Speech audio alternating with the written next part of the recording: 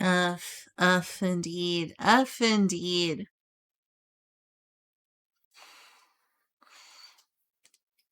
So, let's see my life now. My life now. Looks like this will actually be the D&D video one. I guess I'll like rename the last video. Thanks. Well, apparently it's not back. F. Pay respects. It's all over. I guess this will be the stream I talk about D&D videos because the last one I didn't get around to it, so I might as well just like rename it. For some reason, my internet just kaputted in the middle of my yeehaw last stream. I guess I'll rename it. Oh my gosh, Shimo's streaming. Oh, I'm missing a Shimo stream. I'm not gonna end stream to watch Shimo's stream because that would be silly. But it's very tempting on like a reptilian brain level of impulsivity and just wanting to do what brain wants to do right now, regardless of anything else.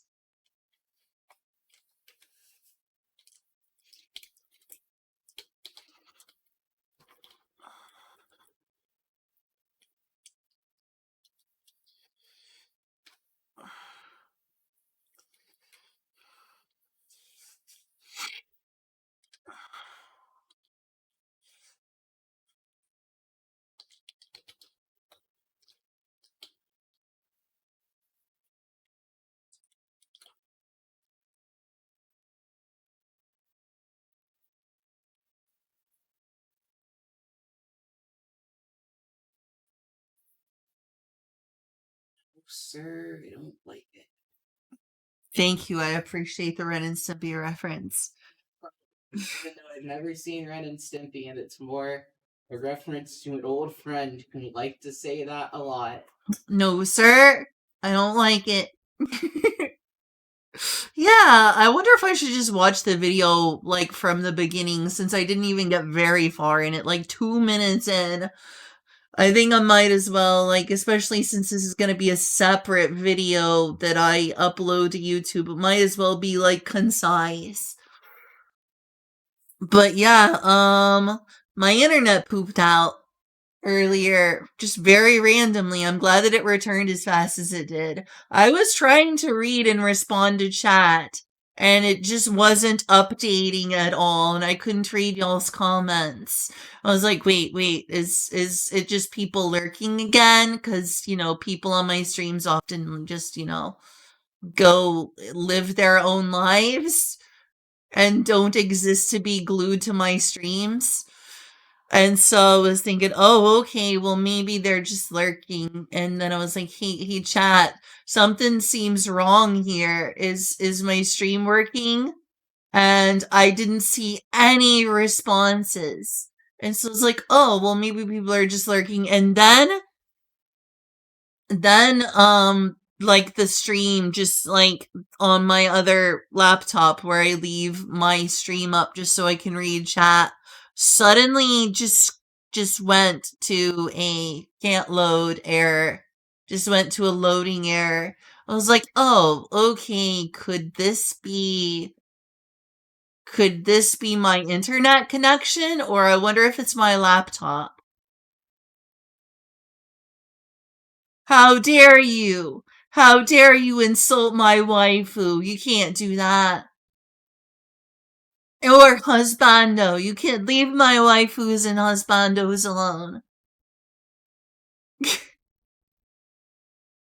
But, yeah, and then suddenly, like, a few moments afterwards, when I was trying to, like, load Google or YouTube or something to see if it was just the laptop, it loaded it at first, and then suddenly it had some trouble after it loaded YouTube, and then I checked over on my Streamlabs and suddenly it said reconnecting.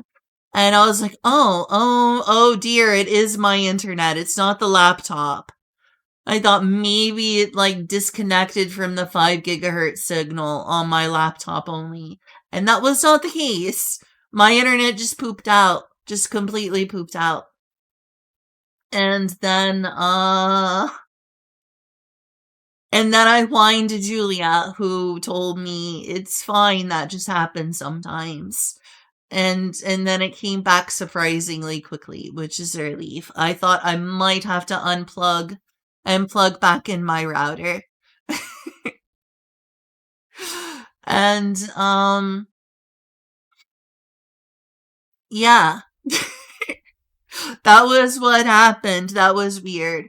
I'm gonna be right back in just a quick moment, and then I will let you all see my visage. Gosh. Visage. I don't know what that is, but it sounds lewd.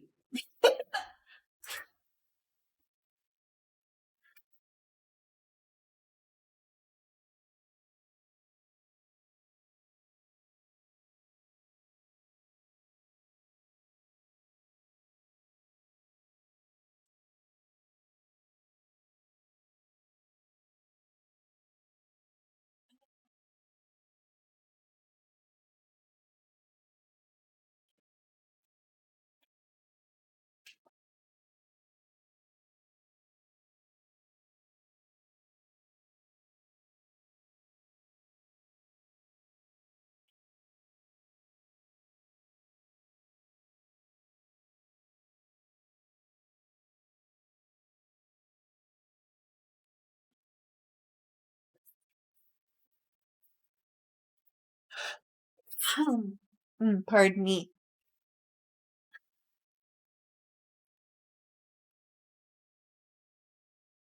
Okay, I'm back.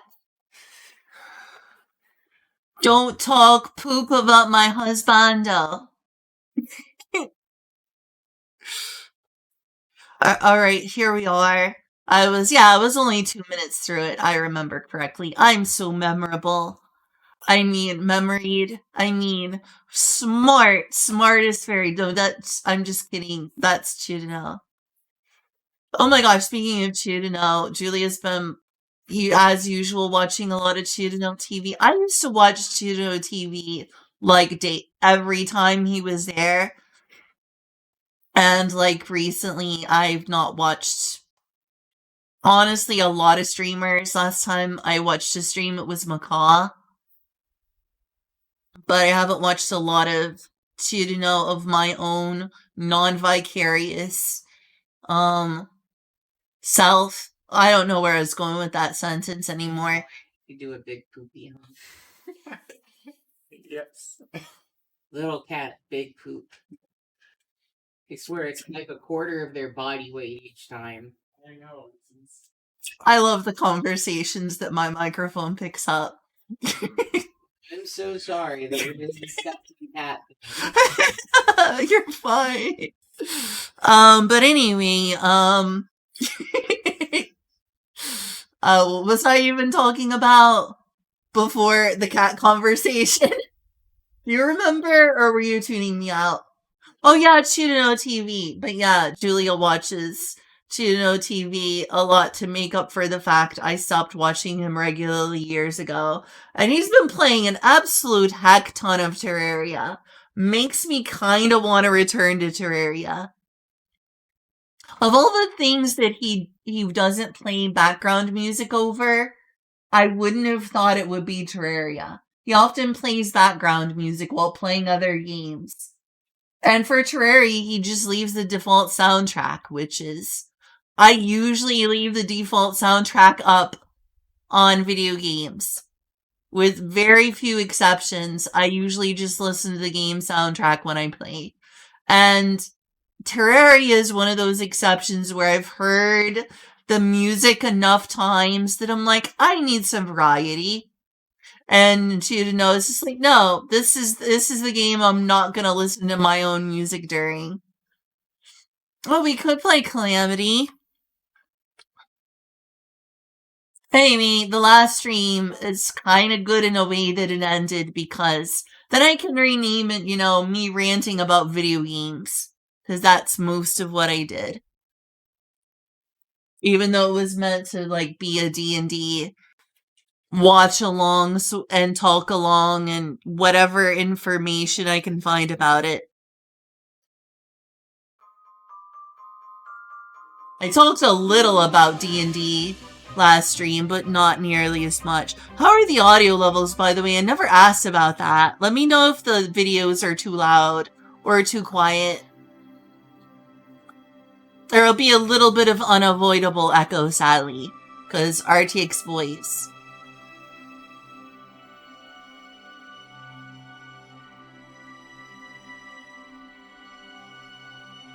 As I walked the winding pathway through the singing crystal plains of Amoria, winged Orioles soared overhead in low clouds of silver, lit with shimmering rainbow. Okay, is it just me? I'm kind of interrupting this and I shouldn't be. Because this feels like it should be uninterrupted. But isn't Amoria just Moria, but with the letter A tacked on? Did they, like, take that from Lord of the Rings, or is Amoria, like, a word in some other language for something? As I walked the winding pathway through the singing crystal plains of Amoria, winged Orioles soared overhead in low clouds of silver. Here, I'll start over, because I ruined the mood by interrupting that. I won't do it again. For this part.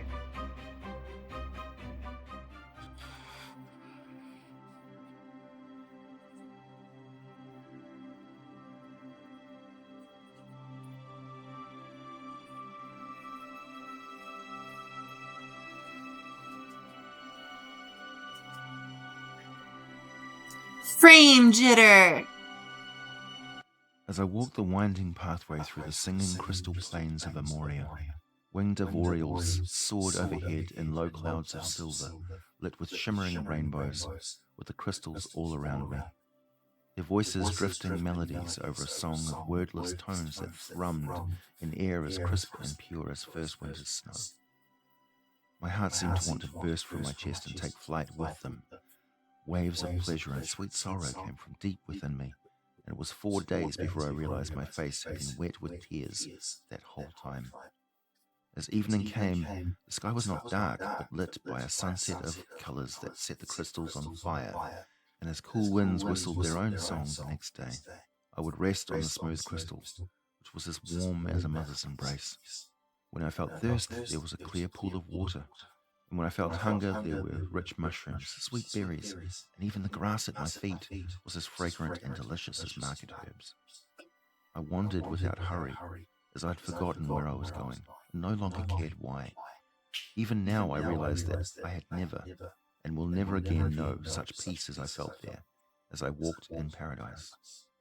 And I'm told, this was just one such place. As vast as it was, there are vistas even more wonderful, and my soul aches to be there among them.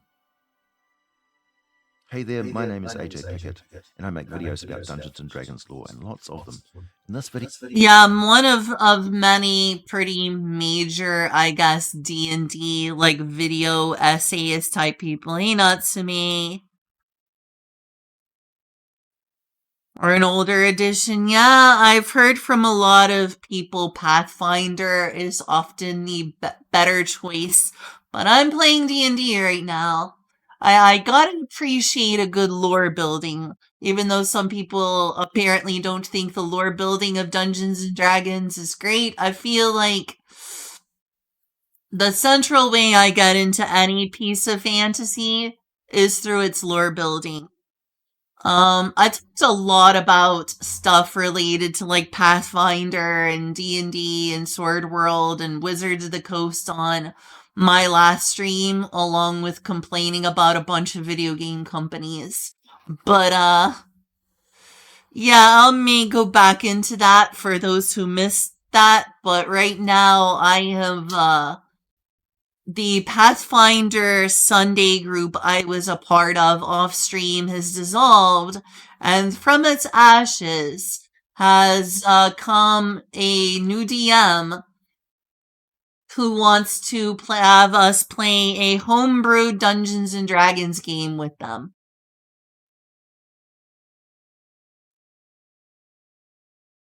I will talk more about my feelings about all that and rehash it perhaps later for those who weren't there. Also, Elysium is an interesting choice. While I often think of fantasy proper in a more Norse related or Germanic way when it comes to Western fantasy. I think partially because of I think that Norse mythology feels very mystical and like Greco-Roman mythos tends to feel more classical and is more well known. You know, the tales of jerks like Zeus and so forth is pretty well trodden ground. And I feel like fantasy also has the association with especially Norse and Germanic stuff also because of people like J.R.R. Tolkien, who did not make things so much Greco-Roman as Norse. I think this is pretty well known at this point that mainly the mental inspirations of J.R.R. Tolkien, the great-grandfather of epic fantasy, was mainly inserting internal feelings about Catholicism and Catholic doctrine mixed in with his love of language and Norse mythology, or Norse Germanic religion and spirituality, like the Eddas. And not so much the well-trodden ground of the Greco-Roman classical world that a lot of people know and is very well documented, let's say. There's a very particular flavor to Greco-Roman mythos that I feel like a lot of people don't bring to fantasy as often. So I was kind of surprised when Dungeons and Dragons and other fantasy works do in fact go in a more Hellenistic direction like this. But what Elysium is like the Grecian, the Hellenistic afterlife utopia, heaven, so to speak. Some people believe, for instance, that the Christian concept of heaven was inspired by Elysium, as Roman religion and spirituality was very, very borrowing from Greek and occasionally Egyptian mythology or religion. And that also extremely inspired Roman Catholic doctrine.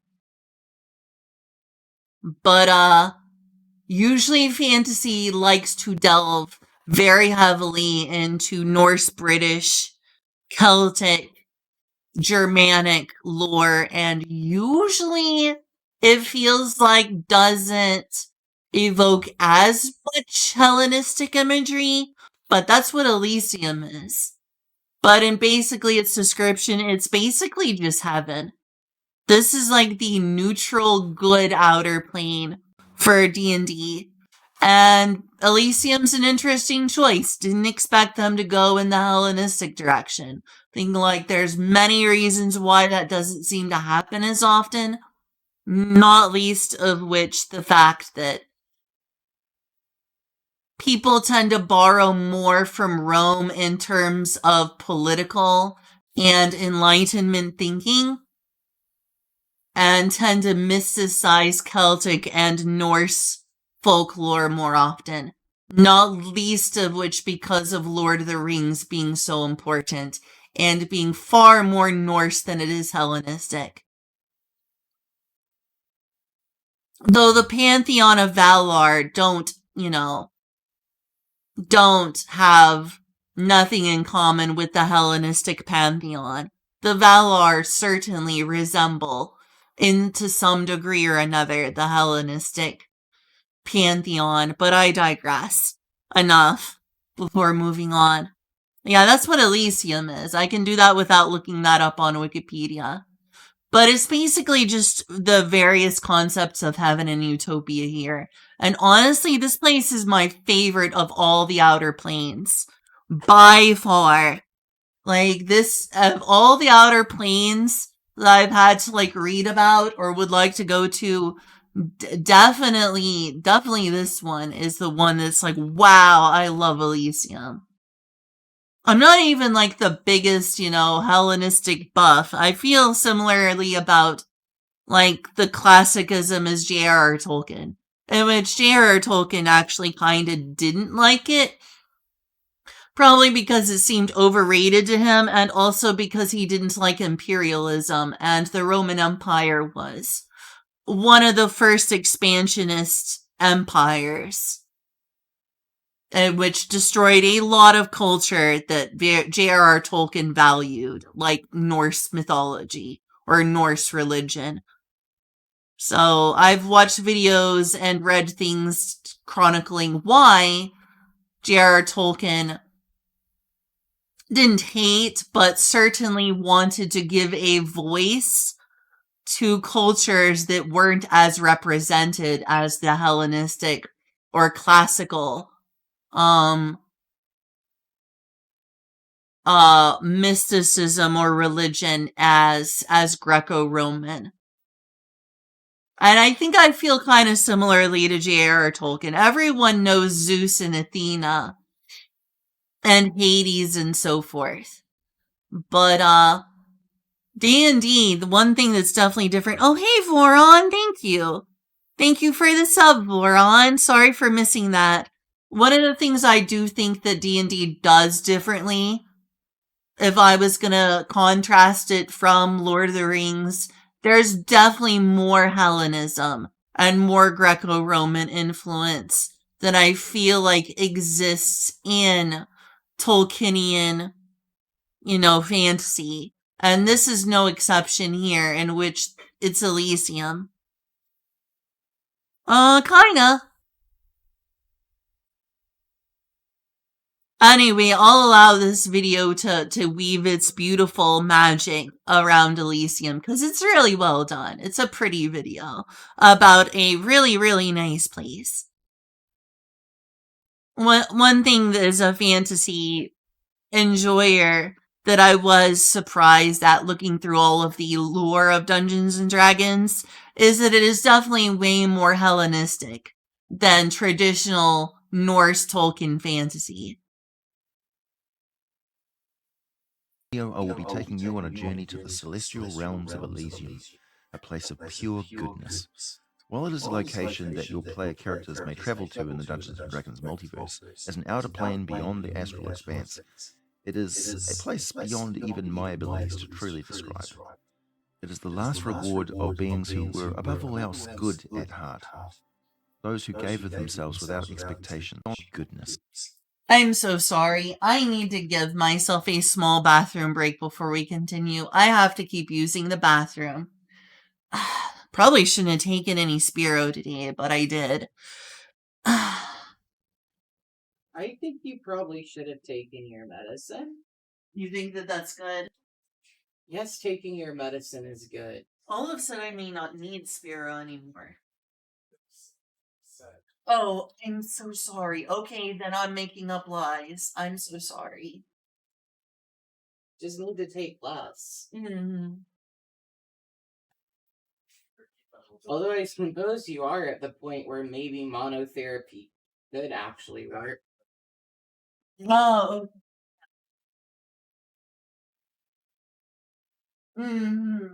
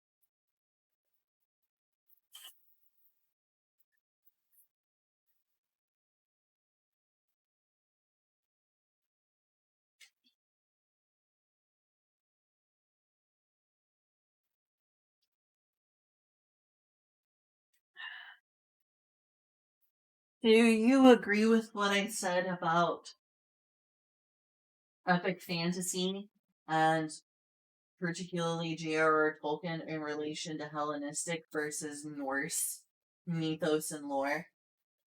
I wouldn't say I don't know enough about it to comment. Oh, okay. Okay, back. Setting commentary is not my forte. At least not on this subject.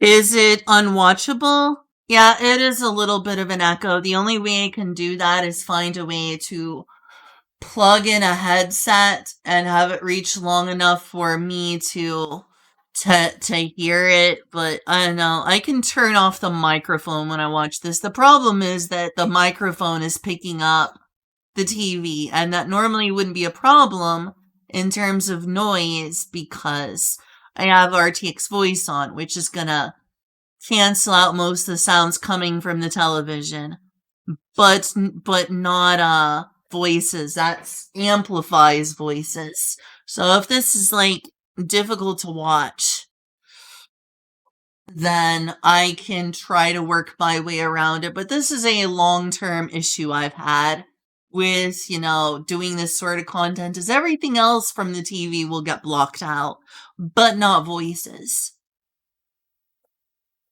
Oh wait, wrong one. But yeah, I've watched videos and read things about how J.R.R. Tolkien, who is arguably the most influential figure in fantasy and especially epic fantasy, not least of which inspiring Dungeons and Dragons, which I don't think Dungeons and Dragons would have ever existed without J.R.R. Tolkien. I don't think we would have ever had Dungeons and Dragons. I don't think it would have ever existed without J.R.R. Tolkien. I'm sure that Gary Gygax would have disagreed, but I cannot imagine that there would be a fervor for fantasy.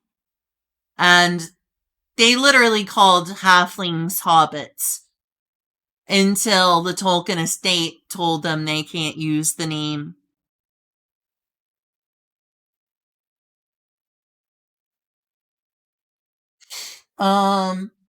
But I will say that I've read things about J.R.R. Tolkien saying that he didn't appreciate Hellenistic folklore as much as Norse folklore.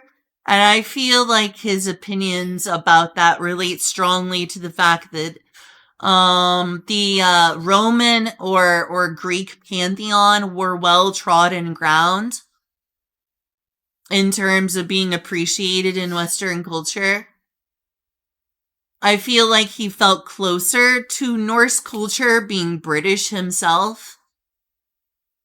That, that he was not he didn't speak a Romance language like Spanish or French. So he felt less direct connection despite the fact Britain was at one time part of the Britain was very much one time a part of the vast Roman Empire. I really think the fact is that J.R.R. Tolkien did not appreciate the fact that the Roman expansion, even pre-Christianity, snuffed out a lot of non-Greco-Roman culture. Like the culture that they felt was civilized was the Greco-Roman pantheon, and then later a Romanized cultural form of Christianity. And therefore, I think that being of, a British man of Germanic ancestry, fundamentally, made him feel a kind of kinship to these snuffed out traditions that empires, even before Christendom, tried to snuff out, such as the Roman Empire, who saw the religions of Norse people or Celtic people as barbaric. And I think that is his influence is part of why there is such a rich tradition of specifically Norse mythology or religion or whatever you want to call it in the fantasy genre because of his like very high appreciation for the underdog of the spiritual world in Europe.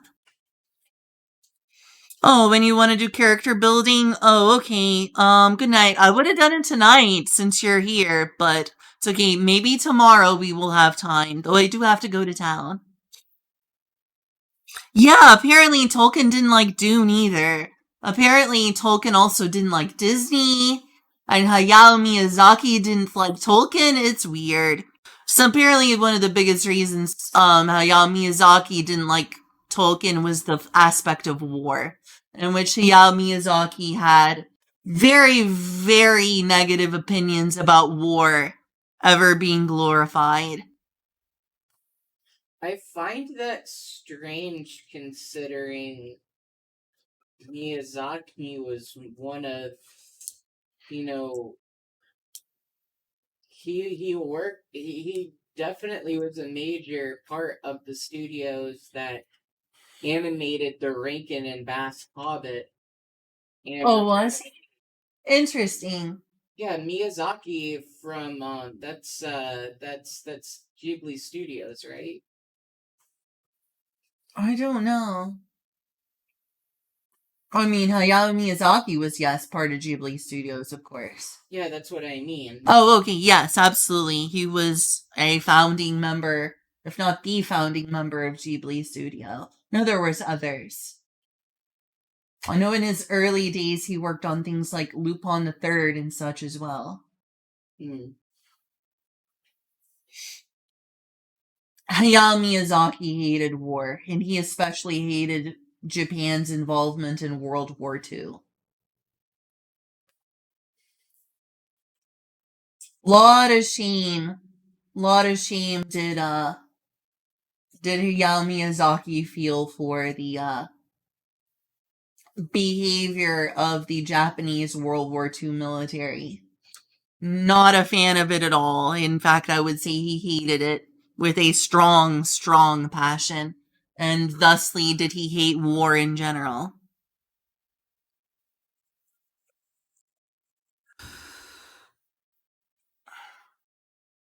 I feel like Hayao Miyazaki, a lot of his feelings about war and hating war in fiction being glorified ever came from a strong shame and cultural cringe towards the Imperial Japanese Army, in which he absolutely hates with a passion.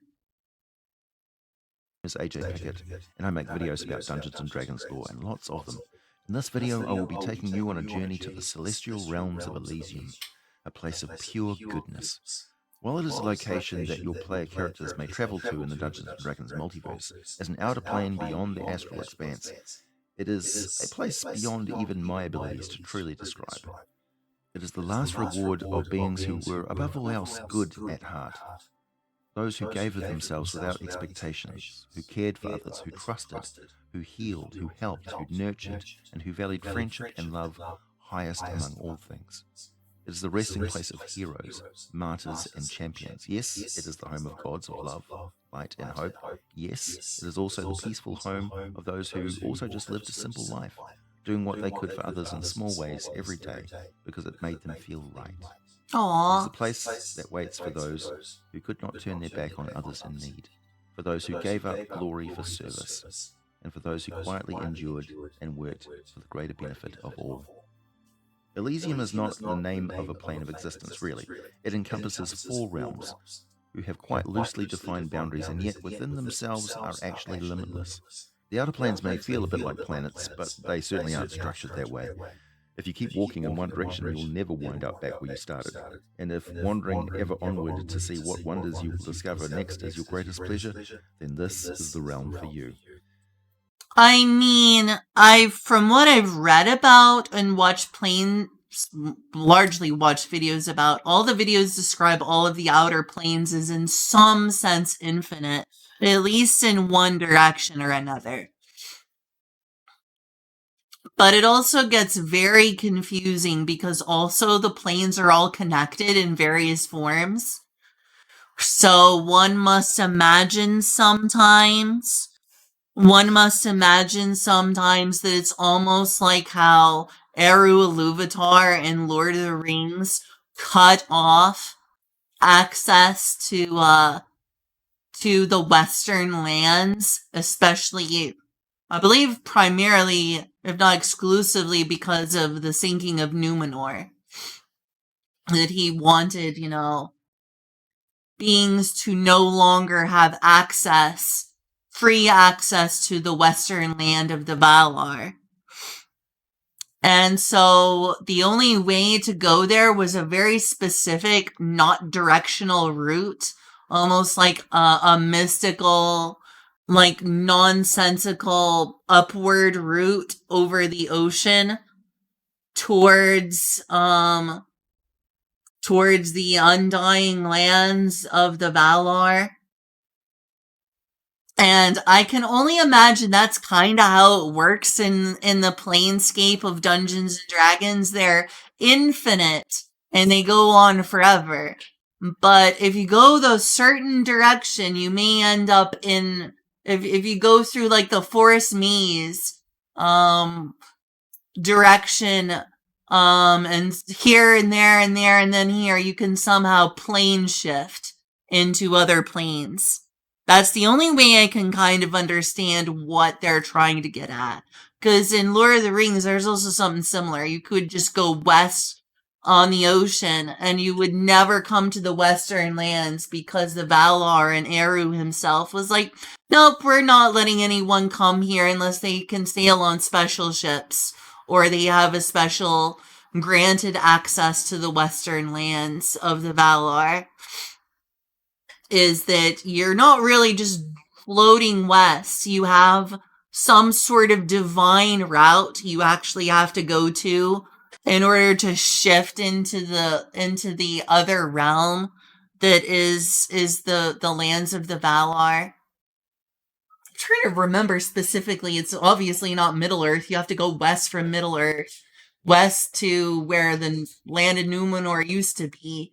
And there's the special ships that the elves had that would navigate this, spiritual trail that shifts between planes on the ocean.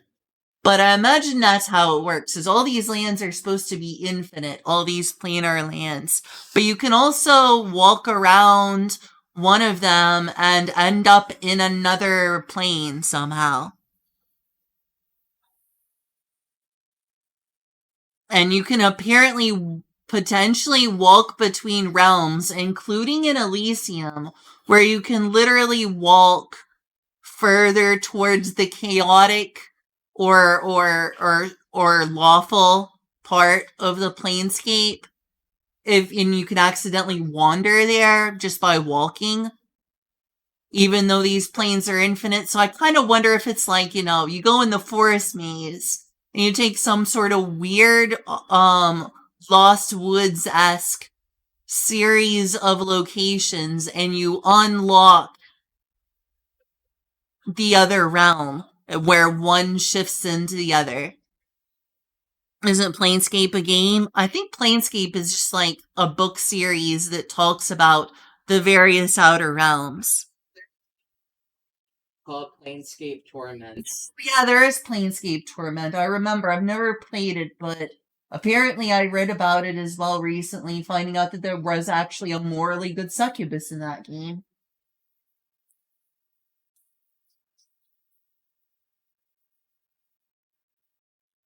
But yeah, I'm trying to remember how the ships in Tolkien worked and how you were able to get to...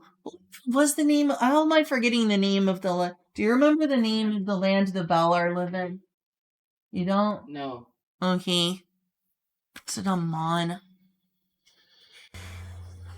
Oh, that's the wrong one. Whoops. That's weird. Valar lands. Valinor. How did I forget it was called Valinor? So it used to be you could just get to Valinor just by going on a ship. But after Eru Iluvatar sunk Numenor for being jerk faces and trying to conquer a bunch of people, because J.R.R. Tolkien did not like imperialism. That's one of his reasons he didn't like Rome as much as he did not like imperialism. He thought that cultures should be left to have their cultures preserved. Is that you needed special ships that would essentially go to the same location, but in a different dimension that was separated from the rest of the world. And I imagine that's how it works in Dungeons and Dragons as well. Is that they're supposed to be infinite, but if you go far enough in the right direction, you can plane shift.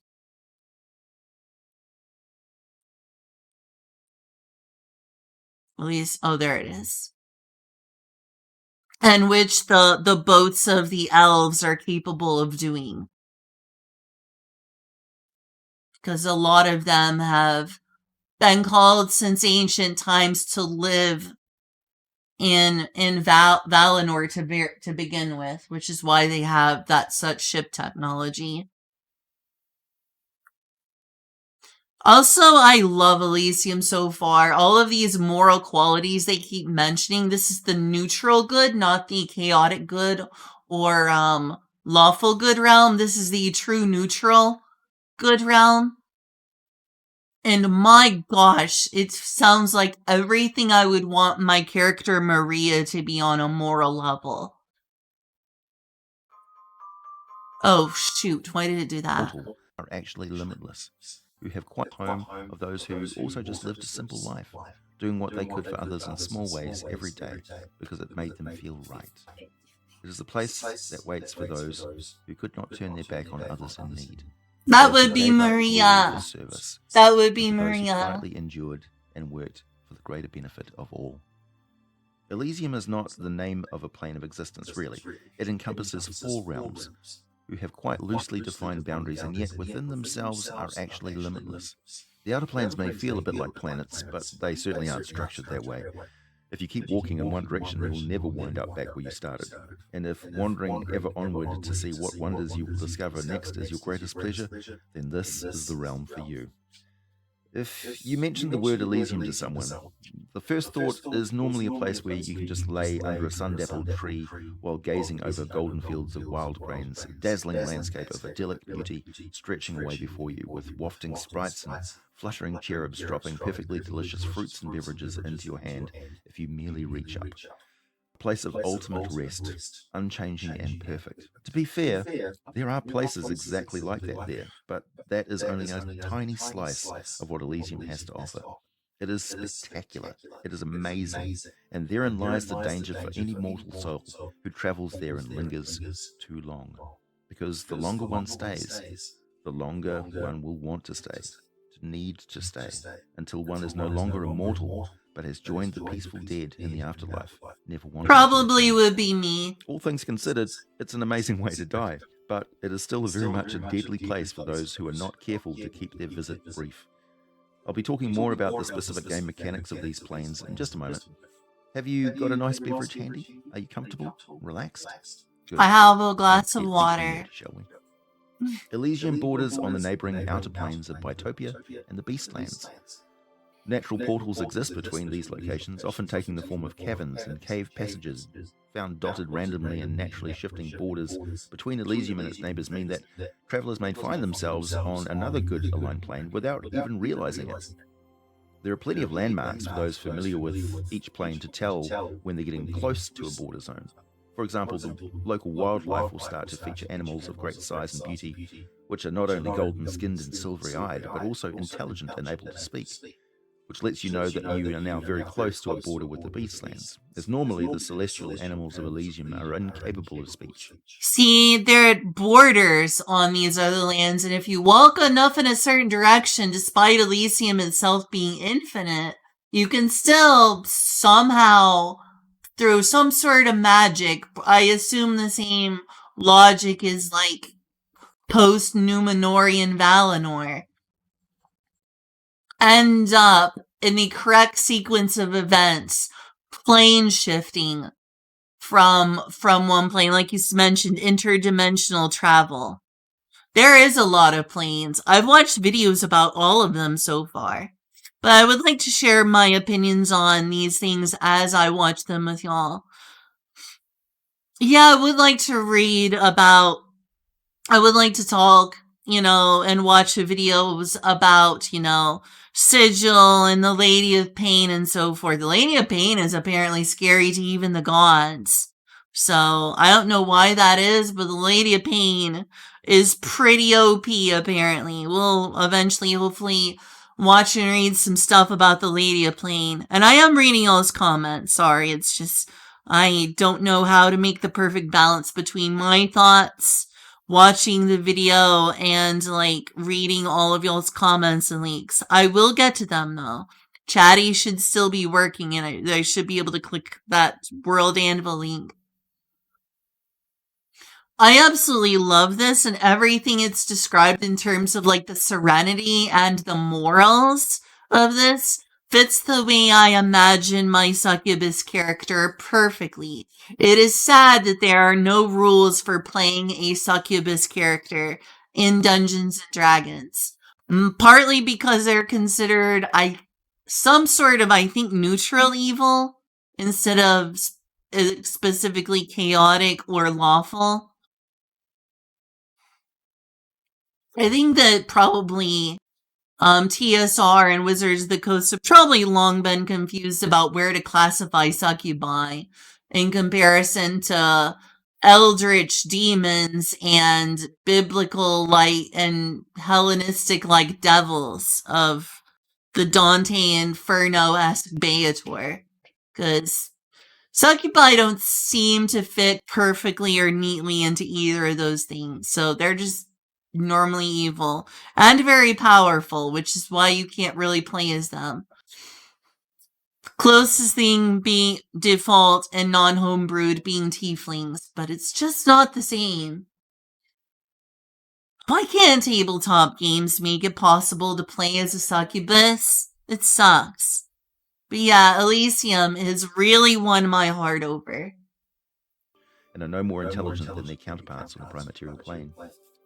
When approaching a cave system, a traveller may cast a divination magic to determine where the cave leads easily enough. Pretty much all magic works just as it would on the prime-material plane. Many of the features of Elysium are the same, but this is quite a strongly good-aligned plane. This means that creatures of evil, including player characters, will suffer disadvantage on all ability checks and saving throws that involve wisdom, intelligence, or charisma attributes. Everything here just grates on the evil characters' nerves. The air itches, the sounds and smells give them headaches, the food turns their stomach. They can't get a decent moment's rest, and everything just seems wrong. The very plane itself doesn't want them there, and as they will quite swiftly discover, neither do any of the inhabitants. For these reasons, it is a very rare thing to encounter evil beings, unless you happen to see their corpses being burned in little piles under the watchful eyes of some celestial petitioners, sharing a drink and retelling the tales of their battle. There is unbelievable peace and tranquility here, but don't for a moment mistake it as a plane of sleepy laziness. It is very, very well guarded by millions of the greatest champions the multiverse has ever known. Even characters of neutral alignment will find themselves the subject of some scrutiny. They'll find the interest of the Celestials, half-Celestials, Gardeners, and Petitioners has a decidedly threatening air, and while they can enter and travel through the place, the locals will make it pretty clear that they're not welcome and best be moved. Stop trying to play with Eclipse. Sorry, Sorry, we decided to try acclimating the cats. They're getting along for now. So glad that they are. Sorry, I wanted to pause it just because there's people talking. I didn't want it to become a cacophony down here. You're right. They're getting along, but Mark wants to play and Eclipse doesn't. Aww. Eclipse is normally the playful seeming one. Then again, Mark sure can be too. Sorry, everyone. We got two cats down here who normally don't like each other. Yeah.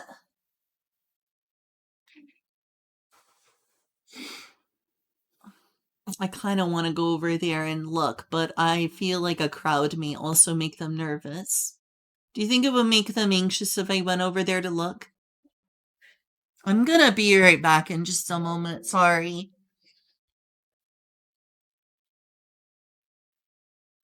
We got a very important cat get along moment that I didn't anticipate. You can't plan for these things, so. Hey, no. Uh-oh.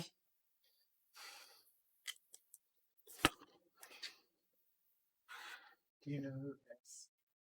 I think it was Mark. What did they do? Mark kissed. No, Mark, don't do that. I actually, now that I think of it, have never heard of this. Unless things change, we are probably keeping the new kitty.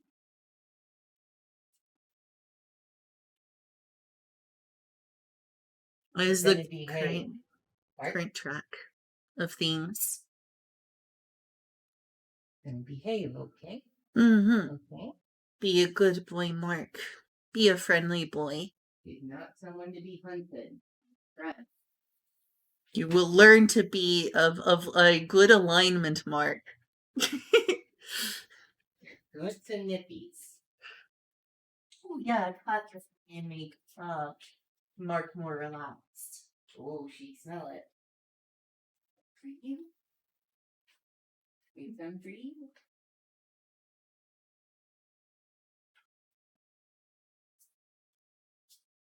Yeah, see? They just can get along.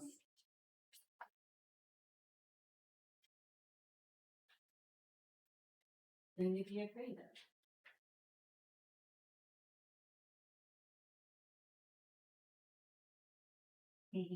Oh wow, catnip sure does catnip on cats, so These things particularly receptive. yeah.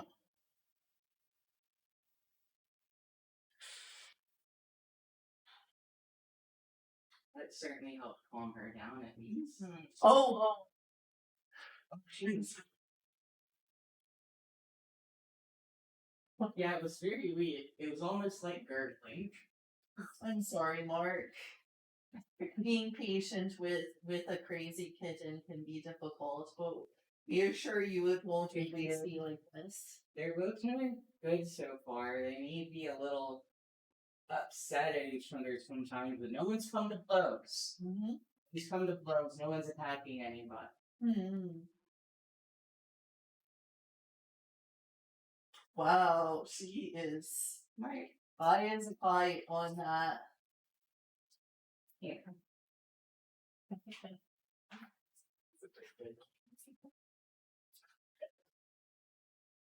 Having fun.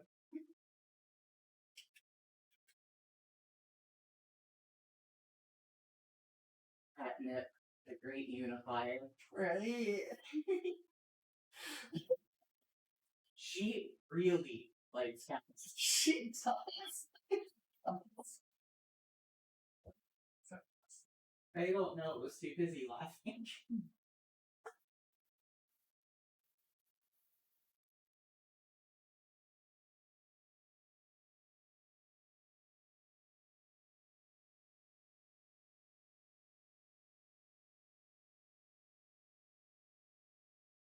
Definitely gonna have to continue giving her catnip.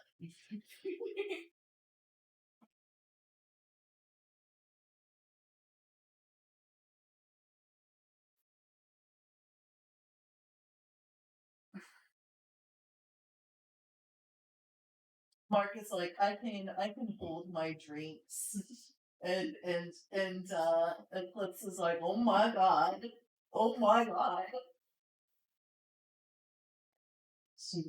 Us together in the same room, though, is a good way to like get them used to each other Mm-hmm. without any animosity. Mm-hmm. Although they both have a his counter of one at the moment. I wouldn't miss this quality time for the world, not even for streaming. I want him to return soon enough. I wanted to see them together. We're gonna be watching them for a while yet. Mm-hmm. The hopeful goal would be that we could leave him out all night until we have to go to bed. That would be nice if we could just leave them together without having to have a watchful on them at all times.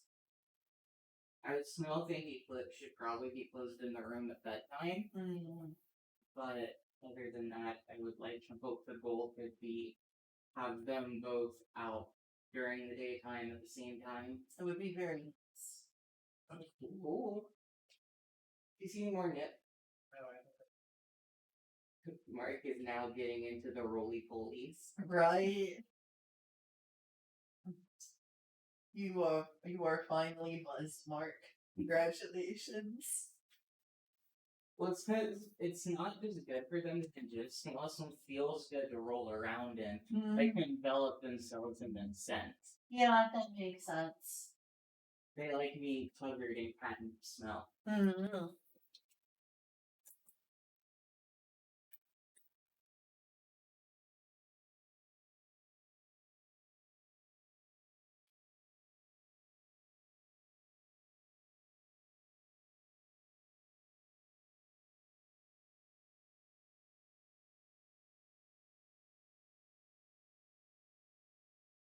Like I said, that and hopefully the catnip will help chill them out enough that they're like gonna be able to get along easier, less anxiety.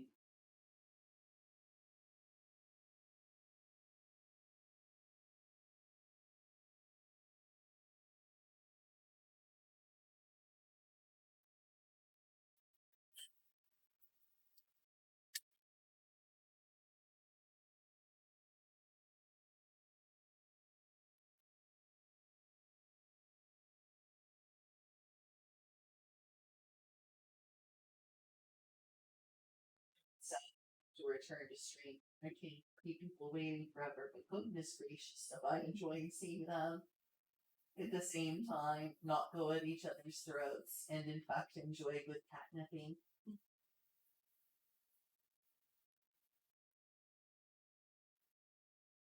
You okay, Mark? Your tail looks a little down. Looks like you're a little scared almost. Okay. Aww. He's definitely a little alert. Mark is alert. I think he wants some work, but she's got all the memories. Okay, guess I'll go back to stream regretfully. Hey y'all. My apologies. I didn't know this was happening, but I wasn't gonna miss it for the world. What can I say? Good aligned people appreciate cats. Only an evil person could not enjoy cats.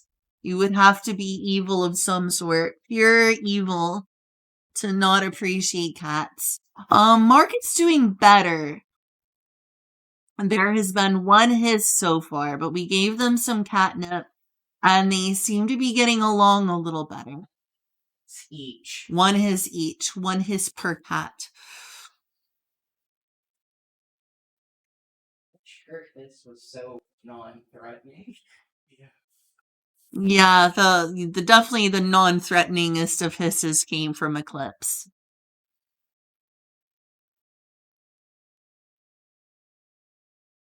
Maybe evil. Well, it's not your fault if you're allergic, but if you don't appreciate a cat's cuteness, there must be something wrong with you.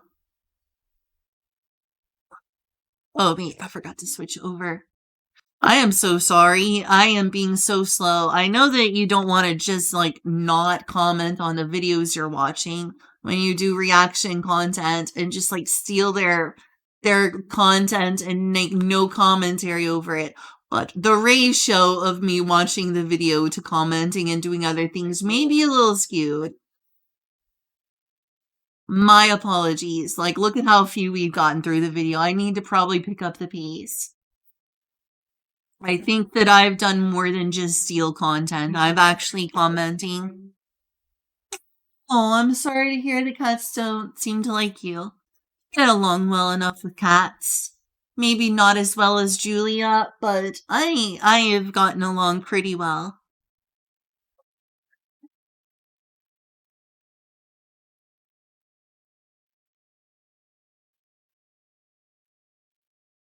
under the watchful eyes of some celestial or petitioners, sharing a drink and retelling the tales of their battle. Since it's hard for me to hear the video over that, I'm gonna go ahead and read chat right now. Not that I want them to feel bad about existing in this house and doing things that people do. The Outlands. Yep, there it is. There is the Outer Plains. Gehenna, which is basically, oh wait, not Gehenna, Beator, also known as, the seven hells, is the lawful evil, which is why it's on the left. Left is lawful, right is chaotic. It's a really pretty thing, and this is the world tree, I believe, is Sigil. And somewhere around here is like the city in which the Lady of Pain, pictured here, rules over. I believe that's the Lady of Pain.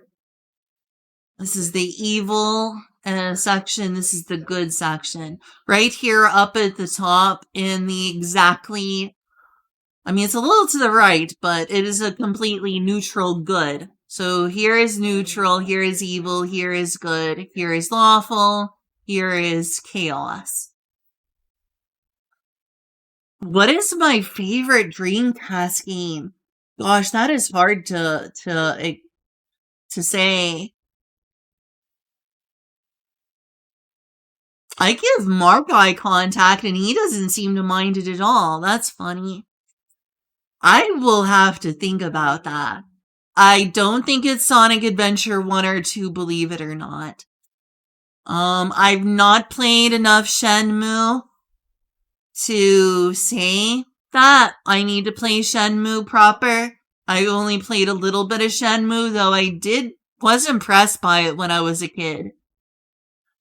Years ago when I played Shenmue, I was really impressed by the realism and graphics and freedom that Shenmue offered. Not Crazy Taxi, but it's really, really high up there. I will have to think about that. But here is Elysium. Despite being on the right where chaos should be, this is a little skewed, but this is like true neutral good. And the more I think about it, I'm favoring neutral good more than lawful good, like over at Mount Celeste and so forth. I think neutral good to slightly lawful would be better. Because I'm not really someone who likes rules and hierarchy anyway. I do think chaos is dangerous for the universe, as shown by the Abyss being existentially dangerous to the whole multiverse. Chaos is dangerous, and the gods of good are generally the gods of order. So lawful is still better overall, and in chaos is an existential threat. I will say that neutral goods to mildly lawful goods seems to now be closer to how I see Maria. I love Elysium more than any of the other planes, and especially in terms of like one I would want to align Maria to in some form or fashion.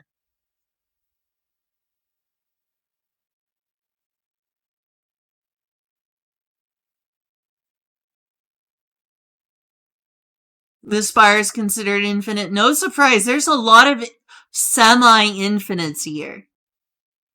Like, remember when I brought up Valinor and how it used to be people could just, when people could just, actually just, take a boat straight to Valinor and then Eru Iluvatar sunk the Numenorians for being jerk imperialists, basically, and being too evil.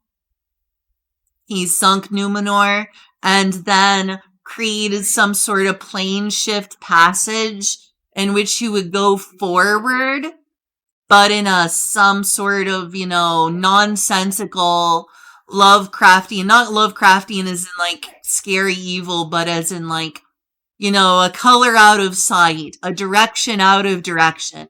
Remember like the color out of space where there was some color that couldn't be perceived by mortals? It would be like a direction that could not be perceived by mere mortals.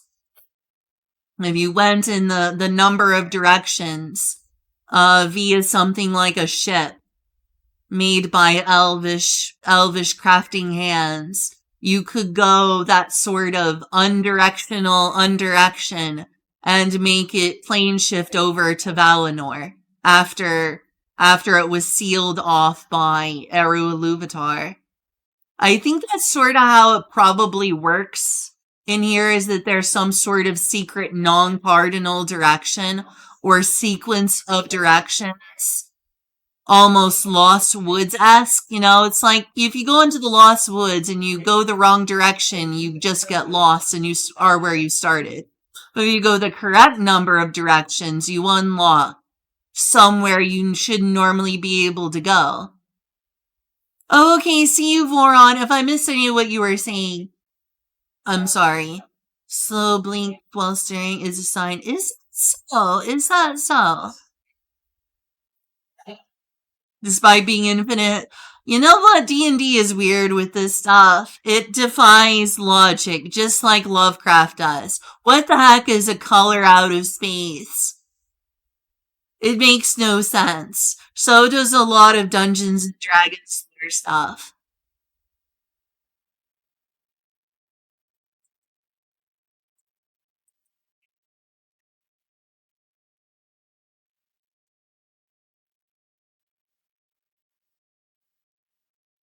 Hmm.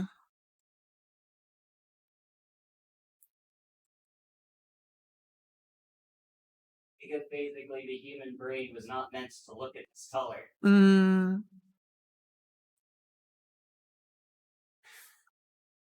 Do cats really hate eye contact? Because me and you both make plenty of eye contact with Mark. Hmm. Hmm.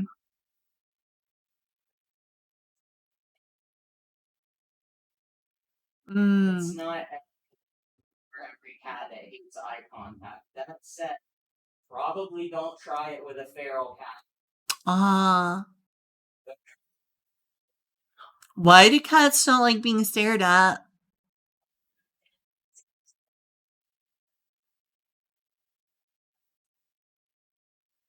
I gotcha. So if you're looking at them like that and you're just staring at them and looking at their eyes, it can be seen as a form of like you're trying to intimidate them and establish dominance, etc. Speaking of dominance, we think that Eclipse is slowly establishing dominance over Mark. Oh my. So much for respect your elders.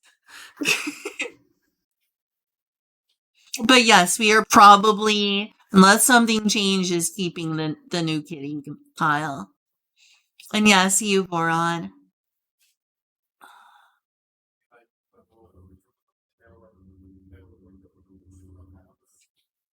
I feel like I should have stopped him. I wanted to see how it played out. Oh, that's the same one.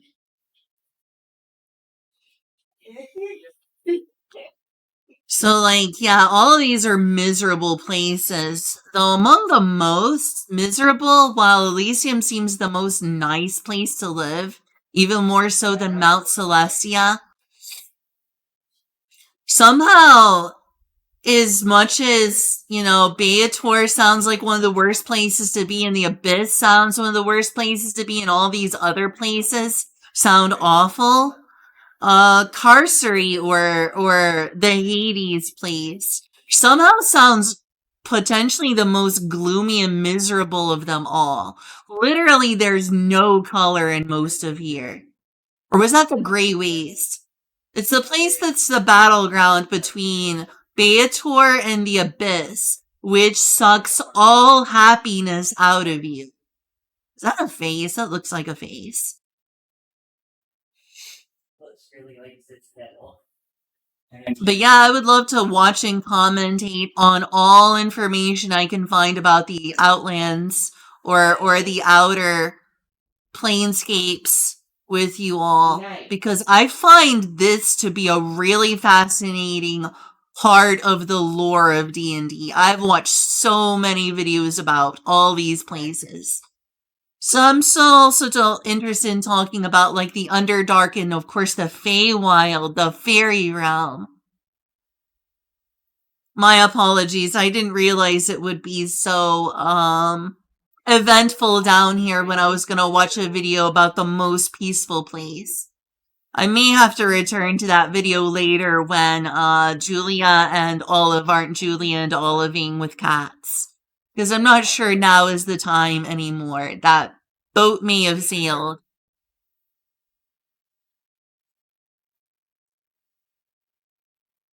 But yeah, at one point in time in Lord of the Rings, it was something similar. While the world of Ea, I believe it's called, may not be infinite and may be more like just the size of our planet and not go on forever. It is true that Valinor, the place that encompasses the vast majority of the Silmarillion, the vast majority of the Silmarillion,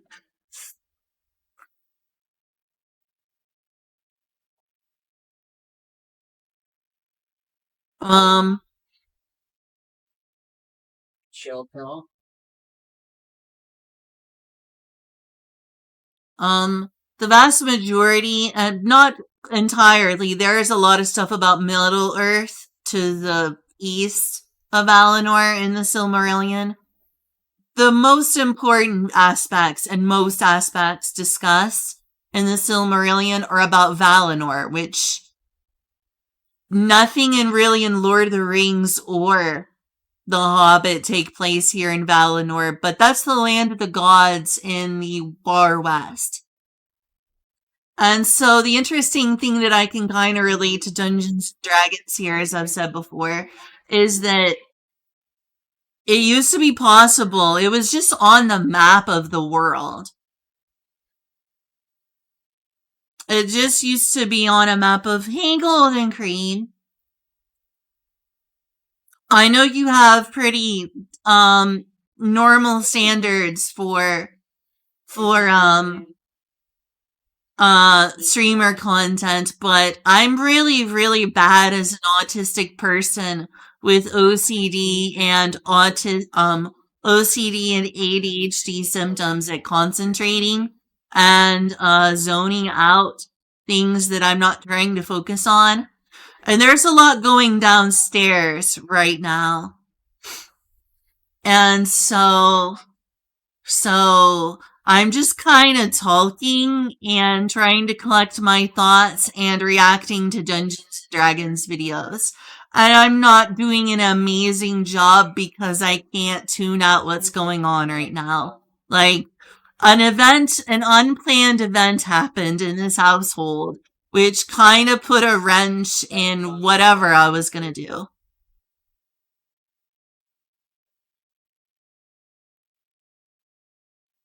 I do wish Julia told me this is happening tonight, but I don't think that she knew herself that this was happening before she told me to go stream. Because I think she knows I can't concentrate easily. I don't know. I guess I could wear earplugs, but then I wouldn't be able to hear the video. I know Julia really wanted me to stream tonight since I've been unable to stream all week, but now I have zero ability to focus on what's going on.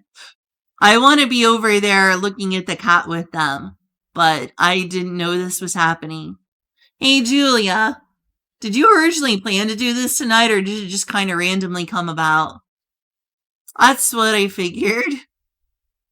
There is amazing cat bonding time going in the other room that I'm missing out on a lot of, and I literally left for like 5 minutes earlier. Keeps anxiously staring at her while she does pretty much nothing. Ah. It's not as interesting as you think it is. I don't know, it was pretty interesting earlier while they were eating catnip. That was something I wouldn't have missed for the world.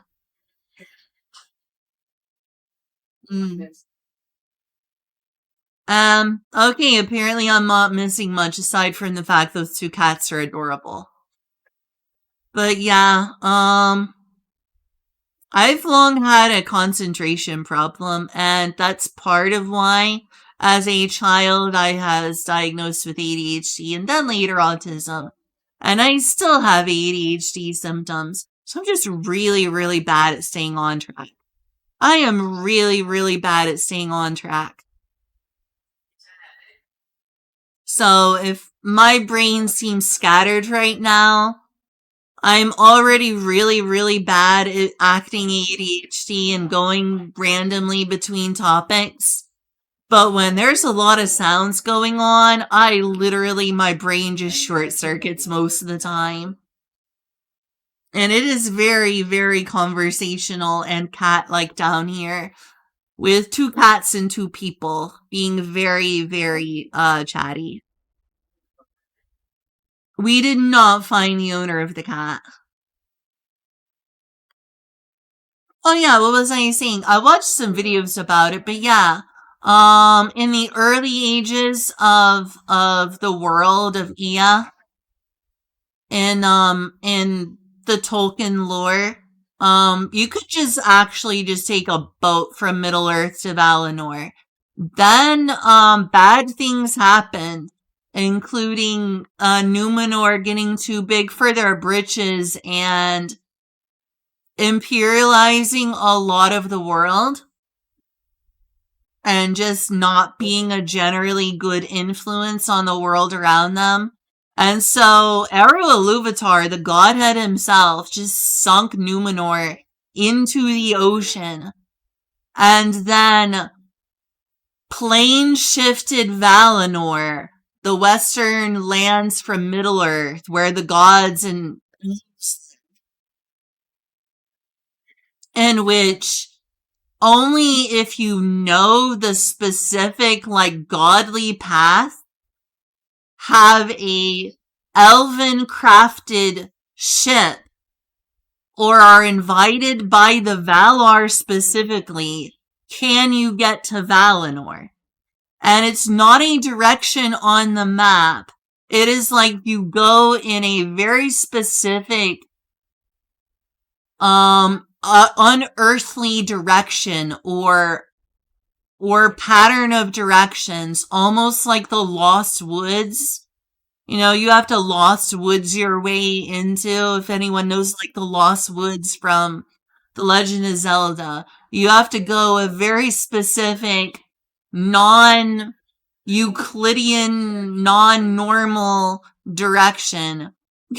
Non-Euclidean, that makes no sense. No, there's, like, what am I even saying? You know, not normal, sane direction pattern. You will end up plane shifting into where Valinor exists. It is a direction, but it's not a mortal series of directions. It no longer exists in the way it once did. In almost a kind of sense like the Lost Woods in Zelda. In which the only ways that most know is if they have divine inspiration, divine invitation, or a divine elven ship. Because elves are called by the Valar to go live in Valinor to begin with. It's just that a lot of elves were like, nope, we would prefer to live in Middle-earth. We're not going over to Valinor. And so I think that's kind of how it exists. Because, like, even outside of the fact you can walk in Elysium and somehow accidentally end up in the Beastlands or Bitopia, or maybe even eventually Mount Celestia, just walking in Elysium, despite the fact that Elysium is supposed to be infinite. I think that it kind of works in a similar way. And just the same, you can say that from the evil areas in which the River Styx, another Hellenistic reference, goes between all of these places, including finally to the last of the levels of hell in Beator, where Asmodeus lives.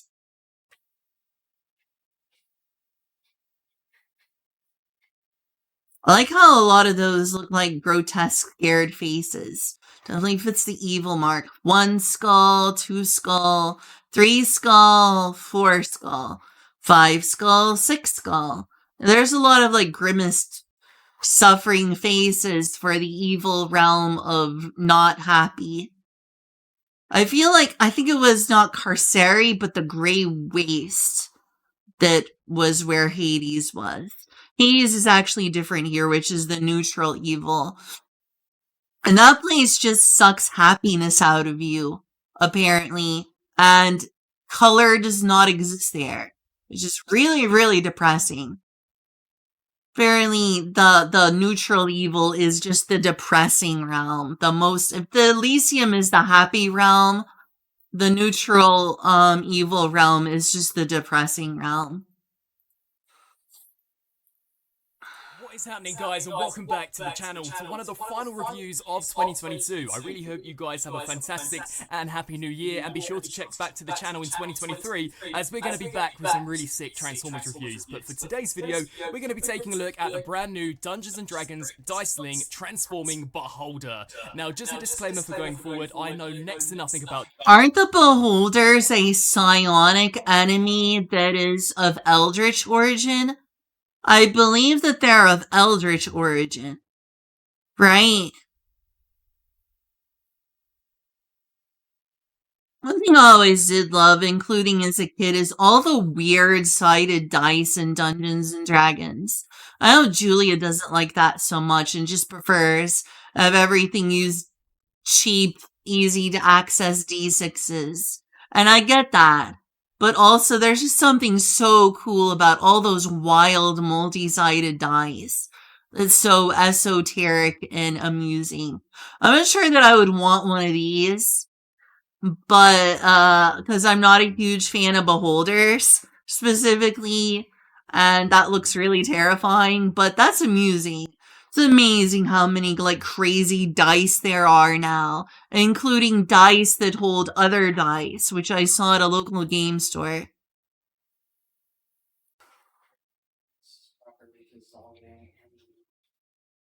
Dungeons & Dragons. This merely piqued my interest because it was a transforming figure from Hasbro that wasn't Transformers licensed. So I am looking forward to seeing how this stacks up in comparison to some Transformers, and this one looked to be the best out of the wave. So this is the Beholder.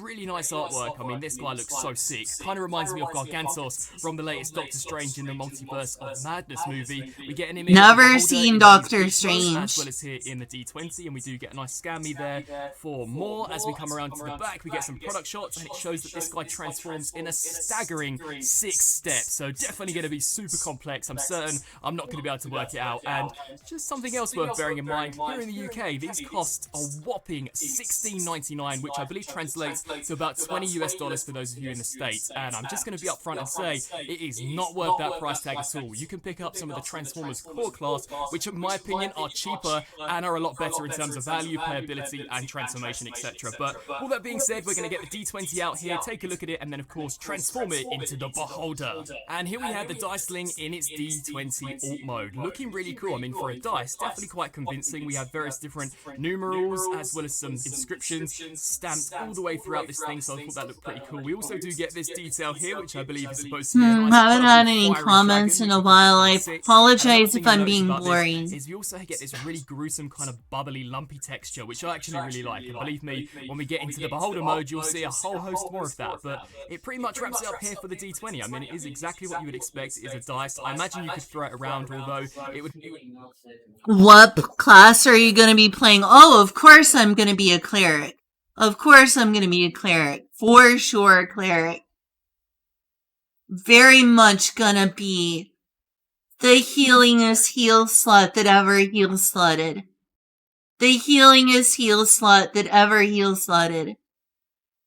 more than likely just begin transforming itself.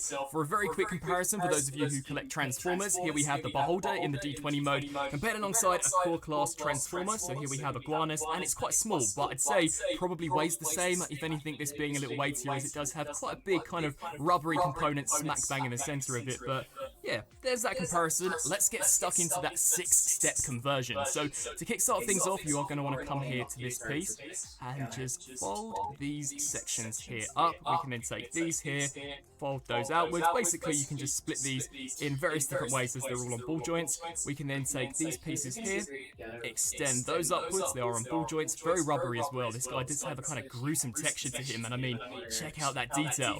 For some finishing touches, you will take these pieces here and just fold these.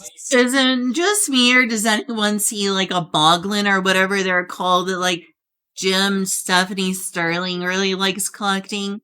When you see one of these, it's got like that certain like 90s, 80s toy-esque look to it. Sections here out. This one's actually wedged in there quite securely. And then finally take the head, poke this through, and open the jaw. And there we have the Beholder fully transformed up into, I imagine, its beast mode. And whilst a very simplistic transformation, and definitely one that I don't think is worth the price tag, this is really nicely detailed. I mean, I love that head sculpt. It looks so cool. And it does actually have quite a surprising amount of paint on it. So you can see this kind of purplish wash applied over the top.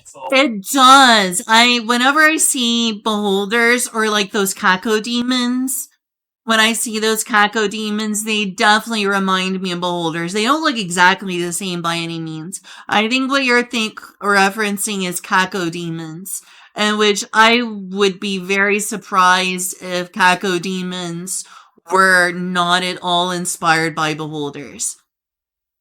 Julia, do you think that Cacodemons in Doom were probably inspired at least in part by Beholders? Thought so. I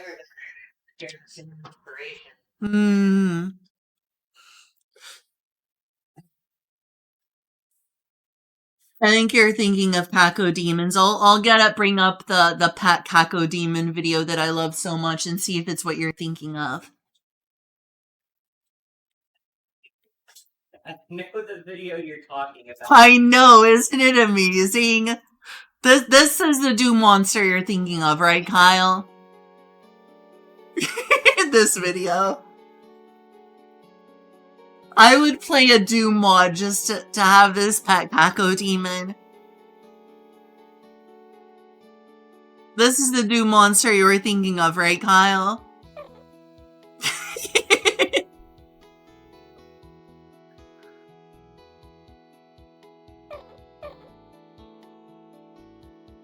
I've seen this video. I bet you have. Did I show it to you or did you discover it on your own? Yeah, I'm pretty sure Cacodemons were inspired by Beholders.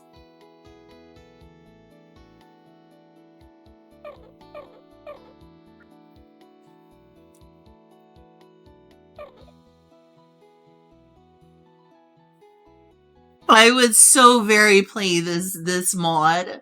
Just for a pet Cacodemon.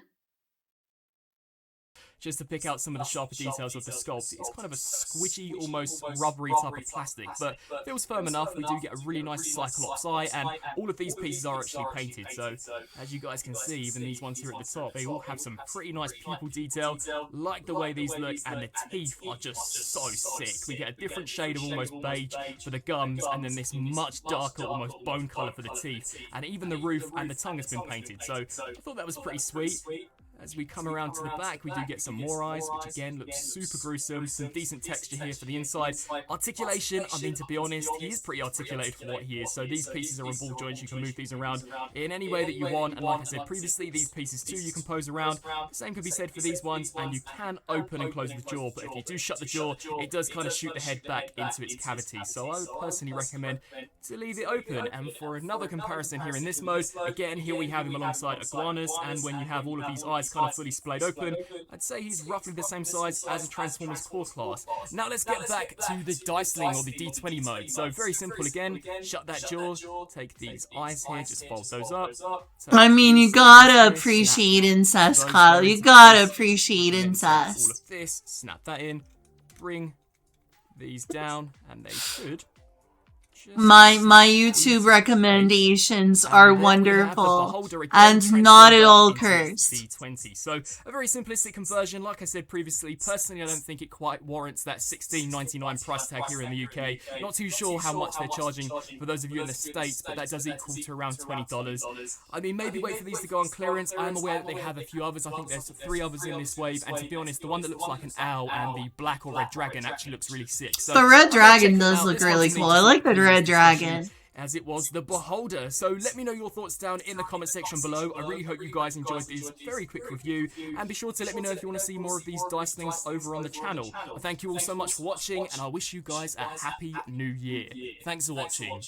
Alright, any more D&D videos you want me to see? I think this is more interesting as a Beholder figurine than it is as a dice to use. In which case, I would probably just want a Beholder figurine for, like, you know, putting on the map if you were playing D&D at a local shop. But it's a cool little fusion. There's a lot of neat dice that I like more as multi-sided dice that I have seen. All sorts of crazy dice out there. But it's cool to me, but it's not as cool as some dice I've seen. Wait, what? What is this? You are shoeless. Again. I've been thinking about it. Is I this was D&D? thinking Rowan. Is this D&D? Oh, fuck, I hate you now. A possibility, however slim, that you are your own. Wherever you are, Rat Jesus, I love you. Looks like a straight up modern city. Kiss everyone. It just looks like a straight up modern city. Just a straight up modern city that they decided to repurpose as an IRL D&D, not Discord session. Ooh, yeah. You That's my love second. That it. was my first kiss. That's great. Well, I'm gay, so you're gonna have to talk about this in therapy later. No, it set you up for failure. I tried to start dancing. Like as a rat, like I'm a trick rat. Way up to a nat 20.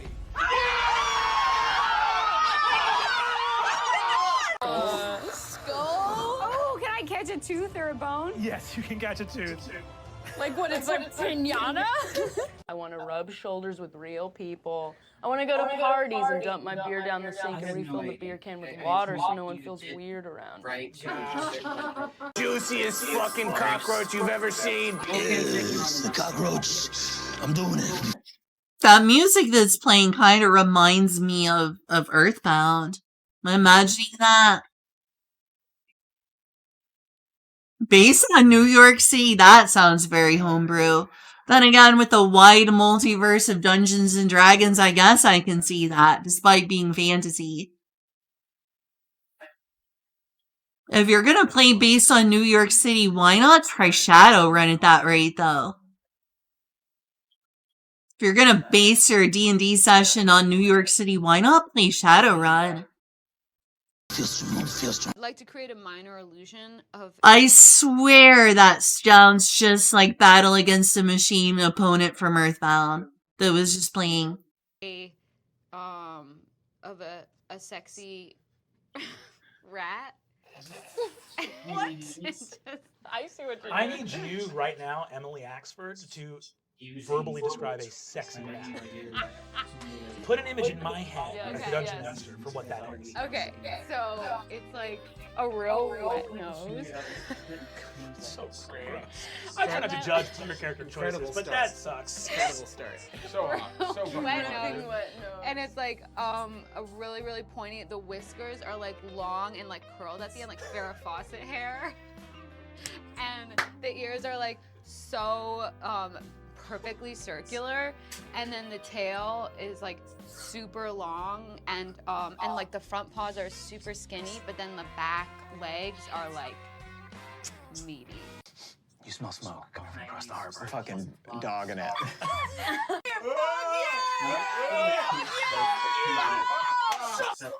Your baby is so hairy that is upsetting other customers, and I'm going to have Oh my god, wow, rude. out of the bar. He has a tiny little backpack that he wears? No, that I wear that he lives in. Oh, that's Oh, but also you know what? good. He should. Hang on. I pull out a You see, tiny she little goes, backpack. no, it's too cute. He is horned up.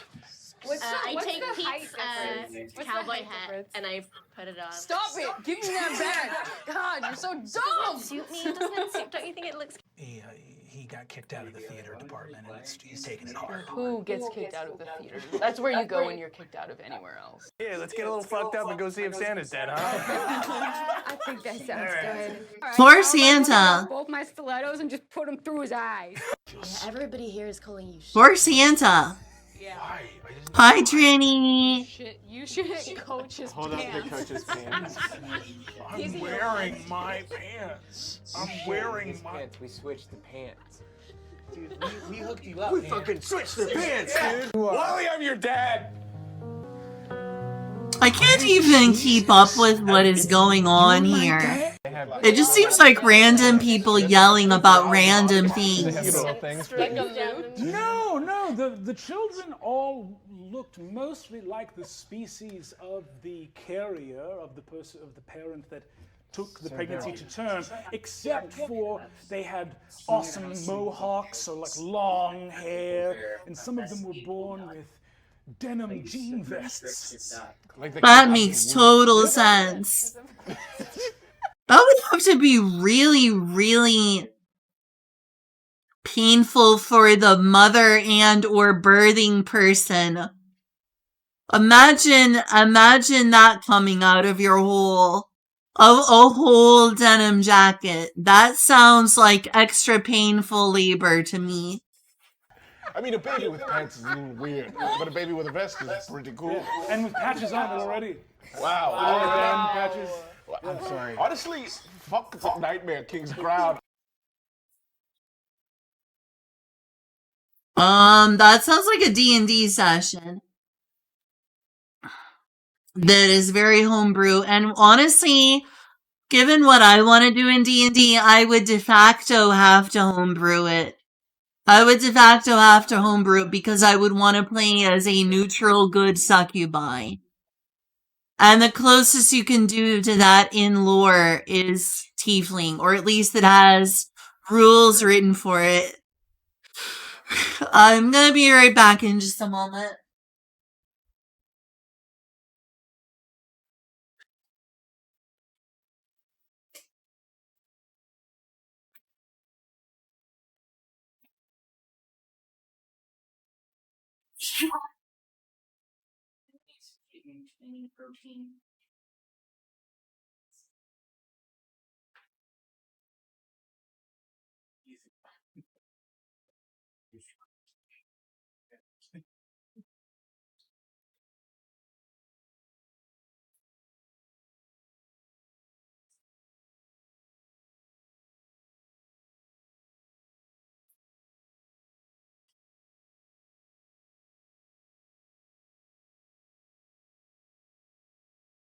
Could be better, but I did alright.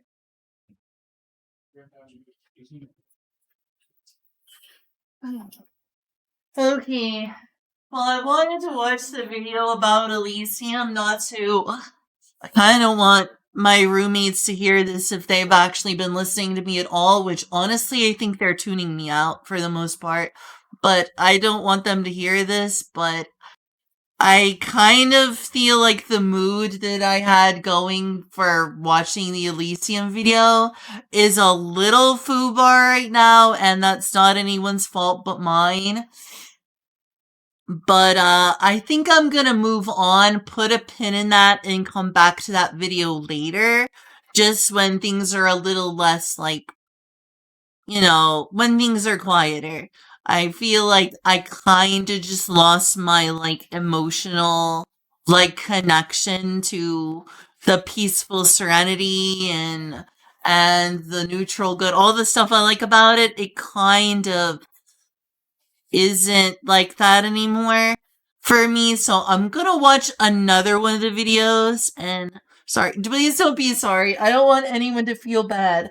I just have autism with ADHD symptoms. I literally used to be on Adderall just to concentrate in class when I was a kid. So this is my fault for being mentally ill. This is my fault for being mentally ill. So none of this was intentional. No one's at fault except me for my mental illness. So I'm gonna come back to this. I only made it 6 minutes into a 40-minute video. I will return to this. This is Elysium from Dungeons & Dragons. I'm gonna try actually to focus on reading stuff and talking if that's possible, because I'm not even sure if, like, watching a video with a lot of talking is gonna work right now. I think that maybe that in general is, at this point, foobar, as some may put it, and that's fine. I live with 2 other people, and this is their house as well, and sometimes plans can't go the way you hope them to. So I hope I'm not being a complete asshole here. I'm not trying to complain about anything other than my mental illness. Foobar means fucked up beyond repair. Beyond all repair. Which is kind of currently my ability to focus. I am feeling very ADHD right now and realize I do indeed have ADHD with autism with ADHD symptoms, cause I cannot be fucked to even remotely concentrate right now, and it's been the case for like the past 20 minutes. So instead I'm gonna try to like shift topics here. God, I hope my roommates don't hear me being an asshole. You're not an asshole. Am I being rude and entitled? Okay. I hope I haven't said anything mean. Okay, then. Yeah, I should put this away before Cat decides to attack it. Okay. So one of the things that I was looking through, it doesn't matter as much because I'm playing homebrew. Scared of open. I'm not at all upset or entitled. This is their house too. It's just bad luck on my part. So, God, I hope I explained this in a way that wasn't mean. I wish I wasn't like this. So I'm just gonna shift this over to something that doesn't take my full concentration. That's all I'm gonna try to do is pivot over to a form of content that won't take my full concentration. That's all. Trini says hi, big sis Julia. How to make a succubus. Anthropological notes on summoning a sex demon, of course. Dungeons. And, oh my gosh. Keyboard. Spacebar, please work.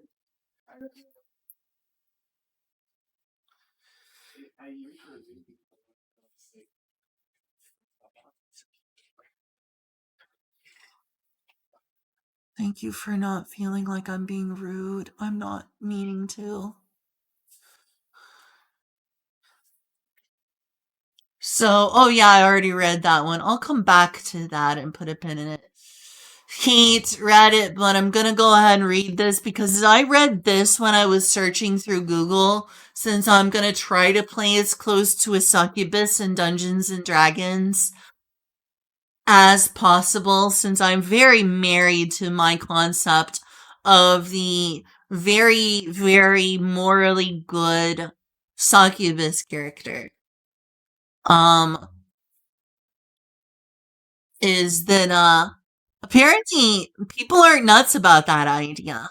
A lot of people. I went here because I was looking at how most people, homebrew or not, try to play a succubus. And even more so, this is exactly, I'm not doing it for the lols, but I want to play a succubus priestess, i.e. a succubus cleric. And people are not having it in this community. I mean, that could just be chalked up to Reddit being Reddit. I don't like Reddit.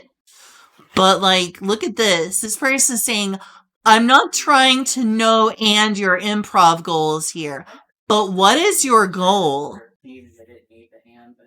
If I were the DM and someone wanted to play a succubus priestess, I would be suspicious of the player's goals.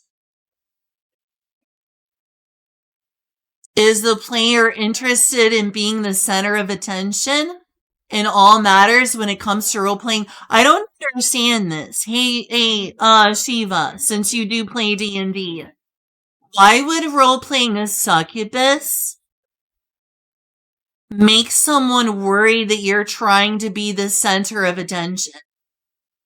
Why does role-playing a succubus make it seem like you're trying to be the center of attention? I don't understand that concern. Obviously, I don't want to role-play in a way that is difficult for... okay, which part did you miss? Did you miss all of it? Geez, if I start over from the beginning, so I was reading on Google. Here, I'll just skip to where we are instead of, like, explaining all that over again. Why would you be concerned that someone role-playing a succubus would be trying to be the center of attention? Why would playing a succubus homebrew or such make it seem like to people that you're trying to be the center of attention or role-play in an unfair attention-seeking way? Is it just because succubi are lewd that people don't want people flirting with other players or NPCs? What do you mean center of attention? I don't feel like, there's anything inherently, like, Mary Sue-ish about being a succubus. Is that, well, dang it. God, Reddit stinks, including the way they have the new layout. Old Reddit was okay. This new layout is awful. They want people who are super serious and people who don't remind them they're incels. Wait, what? I don't know.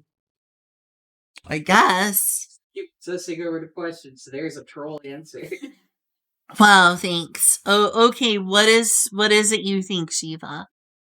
So, since I'm playing a succubus in a homebrew D&D campaign, I wanted to look online for other people wanting to do the exact same thing, and I came across this, and this is basically my character in a nutshell.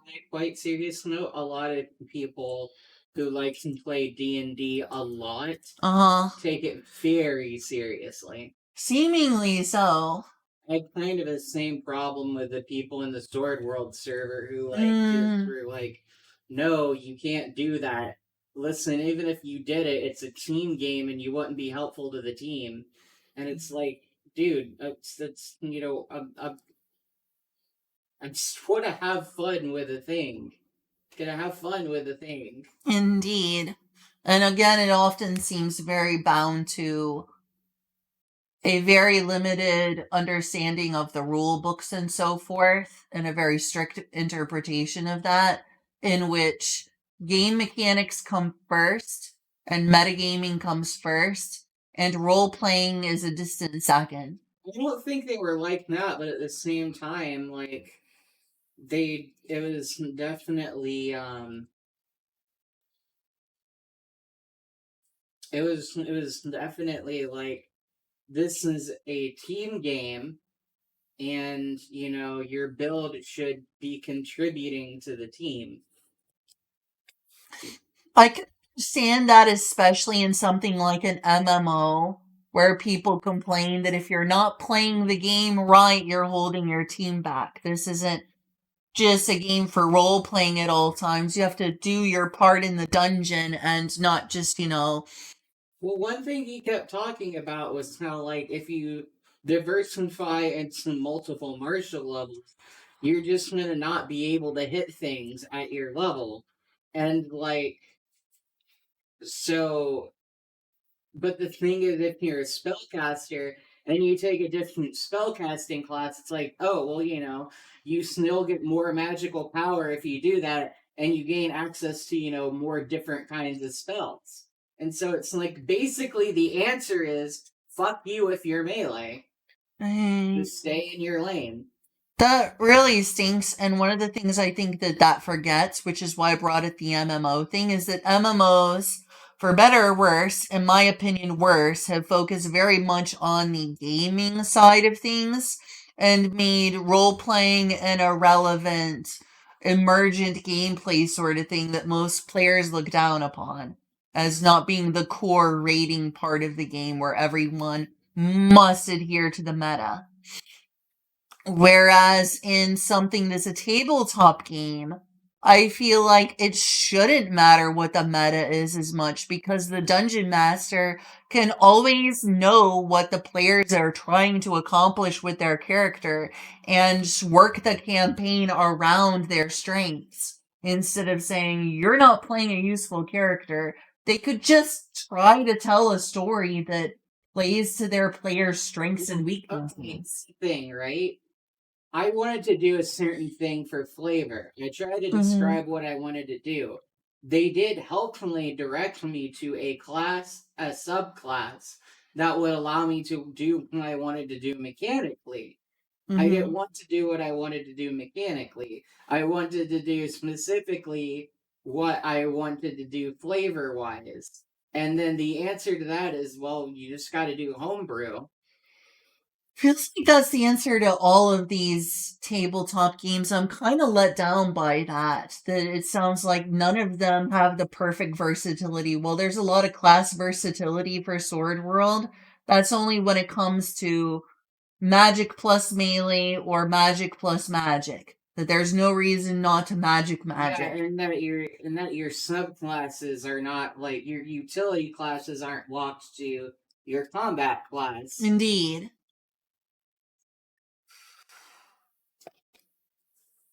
So, like, there is more versatility, and I like it better than D&D, but also, it's still balls, because it's so focused on, well, if you want to do this, you can do it like this mechanically, but not like in a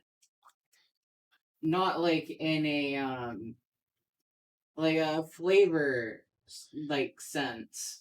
Because what I was wanting to do was be someone who could, like, mix, like, quick punches with a two-handed weapon.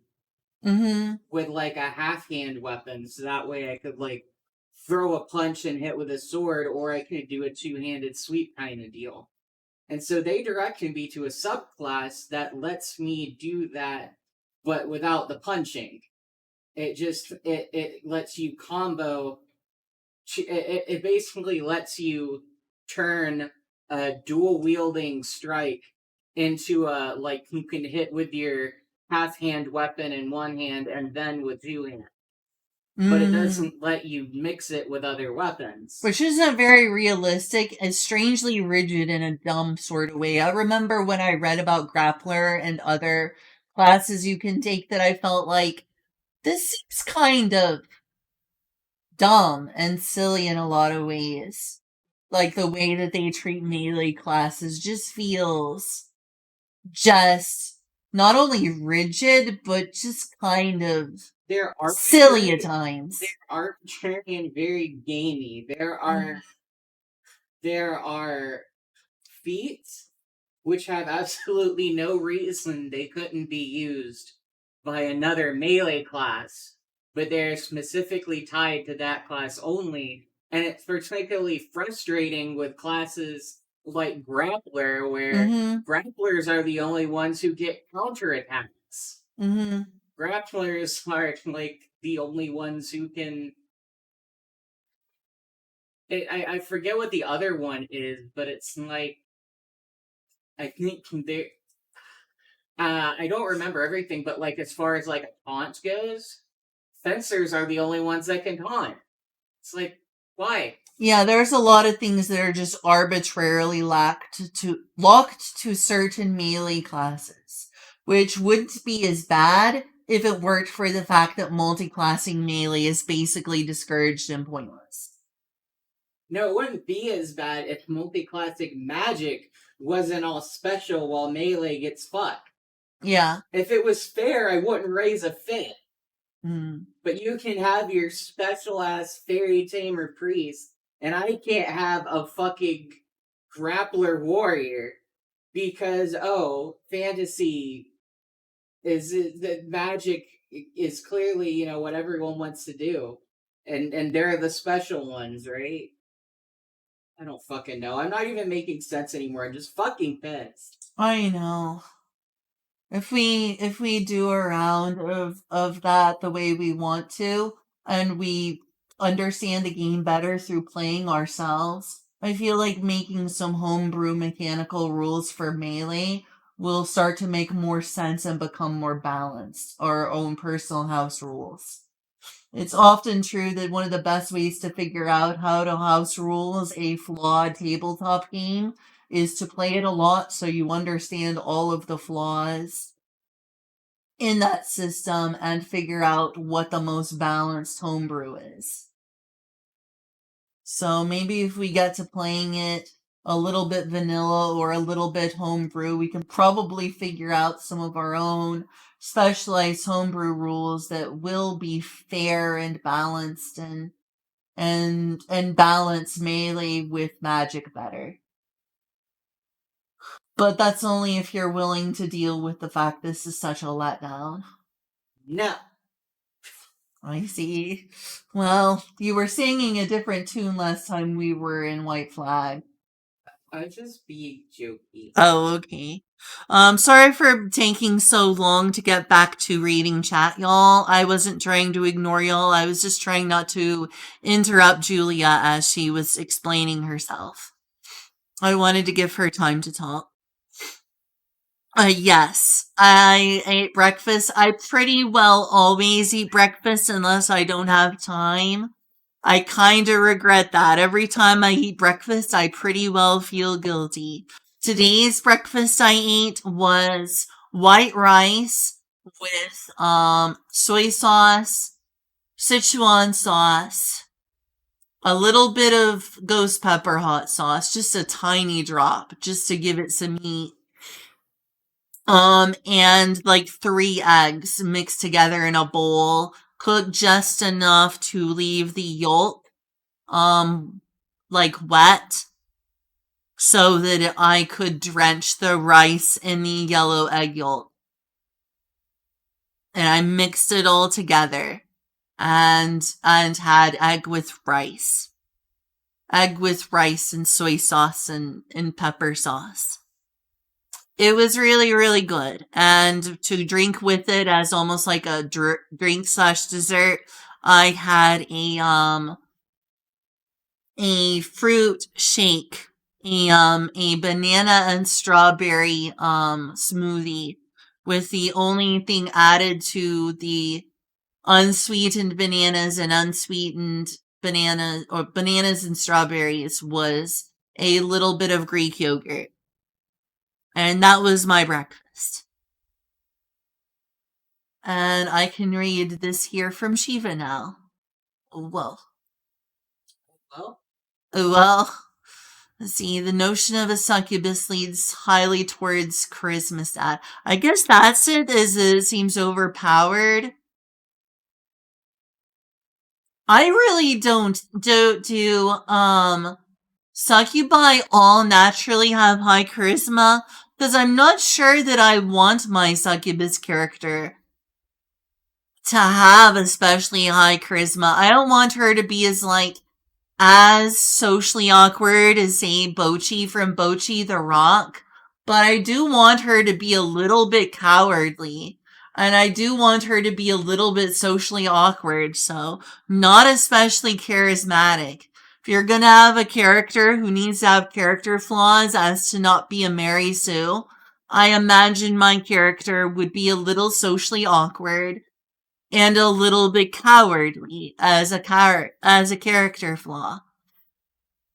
You know, a bit nervous, a bit anxious, a bit scared as a character flaw. Kind of like the priestess from Goblin Slayer.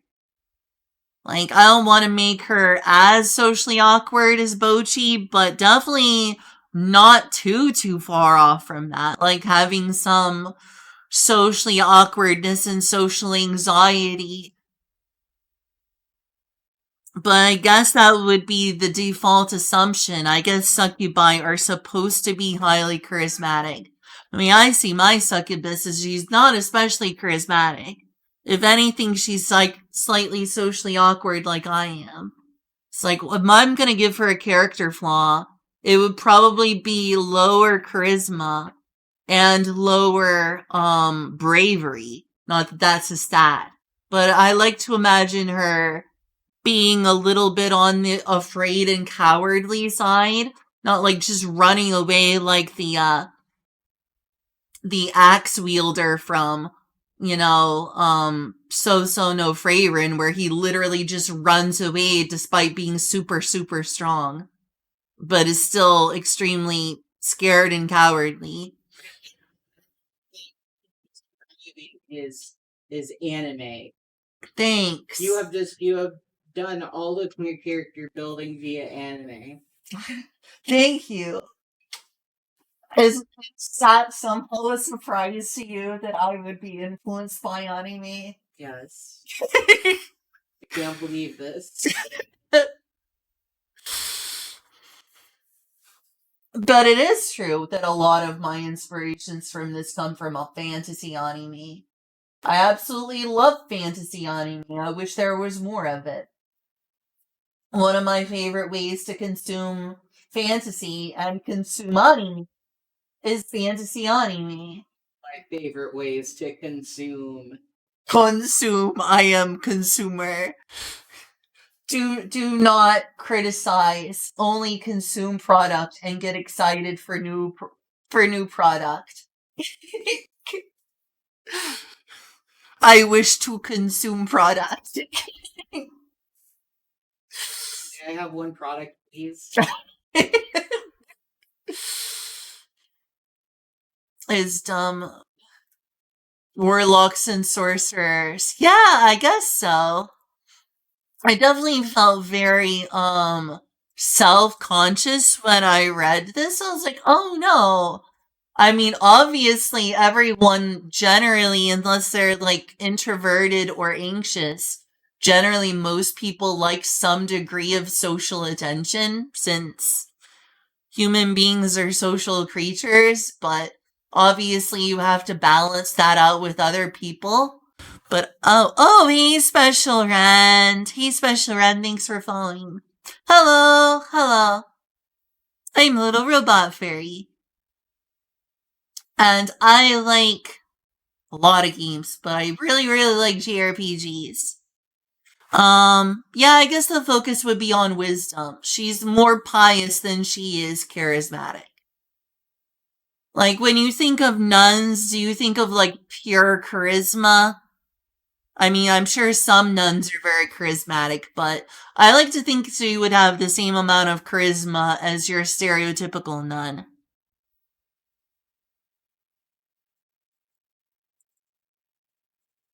I would not be more interested in flirting than playing the game either. Like, when I played Sword World, I didn't try to be the center of attention and over role play, did I? No. Okay. I think the only thing I can say in a sense of over role playing was you really did not what's given to the idea of your character wanting to leave. Yeah, I'm sorry. That kind of was, like, being difficult and not a part of the group. But also... Crewing character. Yeah, that's perhaps so. I got very invested in my character, and it's important to also make sure that the game runs smoothly, so that everyone can play their part in the campaign, and not just be selfishly focused on your interpretation of your character that you're so invested in. Like, it's like... Don't be so single-minded as me. I'm a little too in love with my character concept, I admit. Though I will say is one thing is that, as we both said, the game is a little bit not very accommodating of any situations outside of just the Adventure Guild and Sword World, as we talked about before. That also made it harder. Like, if they made more situations where you know, the church would hire out the Adventurers Guild or had, like, their own army, like, you know, the Crusaders of famous real-world history, then that would give more opportunities to work outside of Other that. groups that are out there in the world of Sword World, but you're not allowed to be a part of any of them. Yeah, and that was really frustrating considering that would be more fitting for the way I envisioned my character, being bound by everything is through the Adventurers Guild wasn't fun, and I didn't get that at first, and that was frustrating for me. Well, that was my fault. I do also agree with you that some of the blame lies on the game's rigid adherence to everyone is in the Adventurers Guild or else.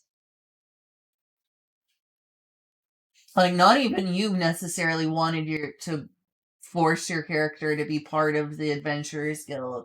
You kind of wanted to make her a Robin Hood-esque brigand type character. Well, you know, another thing is, like, they added rules for not being in the Adventurers Guild, and it's still the basic concept is you've got to be some kind of righteous, like, wanderer who has, like, some kind of purpose. It's like they all, but it's like they didn't include it in the rules, but it almost felt like it was like the D&D paladin almost, where you had to take like some kind of oath. It's like, dude, I just want to fucking.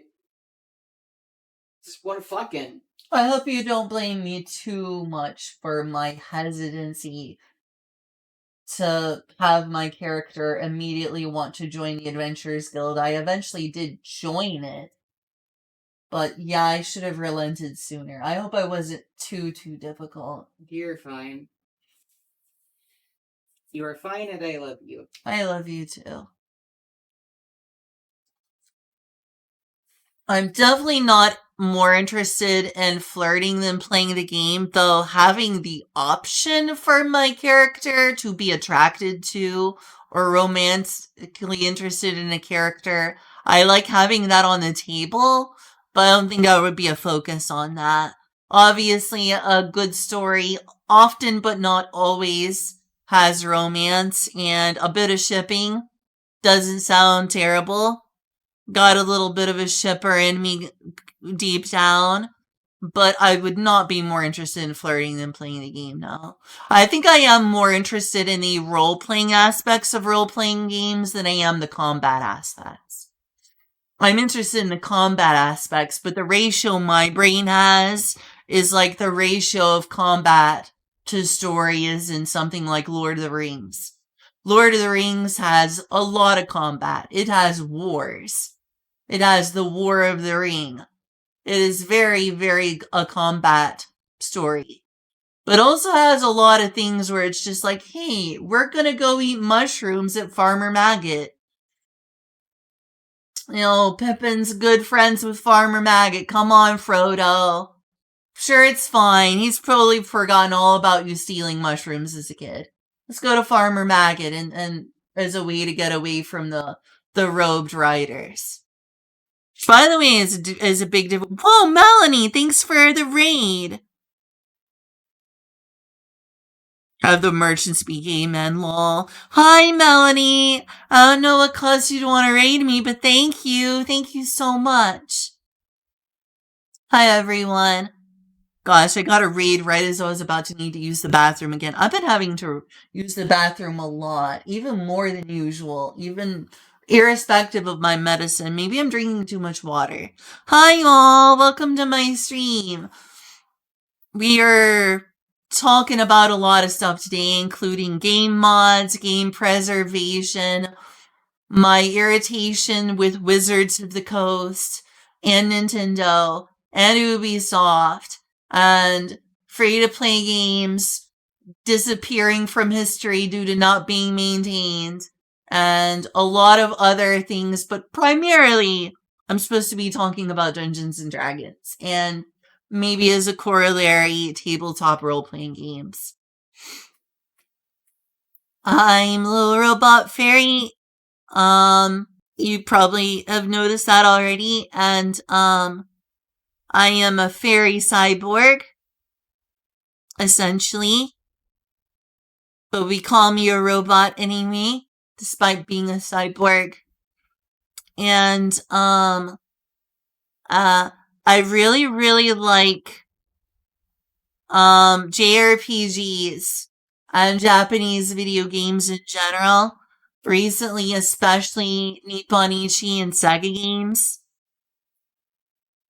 And also, I've undoubtedly played a ton of Nintendo games. I'm just not happy with them right now. I'm sure that will subside, but right now, when I see a Nintendo game, I'm like, grrr, Yuzu, how dare you take away Yuzu and Citra? Stop suing people. So I need to get my brain, like, away from that emotion for who knows how long. She's Sega-pilled. I'm very Sega-pilled right now. Like, if I give Sega money, at least they're not gonna use it to sue someone into the dirt. I don't know what to do, but I'm not going along with Nintendo happily. I am very broken-hearted as a Nintendo fangirl, who most of my top streamed games are actually Nintendo games. Outside of Final Fantasy XIV, in VR chat, my most streamed games are all Nintendo games. And hey, VR chat has that in common with Nintendo. What? That they broke your heart. They did. VR chat did break my heart. I'm sorry. I will be right back in just a moment.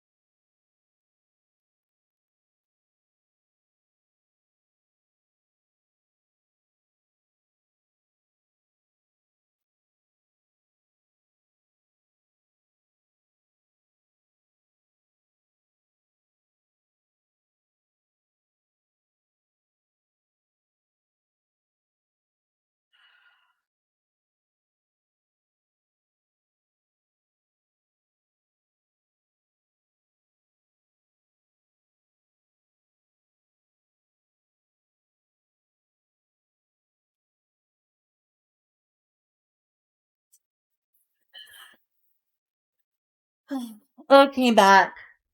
I didn't skip by being gone a few seconds. I love JRPGs. I love VR. I love RPGs in general, but I lean more towards JRPGs overall, though I'm trying to get more into Western role-playing games and be open-minded. But, aside from VR and, JRPGs and RPGs in general, including MMORPGs, which I've played a ton of, I am, you could say, a broken-hearted Nintendo fangirl right now who is trying to enjoy more Sega and a little bit more Sony just as a way to give myself some emotional space from Nintendo. I don't think what I'm doing is going to affect Nintendo in any way, but I'm hurt. I am very, very not happy. But also, I love Nintendo games, and I always will. My favorite video game system of all time is by far the Super Nintendo. It's not even close. Maybe. I'm sad that people worry that you would just want to be the center of attention if you want to play a succubus. That is a problem in terms of this, is that's not an official character. Idol obviously loves people like having power. Power fantasy is common. Obviously, in my imagination, yeah, playing a powerful succubus sounds like a fun power fantasy, but I know that's not what you want to do when you're role-playing with a group. And apparently, succubi are definitely way stronger than your level 1 characters as a monster enemy. And I don't know what all the best ways people use to work around it, aside from playing a tiefling or making specific homebrew rules for playable succubi or cambion, which is probably what my character is a cambion, since she's half succubi, half human in my imagination, though that's more so a facility of Sword World, and I'm not sure that cambions are actually proper succubi, so I might not choose to be a cambion. Really not sure. Which is why I've been looking this up. I'm trying to figure out, like, should I play a succubi? Should I play a succubi cambion? Should I play a succubi tiefling? How does this work? And a lot of people's answer is don't play a succubi. It is not friendly to D&D at all. And that sucks. Like, my group who is homebrewing is perfectly okay with me playing a succubus.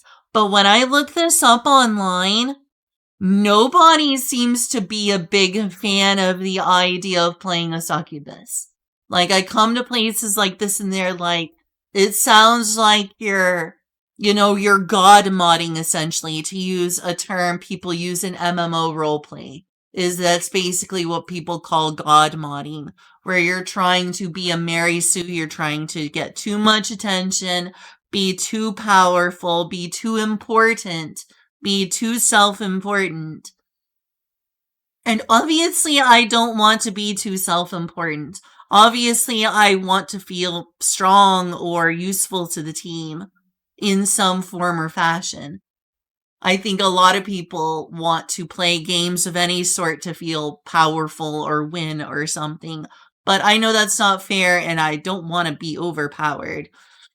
Like, I didn't play a Barbarous because I wanted to be strong. I wanted to be a character who is biologically predetermined to need some degree of sexuality, while also counterbalancing it with the Madonna-like purity I was going for. Basically, a lot of what I was feeling was described, I think, in ContraPoints' video about Twilight, believe it or not, because she made a 4-hour-long video about Twilight, of all things, a lot of which she discussed, like, the Madonna whore complex. And she mirrored a lot of my issues and frustrations with the Madonna whore complex. Like, I'm not playing a succubus because I want to be powerful or have high charisma. I'm trying to drive a stake into the center of the Madonna whore complex by making essentially a succubus nun of a sort. A succubus priestess or succubus nun as a giant middle finger to the Madonna whore complex. And ContraPoints or Natalie Wynn actually talked a whole lot about the history of this concept in her 4-hour-long Twilight video.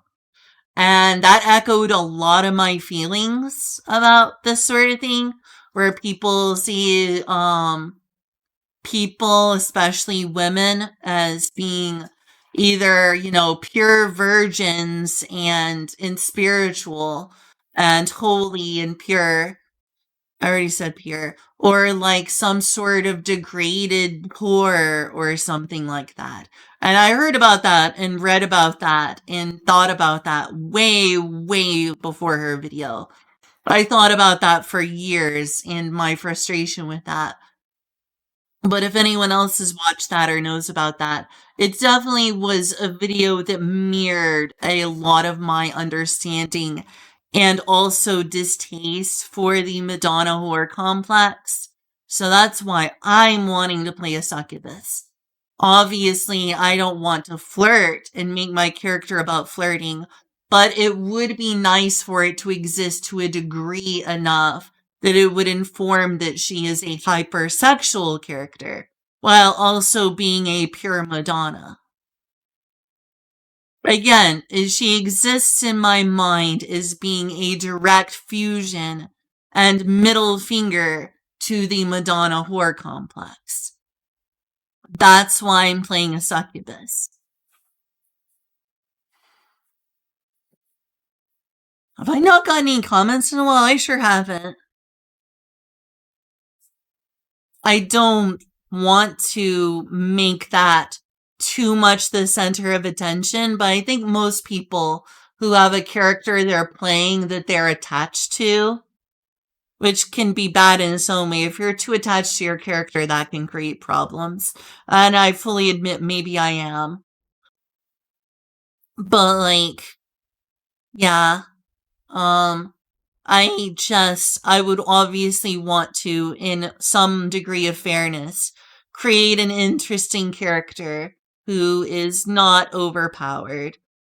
Be allowed for me to explore this concept without making the whole game just about flirting or ERPing that people are uncomfortable with. It's like trying to make my game about sex and horniness. I wouldn't be trying to do that, for sure.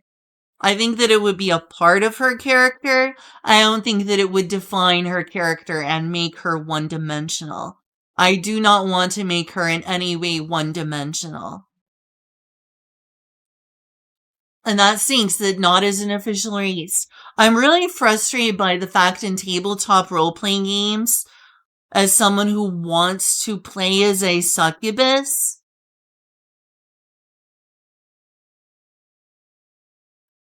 I'm not aware of any tabletop role-playing game, despite being about self-expression and role-play. I don't know of a single one that has a real, true, written down contingency for being able to play as a succubus. I think even in Pathfinder it's considered homebrew, but it's homebrew in Sword World, it's homebrew in Dungeons and Dragons. I don't even know if there's anything even remotely like a succubus in Shadowrun. It's even in Sword World where you can play a barbarous, the closest thing essentially is a Lamia, in which there's rules for a Lamia who need human blood, or at least humanoid blood. But nothing for a succubus, despite them being a described barbarous with at least 3 pages given to describing succubi in the barbarous book that allows you to figure out how to play as a barbarous. They're not one of the playable barbarous. They just have a long lore page about them. So a Madonna whore. I wouldn't say she's a whore, but she definitely fits into the whore and the Madonna part of the Madonna whore complex, so yes. So a Madonna whore who is equal parts of both. I wouldn't call her such a mean term as the word whore, because the words like whore and slut are, oh hey, I guess maybe I am the Madonna whore myself, or at least want to be. Because look at me, I sexualize myself sometimes. Very much lewdsome is a fitting.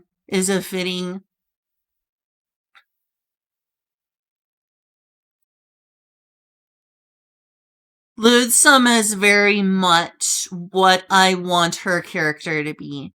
If you're gonna use the Madonna whore complex, she's equal parts the Madonna and the whore of that dichotomy.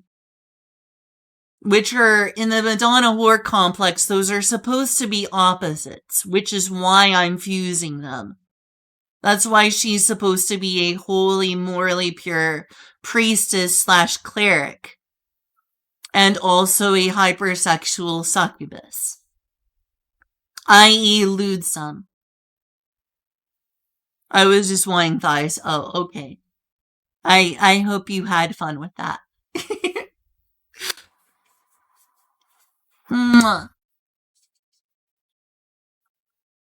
I would show you the part of ContraPoints' video where she says a lot of stuff about the Madonna whore complex and the juxtaposition of saintly, nun-like women who are pure and the degraded slut archetype.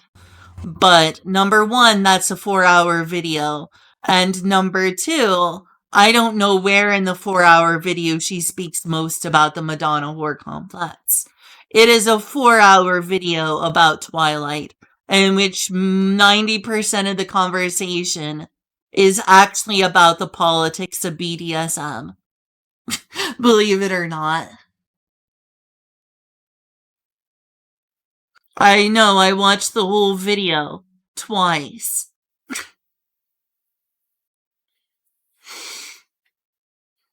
But yeah, absolutely, lewdsome. I'm trying to fuse what people, I think, wrongly see as two opposites.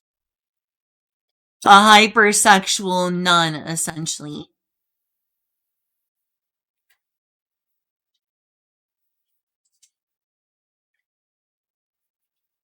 She doesn't need to be powerful. She doesn't need to be charismatic. She needs to be equal parts sexual and pure.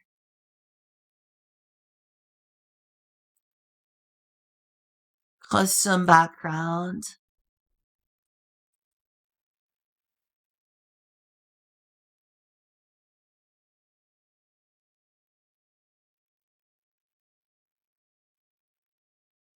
Maybe I should look into this custom background book.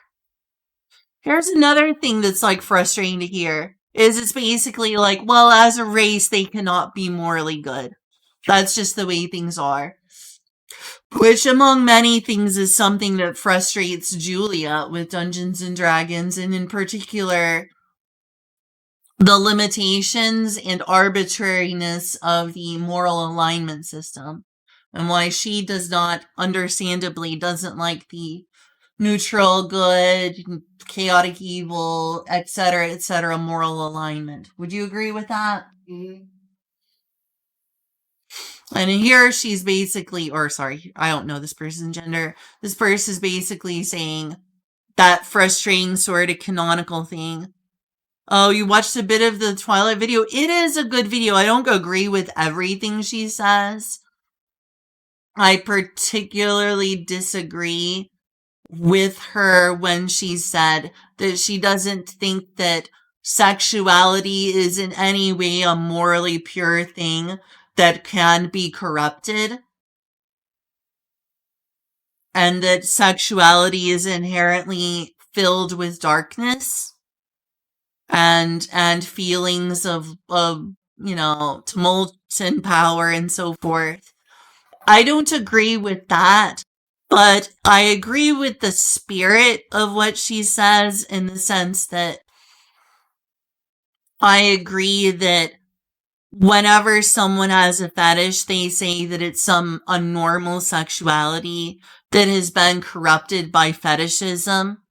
And I do agree that that's not inherently a corruption. But I do think that sexuality can be an inherently morally pure thing. I just think that the boundaries of that are not what a lot of people think that they are, in which most people define more sexual impurity as anything that is a sexual deviance, which I strongly disagree that deviance equals morally dark sexuality. I mean, as general, I have nothing wrong with people's kinks, even if I am scared by some of them, because I think it's important not to judge people. And I'm in no place to do that, considering I am way, way far away from vanilla. Way, way, way far away from that. But also, I find things I agree and disagree with what she said there. And the rest of her video, I agreed with pretty much every single thing she said in her Twilight video. But yeah, it was refreshing to watch a video about a topic that I've thought things about for years and see someone with a huge platform echo 99% of my thoughts about a topic.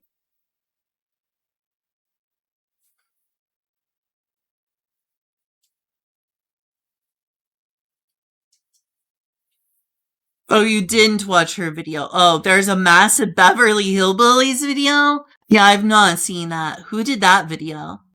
Who did this Beverly Hillbillies video? Good lord, there's too many video essays to ever finish watching. Anyway, this person frustrates me with the existence of the strict lore. So with the exception of Aru from Wrath of the Righteous, there's literally no accounts I know of where a succubus was anything other than a chaotic evil demon. So from the abyss? I thought the abyssal demons were usually eldritch in nature. I think that there's the ones that weren't the originals, but like corrupted human souls. So maybe it's like a corrupted human soul. I'll get into that when I watch the video about the abyss, because I'm trying to remember the name of the original, like, pure evil, ancient, before the multiverse demons from a realm that they had destroyed with the Shard of Absolute Evil. Or rather, they used the Shard of Absolute Evil to hop over to the D&D multiverse. But when I think of succubi, I don't think of eldritch horrors, and the original demons, which I guess were mostly exterminated over time in the abyss, they were pretty well exclusively eldritch in nature. Not what you would think of in like the normal context of a demon. Like the kind of demons they are eldritch horrors. Though it is true, I guess, that sort of influenced celestials who fought the abyss to turn into devils through, I guess, eldritch corruption of a sort. So I don't know. But when I think of succubi, I don't really think of chaotic evil or lawful evil. Maybe closer to lawful evil. But I don't think that succubi want to destroy the universe like the chaotic evil demons do. Like, the chaotic evil demons are eldritch horrors, apparently, at least the originals. I don't think succubi are eldritch horrors.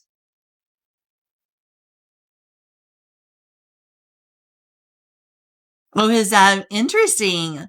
Fun for the whole family. Video essays, fun for the whole family. And like, I wouldn't allow this at my table. I wonder how many people would even allow someone to roleplay a succubus. Because I don't know if I am in the mood to play as anything other than Maria, as single-minded as that is. That really reveals to me just how autistic and hyper-fixated I am on my character. And obviously, I'm interested in playing other characters like fairies.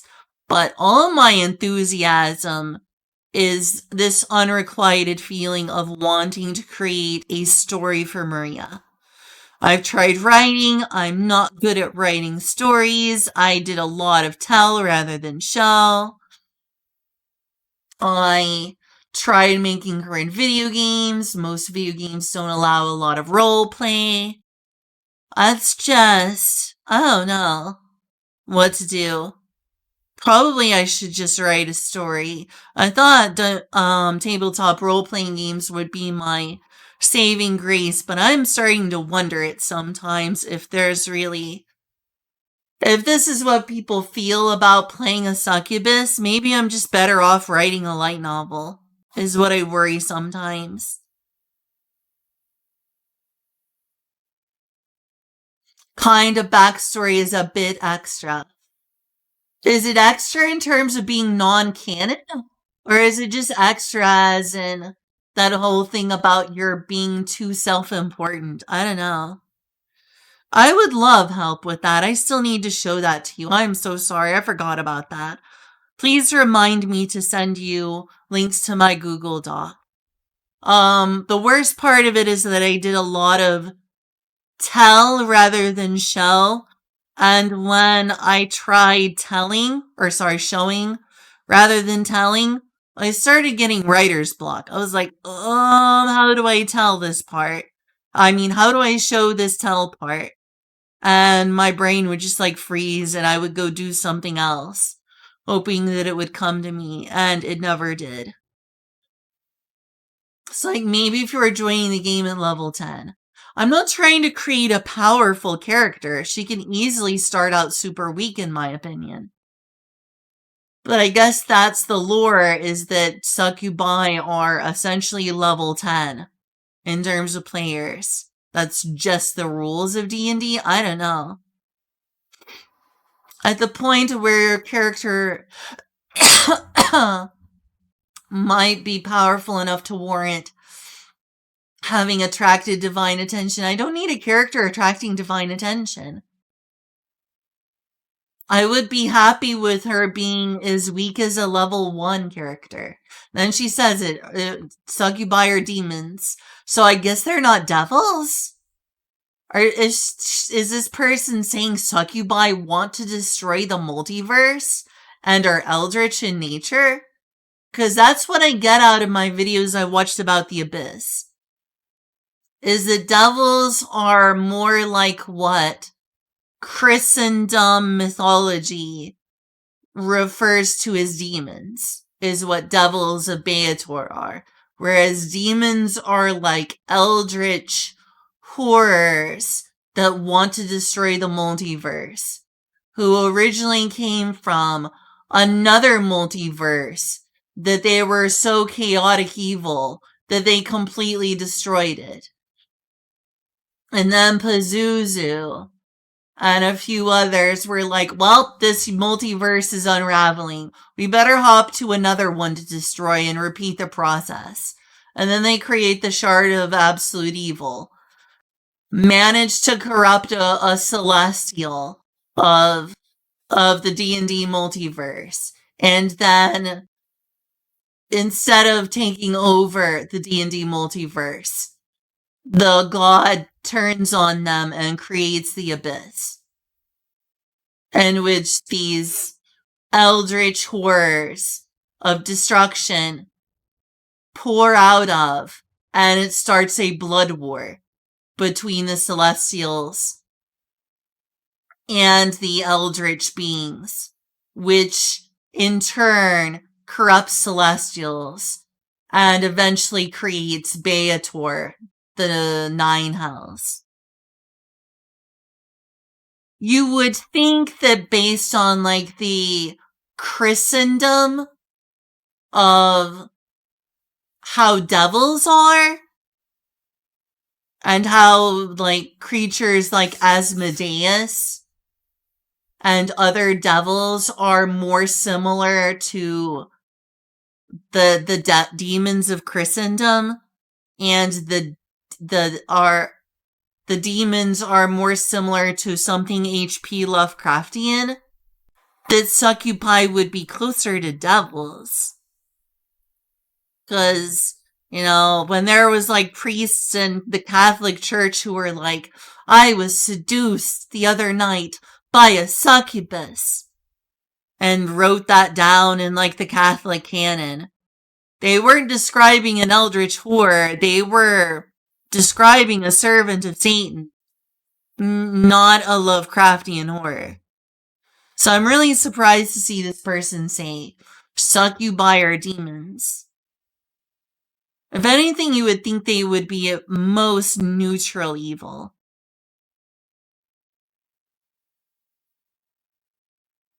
Actually, just double checked. To be fiends. Is that different than demons? Are fiends different than demons? I assume so. Triple checked. I bet that they don't know what to do with succubi because they don't. Fiends are neutral evil. That would make sense. I don't feel like chaotic evil or lawful evil fit the Christendom description of succubi.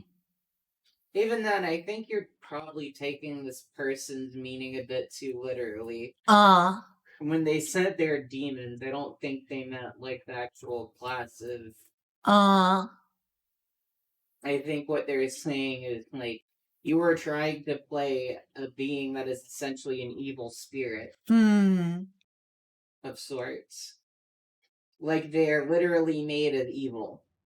Yeah, that's what this person is arguing, is you can't play them because they're evil, and that's kind of the whole reason I want to make them morally good. But that's like, no, that's not within the rules. That the alignment system is too limited. I'm okay with the alignment system. I like it as a concept, even though it's a bit reductive to call someone just good or evil or neutral when there's so many shades of gray in real morality. But that's what they're also saying, is that according to how D&D morality works, it would take a god's interference to be able to shift a succubus from being evil to being neutral or good.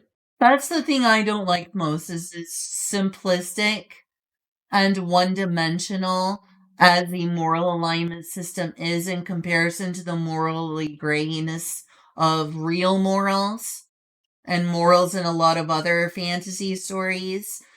It wouldn't bother me as a simple descriptor if it weren't predestined for certain races.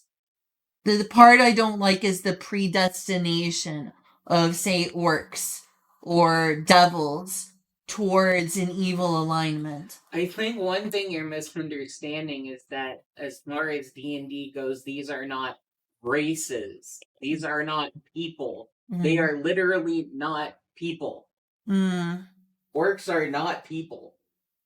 Hi, Donnie. Do I agree with that concept as interesting? I mean, to a limited extent. Do I think it's so forced that it's no longer fun? Also, yes. I agree with that. While there was something similar to that with Barbarous, they weren't nearly as railroaded into that. But that's because Barbarous are in fact people. Exactly. That's one thing I like more about the Barbarous. You see, the thing with D&D is orcs are not people. Yeah, but even in that case, Barbarous are not considered humanoids. Essentially, people means like humanoid, right? I mean, I'm not trying to be overly literal here. But they're from the same cut. You know what I'm saying? That's weird. I mean, heck, even in Lord of the Rings, where orcs are clearly supposed to be evil, which is where orcs come from as Lord of the Rings, is that while orcs are very clearly meant to be absolutely evil, they're also meant to be people in the sense that they're supposed to have been corrupted elves by Melkor. Just to clarify, that's only a theory.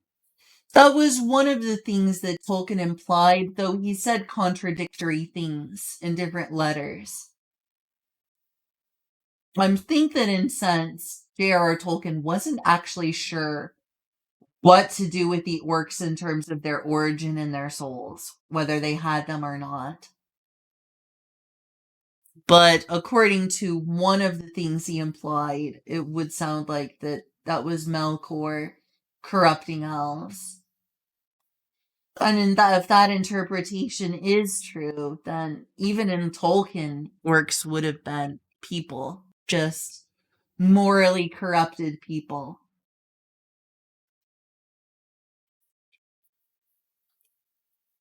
I think that there were other letters in which he described them as being crafted from the earth itself by Melkor, in which case they wouldn't be people, because not only would they have just been crafted from the earth, but Melkor has explicitly said he couldn't create life as Eru Ilúvatar could, which is what pissed him off so much.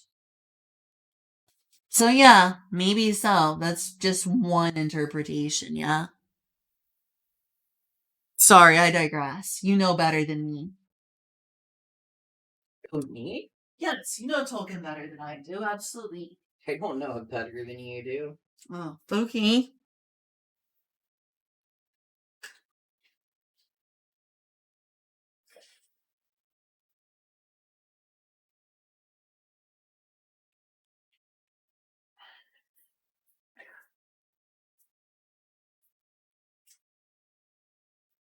Yeah, as much as I like some things better about Dungeons & Dragons, I absolutely like the concept of the barbarous better than the devils or the demons in D&D. I feel like it's a bit overkill that there's already eldritch beings from the far lands and eldritch beings from the abyss. It's like, I feel like they could have handled their interest in Lovecraftian lore without doubling up on that in terms of two different realms.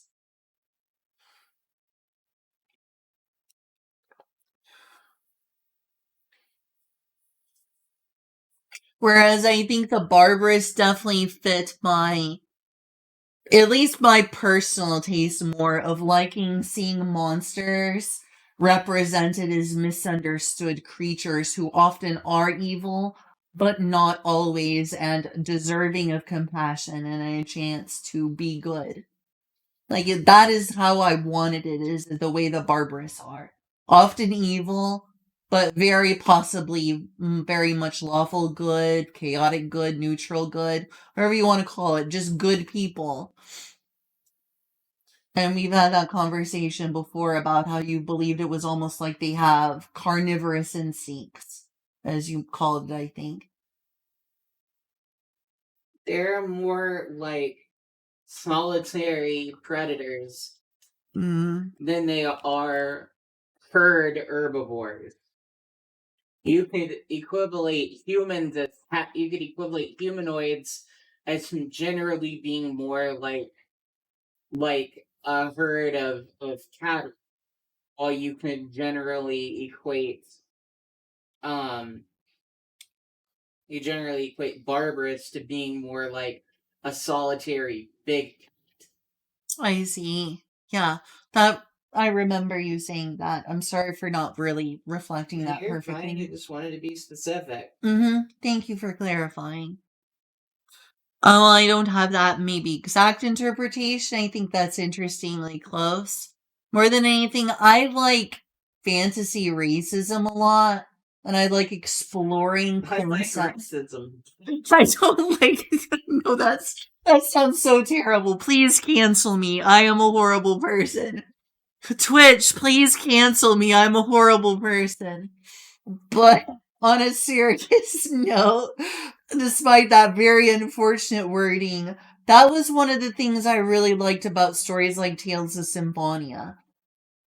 That really, really, like, once it started getting to Tetheola, and there was a huge focus on the treatment of elves and more prominently half elves as a exploration of real world prejudice and a lot of nuance to that topic, was a really, really interesting allegory and just way of exploring misunderstood parts of society.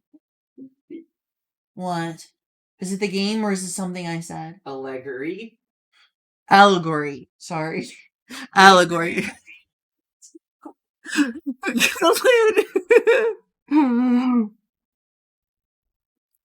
Yes, Todd.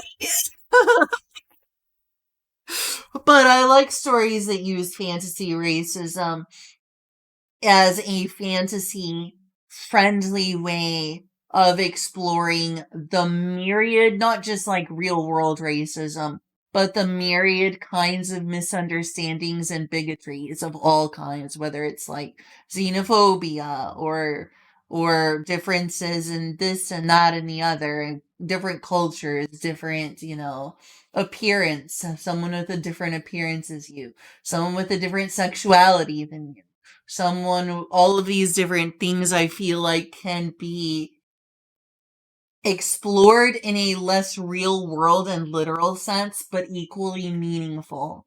And I really relate to, for obvious reasons, not as obvious considering my skin color, but like for other reasons, I very much relate to stories about misunderstood creatures not being as evil as they were by default seen as. I like stories about that. I feel like that was a little bit fumbled in the furry movie. Was it Furtopia? What was that called? That was Disney's furry movie. Was it called Furtopia? You know what I'm talking about? The one with the bunny police officer? Zootopia? Yeah, Zootopia. Yeah, that's also something I really liked in Disgaea 1, was the idea that demons are not necessarily evil and angels are not necessarily good.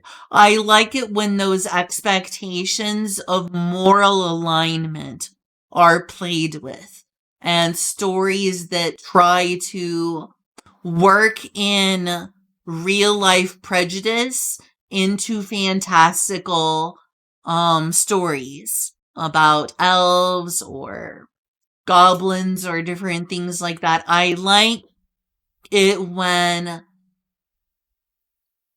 beings that are often considered morally good have many who are morally bad, and creatures who are often considered morally bad, such as demons or devils, are considered, or orcs or goblins, if you will, are shown to be morally good or morally complicated. I don't like, this is just my personal taste. I'm not saying like, ooh, that's problematic. You shouldn't write that way. Or think that orcs are comparable to any real world race. I think that's silly. When people used to say, oh, that's racist, I'm not going down that rabbit hole. I don't think that that's a bad thing to do, but I personally prefer when stories challenge the expectation of what characters are traditionally seen as morally good versus morally bad. I like seeing good demons. I like seeing morally complicated fairies. I liked seeing the other of society to be shown as better than they are seen as by what is in the story their betters, by the majority of that society. Like in Tales of Symphonia, humans in Tetheala are, despite the long lives of half-elves, and maybe because of it, humans treat half-elves as worse, and half-elves treat humans as their betters. And the moral of Tales of Symphonia is that had a cascading domino effect that led to all of the tragedy of Tales of Symphonia, including the existence of, well, I'm not going to spoil anymore, but, you know, that thread, that moral wrong, serves the central narrative in a powerful way. And it really shows you that making someone an other or a folk devil is always is a bad thing. And I think it's important to send the message that, you know, people aren't born evil, I guess. And it's nice to see races that are in fantasy races like succubi or goblins as not evil. Does what I'm saying make any sense, Julia? Am I saying this in a very sloppy way? You make no sense, and everything I hear is blah blah blah blah blah blah. I agree. Everything I say is very blah blah blah blah blah. But yeah, this person saying,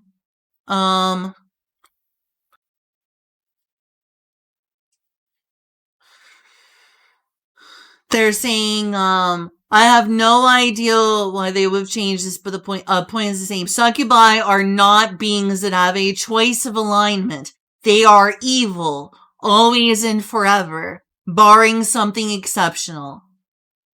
And I hate that. That's the exact thing I'm trying to get away from. I can see why you're frustrated about this in Dungeons & Dragons, because I don't like that either. I don't like that at all. I do not mind the moral alignment, even if it is a bit simplistic. Even if it is a bit simplistic on a moral scale. Like more oversimplifying of people than Myers-Briggs. It gives you a very basic amount of information about a character's morals. But tying that to race, I hate that. But I get what you were saying. They're not considered people. They're considered, you know, beings that spiritually exist of representations of that alignment. They're not people. They're evil spirits, essentially. But I don't like succubi just being evil spirits. That's not interesting to me. Not to me personally. I hate being limited to that. I feel like Zootopia was a little sloppy with the messaging, but it was still an interesting enough watch. But I thought that had interesting, essentially furry version of the fantasy racism trope. Was it a bit sloppy? Absolutely. It was still not terrible. Oh yeah, I never did watch this. What's up?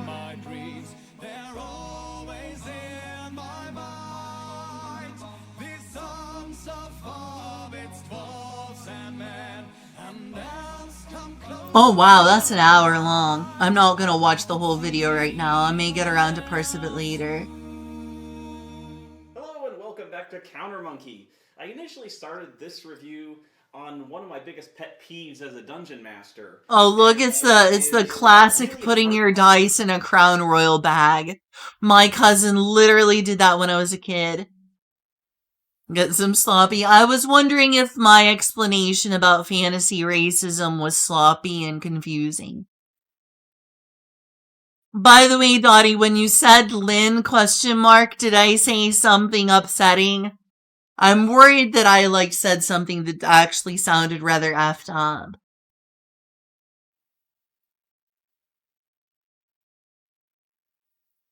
Let me see if I can watch. Since I was talking about the Abyss and Demons, I will watch a video with y'all about the Abyss. Dungeons and Dragons. Let's see. Dungeons and Dragons Abyss. I don't like the fact that Mr. X always has this very clickbaity title where they're like, what they don't tell you about this. That's a very clickbaity title. He makes good videos, but I really, really feel icky towards the fact that he's like, what they don't tell you about. Please, that's a very clickbaity title. That's a little bit annoying. I usually don't click videos with titles like that because it's very, very off-putting. But, just since I'm not, let's go to the less pleasant realm that is absolutely not the Elysium. The Abyss, full of eldritch horrors. Oh, so you were just joking too. I see. I'm glad that you weren't being serious. The most inhospitable place in the entirety of layers and locations. The Abyss is unlike the Nine Hells, which has a set and defined number of layers and locations. The Abyss is infinite, a never-ending realm of chaos and demons. It is the most inhospitable place in the entirety of the multiverse. But what are its secrets? Is it though? Why and how is it infinite? What truly lies in the deepest nether regions of this abyssal land? Is Demogorgon truly its ruler, or is there something else that governs from the shadows? A primordial force from times long past. Today, we will uncover the beginnings of the Abyss, its history, its legacy, and what lies deep at the heart of this infinite landscape of doom. But before we do that, I am incredibly happy to announce a project that I have been finally able to complete. This here is a PDF that I have personally written called What I'll Tell You About. Look, I'm okay with this content. This is him creating custom material. But I want to get to the Abyss. You can create with Dragon Parts to start when you fight dragons that they have like 30 I do. It sounds like a chaotic, evil, good time. Use any of them and they just fight you with their claws and teeth. Like, that is just silly. And the thing is, there's a lot of really cool dragon items in the lore. So I went Draconic. We were hoping that Dungeons & Dragons would give us that on Fistbanks, and they literally didn't. So I went half dragon at the end of it, following a ritual where you bathe in dragon blood, which is a real thing, by the way, in D&D lore. You can find the PDF right here. It should be just right below the video that you're watching right now. You can click this here and it'll take you to the Yes, wow, that's a long advertisement for his homebrew book. And demons are oh, finally. The politics and intricate fractional differences between the inhabitants of the lower realms can be lost on many adventurers. Devils and demons are vastly different. Yes, she is meant to be a succubus cleric. That is the way I see her, as someone who wants to heal before all else. Have you ever heard of like the ever-growing meme and stereotype in MMORPGs of the heal slut? Have you ever heard people in MMOs call someone a heal slut? I guess you could say that the character I would be playing would be the epitome of a heal slut. The politics and intricate fractional differences between the inhabitants of the lower realms can be lost on many adventurers. Devils and demons are vastly different creatures. Devils are creatures of law who inhabit the Nine Hells. They are strict, organized, and rule-abiding fiends. Demons, on the other hand, are creatures of chaos. They are instinctual. Yes. heel slut is the derogatory term. The appropriate term is Nico. Historically accurate Nico. There we go. You do know what I'm talking about, right? Not for sure. Traveling Nikos used to be known for engaging in prostitution. I thought you would have known that. thought I heard something like that. No, they wouldn't get turned on from healing people. It was a joke because of the fact that I'm making a character is very much focused on healing people and also fits into both the Madonna and the whore part of the Madonna whore complex.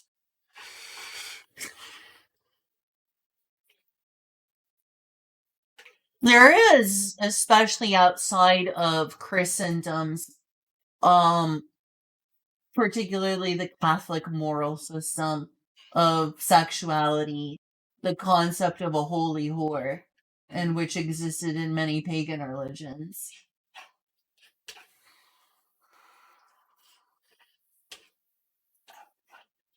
Between the inhabitants a lot, and I would greatly appreciate So, it. But now, so what on you're to the saying is, so what you're saying is old tribes had, never mind, I lost it. Sorry, did I discourage you? Okay. My words failed me. That happens to me a lot. That's happened to me a lot tonight. The succubus healer sounds like a great combination, high charisma and wisdom. I see. So they de facto have high charisma? I see. The politics and intricate fractional differences between the inhabitants of the lower realms can be lost on many adventurers. Devils and demons are vastly different creatures. Devils are creatures of law who inhabit the nine hells. They are strict, organized, and rule-abiding fiends. Demons, on the other hand, are creatures of chaos. They are instinctual, decentralized, power-hungry fiends. The devils are governed by strict hierarchies. Demons are ruled by strength. These distinctions are the first things any good and studious planar theorist will learn, but things get a bit more complicated than that. See, the word demon is most often used to describe the race of creatures which live in the abyss. But see, demon is not actually a race. If anything, it might be best used as a nationality of sorts. If you live in the abyss, you are a demon. If you're molded and influenced by the abyss, you are demonic. But within this spectrum lies already a vast number of different creatures which belong to different groups. There are demons that used to be angels, for example, and those who used to be devils. By far the most populous kind of demon that exists are the ones we call Tanari, because Tanari are the demons that are born from humanoid souls. Alright, so this video is already going to mention that, but if succubi really were considered a demon, and not a devil or a fiend, they would have to be a Tanari. Tanari are the not original inhabitants of the abyss. The Tanari were corrupted souls who were human, essentially, who, corrupted by the abyssal, chaotic, evil energy, were morphed into less eldritch-looking, corrupted creatures, but still tend to have a clear eldritch origin for a lot of these chaotic evil Tanari. The only way I can imagine a succubus being a demon is if they were a Tanari that are explicitly very, very humanoid and devil looking, which is kind of weird for a demon. Most of them look like corrupted abominations. Human soul finds its way into the abyss, it turns into a larva, which eventually turns into a main or into another kind of Tanari demon. Also gross. These are the demons you know, the Baelors, the Barlguras, the Marilids. Those are all Tanari demons because okay, so this looks very humanoid despite being of some sort of eldritch realm. Because this looks like a Lamia. This just looks like a Lamia. Is that a Lamia? That looks like a Lamia. I guess if Tanari also includes Lamia, I guess it could include succubi. But neither of these look like, you know, devils. Neither of these look like the devils of Christendom with like wings and bat wings and a tail or whatnot. This looks like a Lamia. From humanoid souls. But within all those demons you know, ooh, that's some that are a grotesque. bit more different. Demons that are Yeah, see, this is very gross and grotesque and disgusting, and intentionally so because the original inhabitants of the Abyss and the representatives of this moral alignment are supposed to be eldritch and disgusting in nature, not like devils. are unique. Demons that are older than most other demons. These are the Oberites, who do not come from humanoid souls. They are not devils or angels either, so the question is, where did they come from? Well, they are the ones that turned the Abyss into what it is today, and so our story takes us to them, and for that, we're going to go back, far, far back to the very dawn of time as we know it. In an entirely different multiverse lived this group of creatures called the Oberites. They are described as being revolting, like the very nature of their existence exudes wrongness. They don't have the entire nature of their existence exudes wrongness. It's supposed to invoke, like, if you look at them, you'll go insane because they're just so wrong and they shouldn't exist. They're basically Lovecraftian horrors. Despite the fact that this already has the Far Realm. It almost makes you wonder if the multiverse they came from that was collapsing was in some way a Far Realm in relation to this multiverse. Because I guess if it existed before this multiverse, in the sense that a universe can exist before another universe, that's a little bit of a conundrum. Yes, ghost pepper potatoes that weren't hot. Yes, Kyle. The gargoyles. Oh yeah, that's Pazuzu. According to this video, I believe, this guy, helped create the portal to the D&D universe. Were they really hot to you, Kyle? I don't remember who these ones are, but this is Pazuzu, who doesn't look that eldritch. They're like, ooh, you look upon them and go insane. I'm able to look at you just fine, Pazuzu. You look normal enough. This thing looks kind of messed up, though.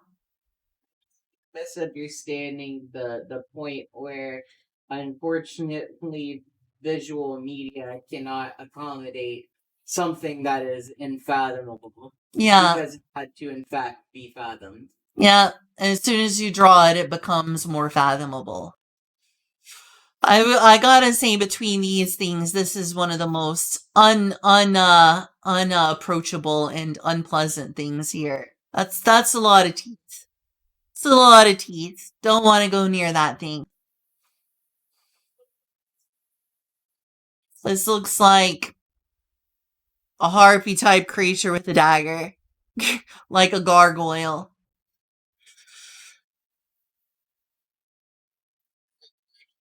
Uh-huh.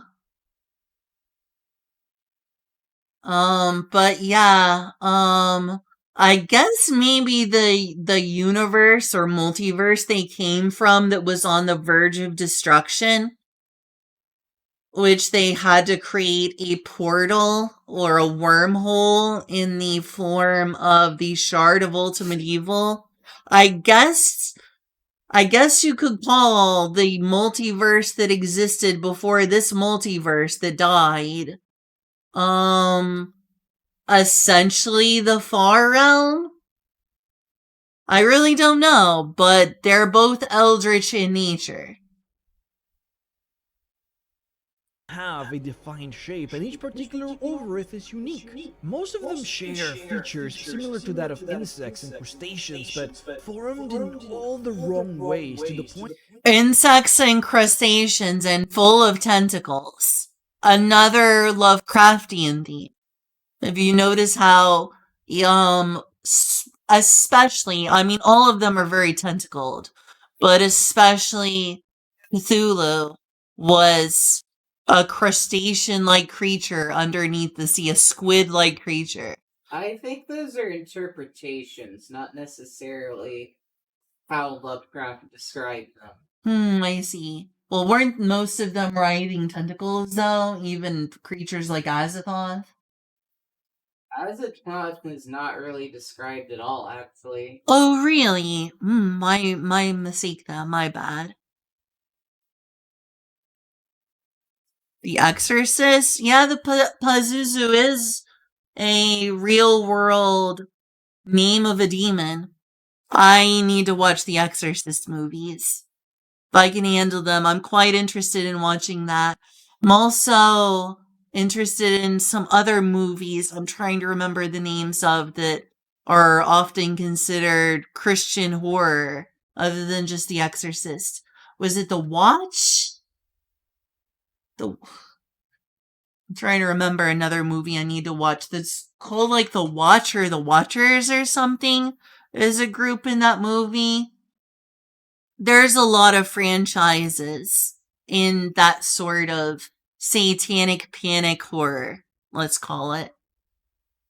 And I would like to watch more of them, even if I'm not a big Hollywood person. I'm definitely in that sort of mood. The Omen, yes. I want to watch the Omen series as well as the Exorcist series. That even just gazing at them could make a person go mad. Even just staring at them could make a person go mad. This is just Lovecraftian horror. The Abyss is Lovecraftian in origin, as is the Far Realm. Say that about all that elf shit too, though. You could just be like, this is literally just Lovecraft. I mean, it's literally just Tolkien. I mean, yeah. I don't know why it's something different to you because it's Lovecraft instead of Tolkien. I just think it's interesting the two realms that are in some sense a little bit distinct are a shared origin for Lovecraftian entities. It almost makes me wonder if, since this realm supposedly predates the entire multiverse of Dungeons and Dragons, is in some way a part of the Far Realm. Because that would make sense since they both are eldritch in nature. That dominated their multiverse and effectively had caused it to die. With the last lights of their worlds diminishing, the race started to go extinct, and so they planned a way in which to effectively hop into a new dimension, so as to conquer it and continue on existing. For this, they created a shard of pure evil, made with the souls and essences of probably billions of their own race. This shard had effectively the power to unmake entire realities. The power of this shard allowed it to hop dimensions, but the shard itself had to be planted by a creature of power on the other side for the overits to be portal, and so they devised a trap. The overits, using the power of the shard of pure evil, and it's a trap, corrupted a god in our dimension, a god who you might actually be acquainted with, Tharizdun. It's easy to miss, but he shows up in Princess of the Apocalypse. Tharizdun is the real persona of the entity that you might know as the Elder Elemental Evil. But regardless, back then he was just a god who desired for more, and so he fell for the call of the Overits. All Tharizdun needed to do was grab the shard of pure evil and plant it in the center of the earth. Excuse me, I'm trying to have a moment with Tharizdun here.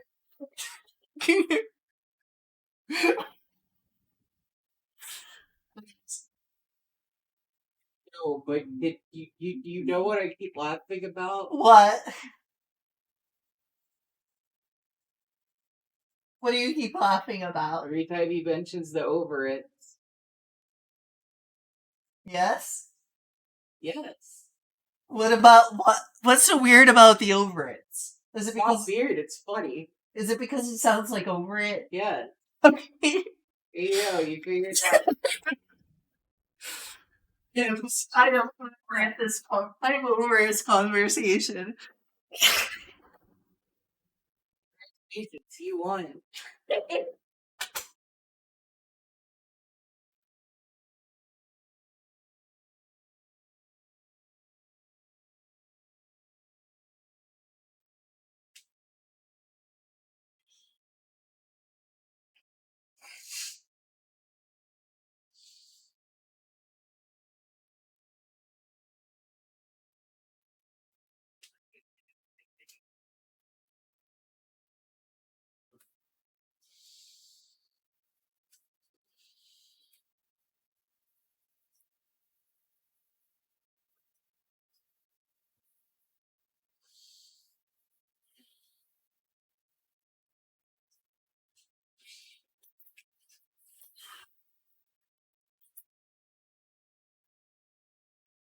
Okay, back. Apologies. Yeah, the Abyss is very, very eldritchy. Is something that surprised me when I started getting into delving into the lore. This is very eldritchy. Of the apocalypse. Tharisdom is the real persona of the entity that you might know as the Elder Elemental Evil. But regardless, back then he was just a god who desired for more, and so he fell for the call of the Overits. All Tharisdun needed to do was grab the shard of pure evil and plant it in the center of the astral plane. This would have activated the power of the shard and corrupted the astral with evil, spreading in all directions and corrupting the whole of the multiverse, from which the Overits would then have been able to transport from. Instead, Tharisdun betrayed the Overits and attempted to consume the power of the shard for himself and carved his own realm deep within the primordial soup of the elemental chaos. By Tharisdun activating the power of the shard, it allowed the Overits to use it as a portal like they had planned, but instead of the shard corrupting all of reality, its power was fueling a god, and so the Overits found themselves fighting this god for control over the shard. The corrupting powers of the artifact had been used on the elemental chaos, and now creating plane after plane after plane with it at its center, and so was the primordial abyss formed. Even though things were not going according to plan, very the eldritch. dimension was collapsing, and so they had no choice but to completely abandon their worlds and move on to this new dimension, even if it meant fighting this all-power-hungry god for it.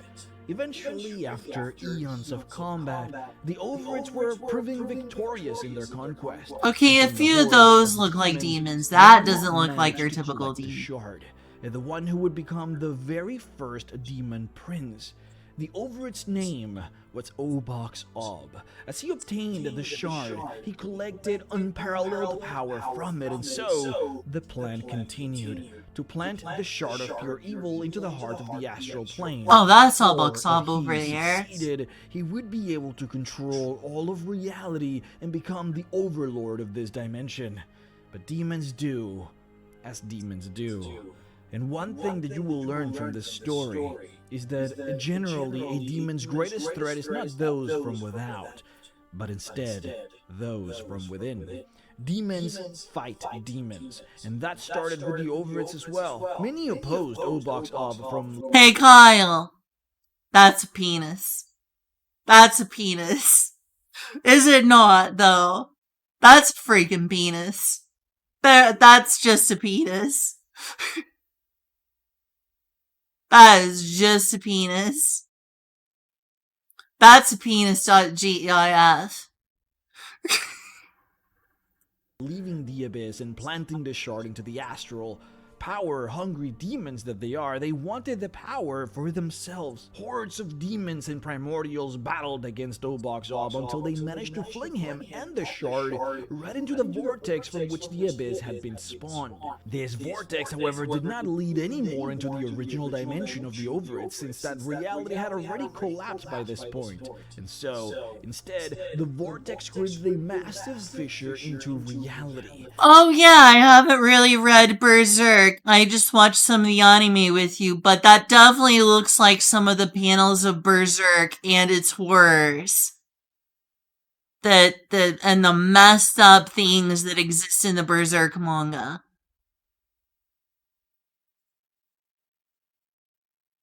I don't know anything about Death Note aside from, like, you know, Light Yagami being the killer, aka Kira. Kira just means killer.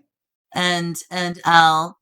And their little duel of whodunit. But I don't know about, I remember that one, what was it? Rocker or Harak? Whatever his name is. Bochi the Rock. Yeah, Bochi. Poor Bochi. I love her. Don't trust her, she's an eldritch horror. I would trust her if she was an eldritch horror. I would let her turn me insane. The shard fell into this vortex, further and further down, creating what we call the Grand Abyss. And many of the most powerful Overits and Primordials dove down into the vortex to claim the shard, but the farther down they went, the weaker they became. Eventually, Demon Lord after Demon Lord would stop going down into the Grand Abyss, fearing for their lives as This picture literally looks just like one of the maps of the Abyss from Made in Abyss. I hate to say that, but this part right here just reminds me of, like, the second layer or something of Made in the Abyss. It looks very much like that. Their energies were being drained, and since that moment, even the most powerful of Demon Lord had stopped the search for the Shard of Pure Evil, in fears of what they may find at the deepest bottom of the vortex. And the Shard simply burrowed ever so deep into the deepest foundations of chaos. To give you an idea of just how powerful this shard is, Asmodeus, the now Lord and ruler of the Nine Hells, has a single powerful magical artifact, the Ruby Rod, which you of course know. It is believed that the ruby on the rod has a very small fragment of the Shard of Pure Evil in it, and this shard gave him the power he needed to oust the last ruler of the Nine Hells, kill him, and erase his memory from existence. Okay, now that's just cruel to the history of existence. You can't be wiping things from people's memory, then how are they gonna have the whole picture of existence? Also, how is Asmodeus the ultimate figure of lawful evil as a ruler? The ultimate lawful evil figure.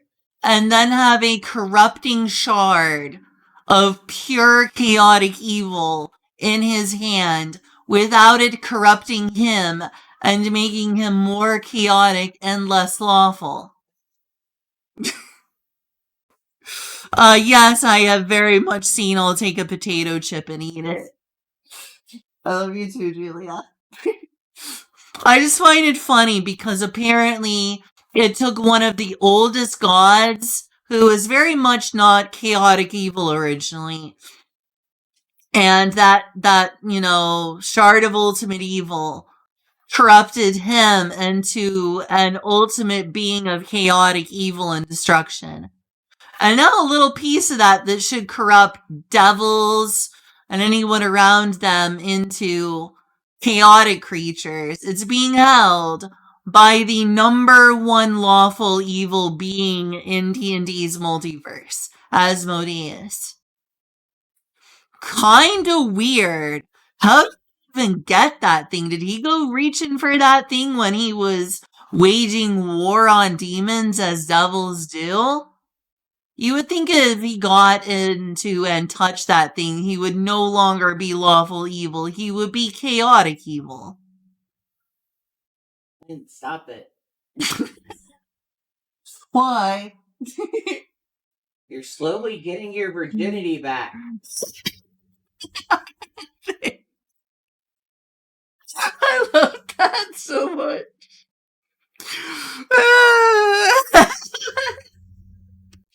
How has someone as autistic as me gotten laid? There's a forgotten Leghorn meme format going around in the current voice actors. God, I love that. What? The Foghorn Leghorn anime memes. Oh, yeah. Seen those? I have. It's been forever, though. Of course, it's being mixed with Freyrin. There's like a bajillion Freyrin memes you've shown me. Freyrin is a huge meme right now for some reason, especially her with hamburgers. True, but I think I think maybe I'm wondering if Foghorn Leghorn is gonna overtake Freyrin at this point. I don't think so. Okay, I'll click that after I made it a bit more through the video. But yes, brain gets super autistic about things like this and sweats over the details. Despite, somehow getting laid. I can be a huge nerd and suck dick. Take that.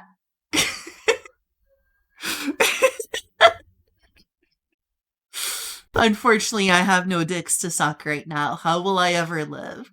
By the pure autism of my nerdiness alone, apparently.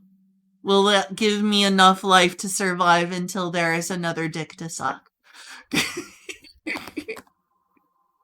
And further now, he uses the rod with a fragment in there to basically control all other devils. In any case, life settled on the Abyss, and the Overage reigned supreme.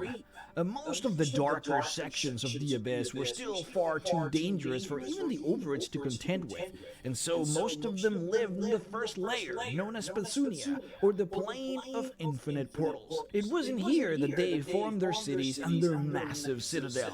Many of the pits on this layer opened to portals which led deeper into the sections of the Abyss, and so Overage would construct their citadels on these pits in order to control the comings and goings of demons throughout the realm. They also underwent a massive project to dig and further open this Grand Abyss, which is the biggest pit where the Shard of Pure Evil fell. They built bridges and fortifications throughout the upper sections of the Grand Abyss in order to control more of the many portals which open in this section. They figured that control over the means of transportation through the layer meant control over the realm, which held true for eons. The problem was, Tharizdun was not fully defeated, and he had a plan.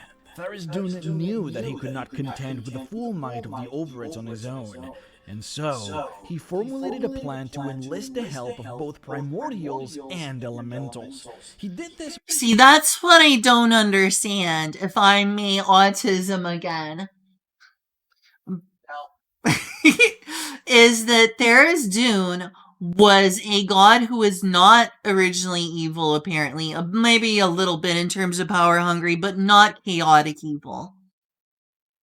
Was wholly morally corrupted by the shard of ultimate evil into a being that does not even remotely resemble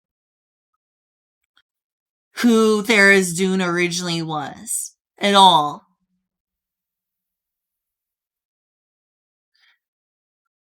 And yet, a shard of that is being held by Asmodeus, who is like the most lawful evil in the existence of the seven hells of Beator.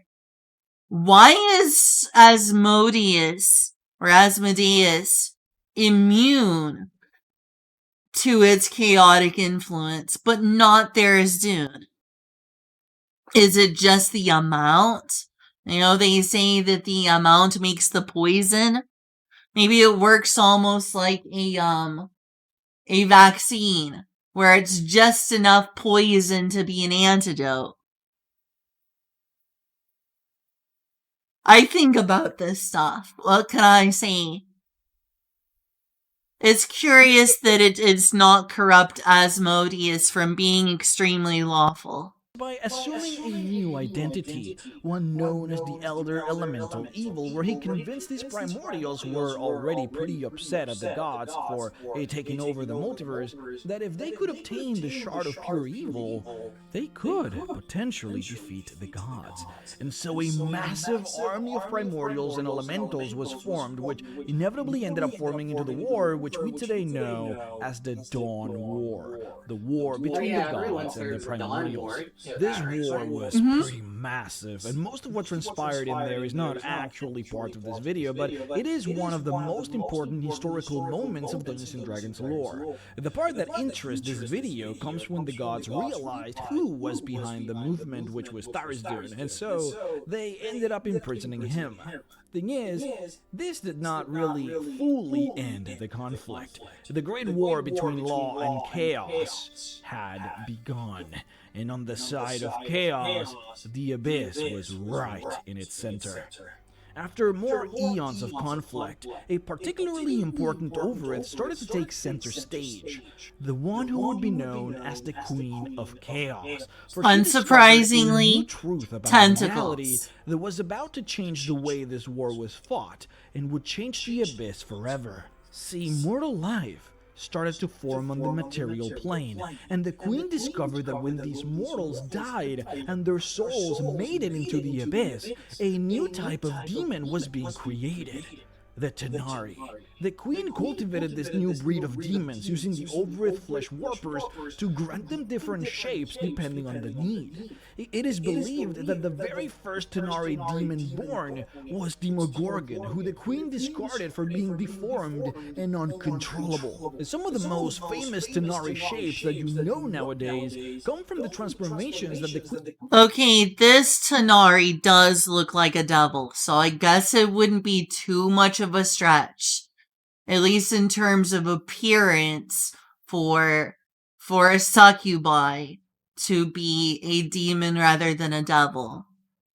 I still think that they fit closer into the archetype of a devil. This straight up looks like one of the demons you'd end up fighting in the Doom video games.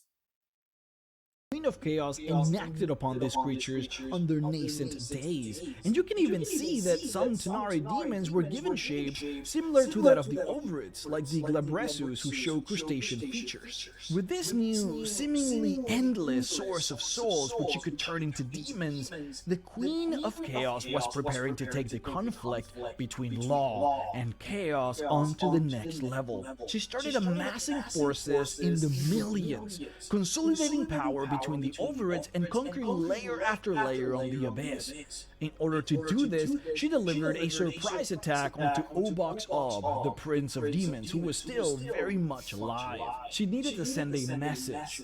If you were not with her, you were against her, and her sudden strike proved to be fortuitous. She defeated Obox Ob and destroyed most of its form, leaving only a small and weakened vestige left which scurried into the deepest bowels of the darkness. The Queen of Chaos was very clever. Now, with Obox Ob out of the picture, all the Overiths realized that if she had the power to end such a powerful creature, no one could stand against her. Further, she allowed a Tanari demon that was loyal to her, one named Miska the Wolf Spider, to absorb the essence and title of Prince of Demons, ensuring the loyalty of all Tanari demons. He just looks like Conan the Barbarian or something. Or like some renditions of Samson, except with more arms. It doesn't look like a spider. Okay, this looks like a spider, but I thought that was part of her body. Are they fused together? Maybe these are part of his body. Maybe these legs are spider parts of him, and the tentacles are her. So therefore, yeah, I guess these are his vestiges. I see. These are his vegetables. These are his vegetables. Whoever heard of a vestige anyway? while simultaneously obtaining a powerful lieutenant to fight for her. The Abyss was rallied behind the Queen of Chaos. The armies started to march, and what came after almost unraveled creation, as the multiverse will have never seen the likes of the war that was about to unfold. The battle between Law and Chaos was about to reach its end. With the Prince of Demons at her side, the scale was tipped against Law. Miska's savage demon hordes brought territory and converts, particularly in the material plane, and even the gods seemed hard-pressed to stop them from taking the astral sea. World after world fell, and with each loss for Law, the once immutable rules of the cosmos became fluid and forgotten. Chaos was ascending, the Abyss going with it, and all seemed lost until a fateful battle at the Fields of Pesh ended the eon-long conflict. On the material plane world of Oerth, one rich with magic and possibility, in the shadows of the mighty volcano known as the White Plume Mountain, a final battle against the Agents of Order known as the Windows of Aqua commenced. The battle was said to have spanned the astral plane, but in the end, using a powerful artifact called the Rod of Law, the Wind Dukes imprisoned Miska in the plane of Pandemonium, causing the forces of Chaos to scatter and retreat. The demons retreated back to the Abyss, including the Queen of Chaos, who now found herself with her armies decimated and the Alliance left in shambles. Fortunately for them, the power of Law is weak in the realm of Chaos. No angel who values their lives would find themselves in the Abyss. Such would be suicide. Their power would weaken and their flesh would corrupt. No matter the size of the army, they would surely find death within the realm of Chaos, and so the Overwrits would find true defeat not from Law, but from Chaos itself. The Fairy Queen of the Court of Stars, Morwell, sensed weakness within the ranks of the Overwrits and decided that now was the time to strike. The Eladrin, the celestial elves from Arvoria, went to war. Being chaotic creatures, they were resistant to the detrimental effects of the Abyss and sent their celestial armies to rain down upon Pasunia. The Eladrin Knights devastated the powerful fortresses of the Overwrits and systematically decimated them by controlling the first layer, which had access to all the portals leading into many of the deeper realms. Ironically, however, it was not the Eladrin who delivered the final nail in the coffin of the Overwrits. Instead, it was the Tanar'ri demons, who up until this point had been slaves to the power of the Overwrits. The Tanar'ri demons finally sensed it was their time to revel against their masters, and oh, I just barely missed it. I wanted them to finish their statement. That kind of does look like a succubi. If not that, just a very feminine, devil-looking creature. And yet a demon. Like, I wouldn't be surprised to see a succubus who looks like that.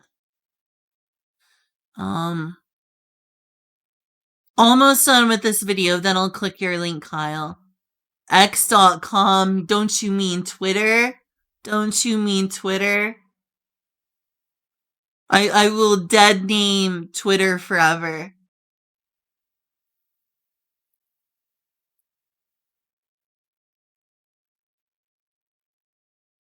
This also looks like some demons I've seen. This looks like a giant human. And I guess that's a little more eldritchy. This over here. This looks very humanoid. Definitely not chaotic at all. I look at this, I'm like, oh yeah, that looks like a devil woman. And in a massive realm-wide revolt, the Tanar'ri finished off most of the remaining Overwrits as they attempted to escape the wrath of the Eladrin. I shouldn't feel bad for the Overwrits because they're also absolutely horrible, chaotic, evil beings who want to destroy the multiverse. But I hear about basically the Tanar'ri rising up and slaughtering almost all of the creatures who fled their dying universe. I feel a little bad for them, but I shouldn't, because they're chaotic evil. But I hear that I'm like, oh, they fought so hard to escape their dying universe, only to be destroyed upon coming here. And it didn't really matter. And it didn't really matter. They were mostly destroyed in the end. They escaped their universe only to get killed in this one. Was the end for the Overits. The never-ending swarm of Tanar'ri demons coming from the deepest bowels of the abyss were just too much for even the Eladrin to handle, and so they were also repelled, and for the first time in existence, the Tanar'ri ruled the abyss. The few surviving Overits that still exist to this day do so by keeping their real personas secret, making sure to hide any and all trace of their Overit descent. Others maintain their safety by working directly with Tanar'ri demon lords. Dagon, for example, a powerful seer that gives Demogorgon knowledge in exchange for protection. Others, like the Pale Knight, allegedly became a consort to Baphomet, even if just for a while.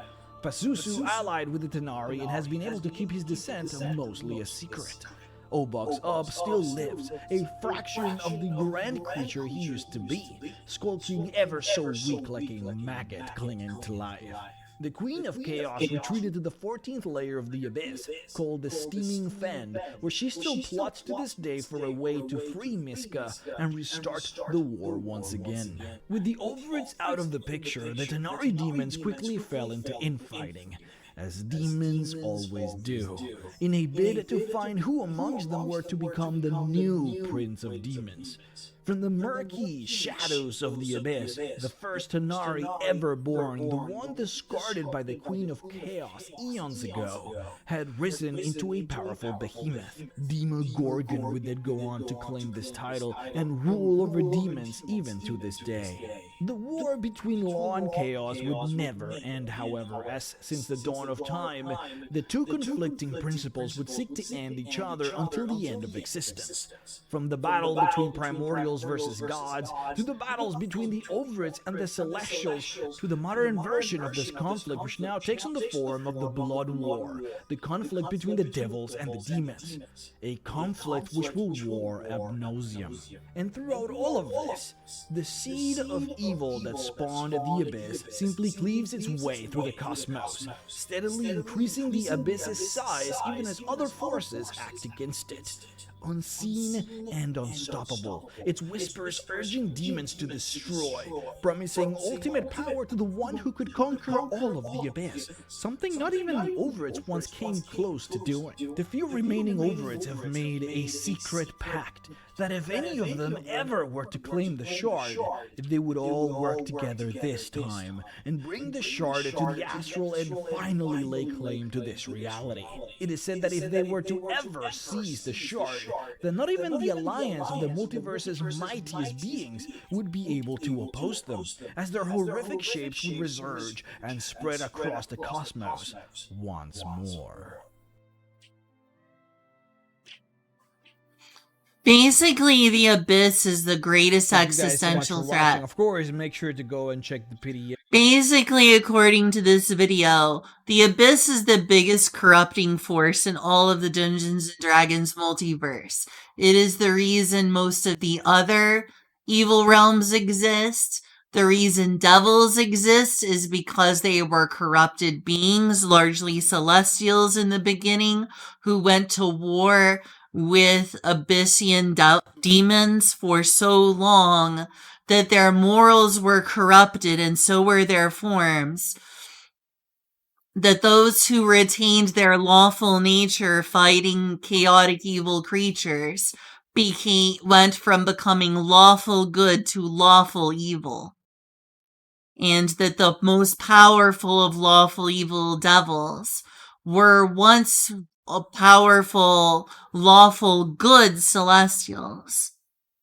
And that's why the seven hells exist. So even those exist in their lawful form as evil because, I don't know, if you stare too far into the abyss stares back at you, I guess.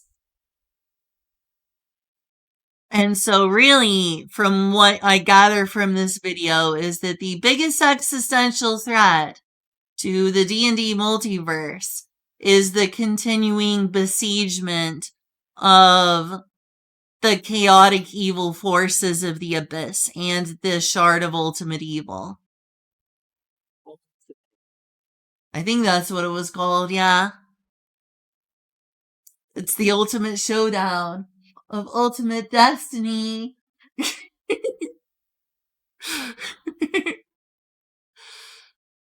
Like, it's so bad that even the forces that fought it ended up becoming devils, a lot of them.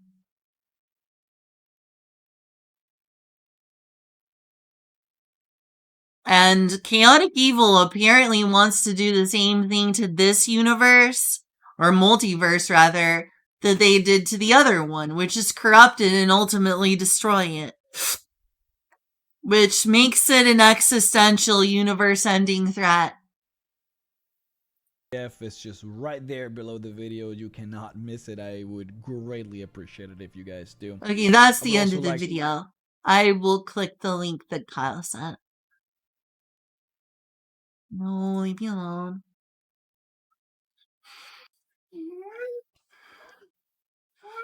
I say, young lady, life is a precious thing. A human's got a lifespan of a dang mayfly compared to the vast ocean you got. I say, you gotta enjoy the little things in life. It's not too late for a great mage like you. I say, you gotta cherish the time you got. This is a good meme that you'd probably appreciate if I didn't already try to imitate it out loud. Oh, does it have audio? I say you got. Oh, there it is. I say, young lady, life is a precious thing. A human's got a lifespan of a dang mayfly compared to the vast ocean you got. I say, you gotta enjoy the little things in life. It's not too late for a great mage like you. I say, you gotta cherish the time you got. I love that. I say, young lady. I love that. Thanks, Kyle. I love that. It's voiced by the original voice actor for Foghorn Leghorn? That is... Freyrin memes are never ending. The original? Wait, hold on, because that would have been Mel Blanc, right? That's what Kyle said. He said the voice actor, not the original voice actor. They probably have brought back Foghorn Leghorn. You said original. Sorry, I misquoted Kyle then. Okay, not the original, but the current Foghorn Leghorn voice actor. That is crazy. Freyrin is ascendant. We need to finish season 1. Everyone fucking knows who Freyrin is. I think I can go up to my mom tomorrow and be like, hey, do you know who Freyrin is?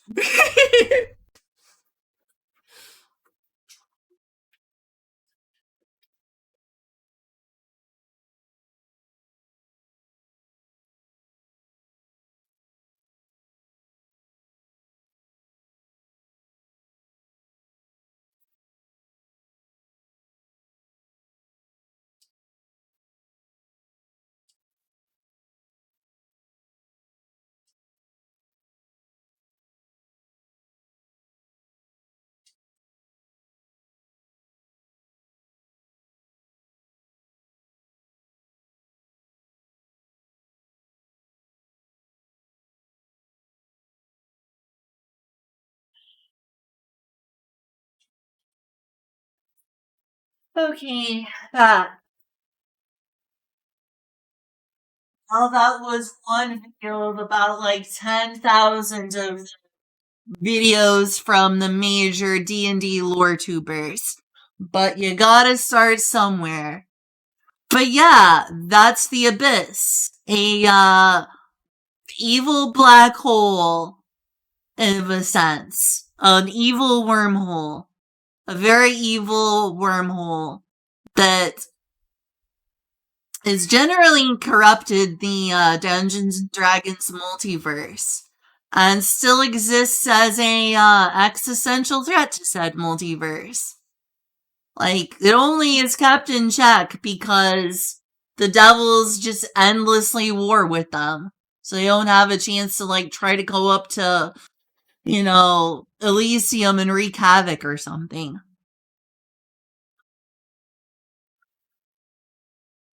Is there another thing to watch?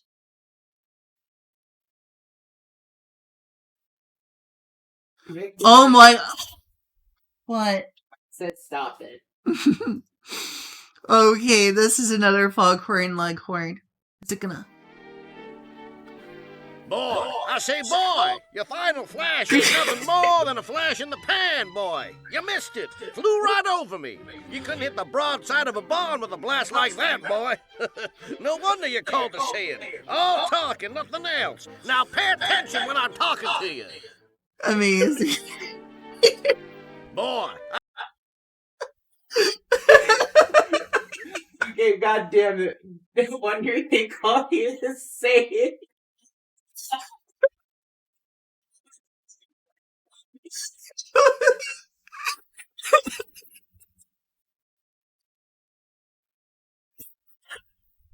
I'm not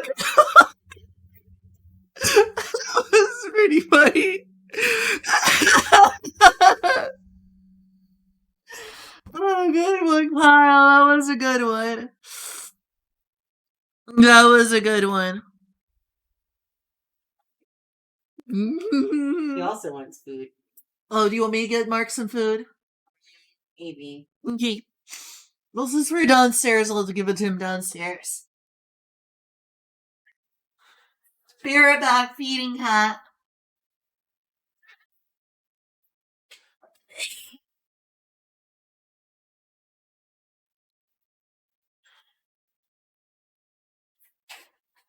Mark.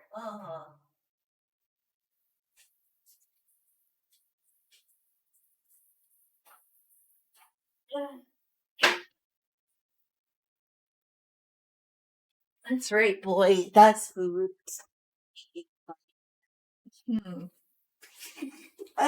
That's okay. I don't need to make fun of him. He's already fun without making. Yeah, that was good, Kyle. That was top notch.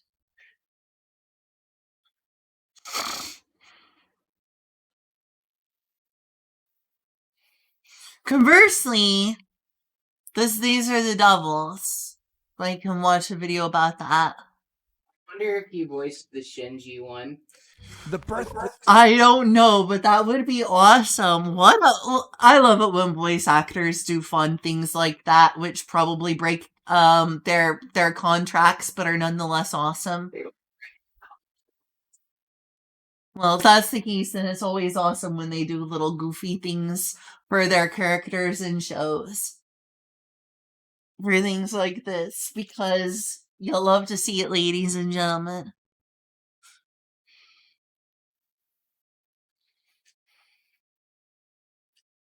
Place of devils and the endpoint for the birthplace of devils and the endpoint for truly evil souls, the Nine Hells is a legendary place. Known at least in name by even the lowliest of commoners, there is not a person in the world that doesn't fear its fame. Oh, that wasn't very nice. Run from its grasp. Watching these videos though? In Dungeons and Because Dragons, I'm interested in D&D lore and providing commentary. Is that a bad idea? No, I guess it was just kind of like, I don't know. I guess I was interested more in hearing what you have to say about stuff. I mean, I commented a lot on the last video. It's true. There's other videos I can watch about the Abyss. I feel like I made a decent amount of commentary. I don't know what I have to say about the Abyss that I haven't already said. Like, I paused it a lot to add commentary. I just don't know what there is to say. Thereby it is, the way here it is. There's the Abyss, further over towards the Chaos side. I don't know how Pandemonium could be more chaotic, but there you go. And Limbo is the ultimate chaos. It is neutral, chaotic neutral. Then way over here, there's a lot of places between the Abyss and Beator. About to watch a video about Beator. I think it's the Grey Waste is their warring grounds, because that would make sense from the video I watched in which one of the layers is Hades, I believe. is just everything is in black and white and is supposed to suck the happiness specifically out of people. And some ways that's almost the worst thing. I cannot imagine living in a place without color. That just sounds almost as bad as living in the 1950s before they invented color.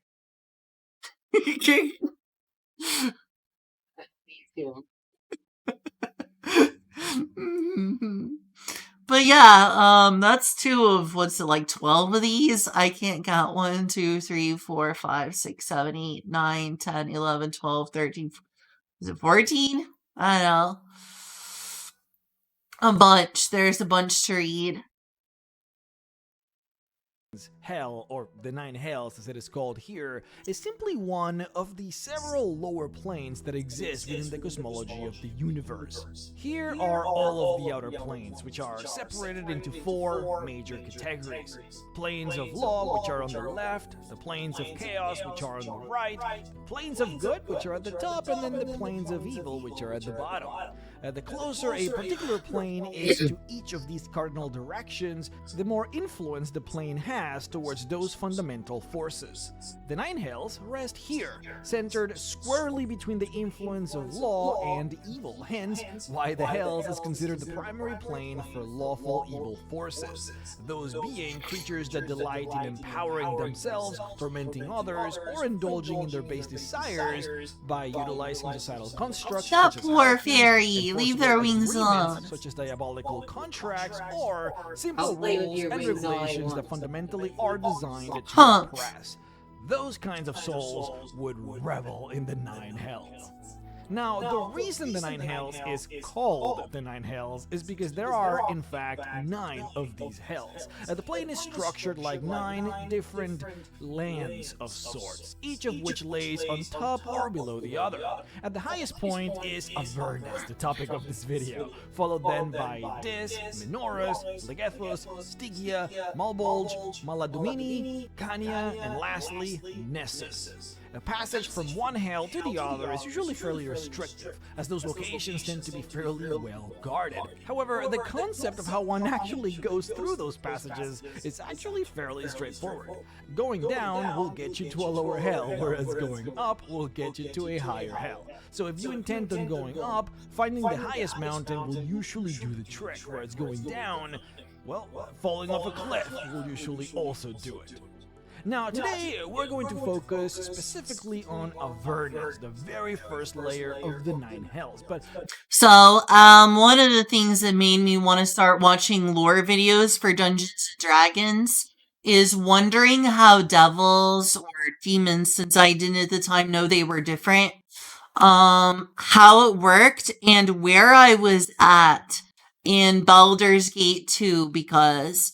not much of a spoiler, but in the early game, after you and others are kidnapped by a bunch of chaotic evil mind flayers,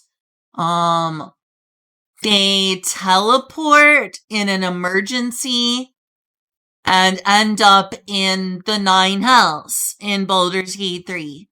So that would be the first layer here of Avernus that part takes place in.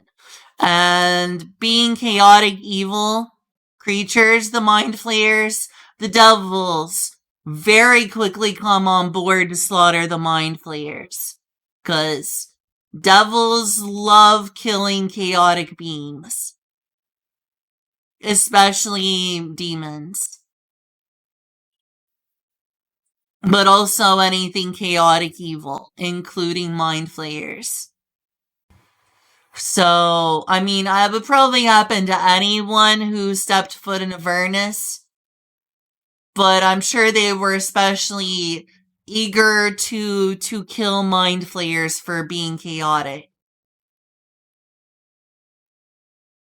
Before we start, let's just do this very small exercise of why should you care? Like, why is Avernus even... Is that what you've been asking this whole time? It feels like you have. No. What I will say, though, is I guess I was kind of hoping you'd get into character building stuff. Oh, right. I guess, but Eddie's not here to help me with it at all. Let's see, I could look for a web page that like helps you with that, like the one that I use for Pathfinder that helps you like character build. There's open SRDs for 5th edition as well. Open SRD? Alright. I can. The stream title said I was watching D&D videos, but I can take a break to just like try to character build. Especially since I need to have something available by Sunday.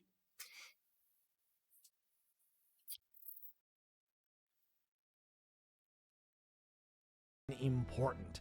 Why is it cool? Why should you want to know more about this one particular hell? Well, first, Avernus is the main staging ground for the Blood War, a fight between the devils and the demons. A war that effectively might decide the fate of the multiverse at large. The greatest war of Dungeons & Dragons, far greater than even the one fought between the Githyanki and the Mind Flayers. Now, second, any creature that makes it into the Nine Hells, whether they are evil souls sent here to become devils, or adventurers seeking fame, fortune, or questing, will enter the Nine Hells always through Avernus. And you basically cannot... They say that, but there are doors through, what's it called? The place the Lady of Pain is from that's true neutral realm. There are portals there that goes directly to Dis. No, not Dis. That's one of the other places with the city of Dis. To the 9th layer of hell with Asmodeus and others. Forget about it until Saturday. That's me, all right. Way too procrastinating.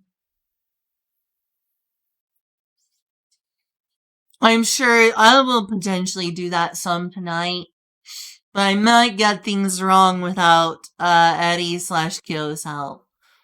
Not enter the plane through any of the other hells, except for, well, there are some... Well, thanks. If you were willing to help me try to make a succubus, that would be awesome. Always through Avernus. And you basically cannot enter the plane through any of the other hells, except for, well, there are some peculiar exceptions, like the Infinite Staircase, but I digress. When people talk about the hells, more often than not, they speak of Avernus because that is usually all that anyone ever gets to see. And if you plane shift here, this would be where you would stop. And then lastly, third, well, if you played Baldur's Gate 3, a lot of what happened there that related to the Hells happened here. Yeah. This is the hell that Sariel commands. This is the hell where Tiamat, goddess of evil dragons, is located. And this is where the Mind Flayer vessel at the beginning of the game teleported to before it was invaded. So ultimately, if you loved the game and want to know more or get more context about certain events in it, Avernus is what you want to learn more about. Actually, that scene when I was playing Baldur's Gate 3 is what inspired me to start watching videos about the 9 Hells. Was what little I played of Baldur's Gate 3 did in fact lead me to a lot of these videos. Starting with at least 12 videos that I watched about the 9 Hells and Asmodeus. Now, with that being said, before we get too deep into this video is brought to you by me. I am sponsoring myself to let you all know that Elemental That's okay. you or burrow through Not right now.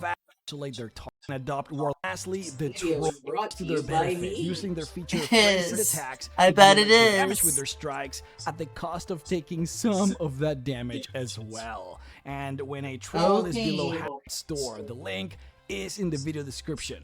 Thank you all so Personal much for the support. supplemental Thank you, materials thank you, created thank you. by this Now, YouTuber. back onto the video.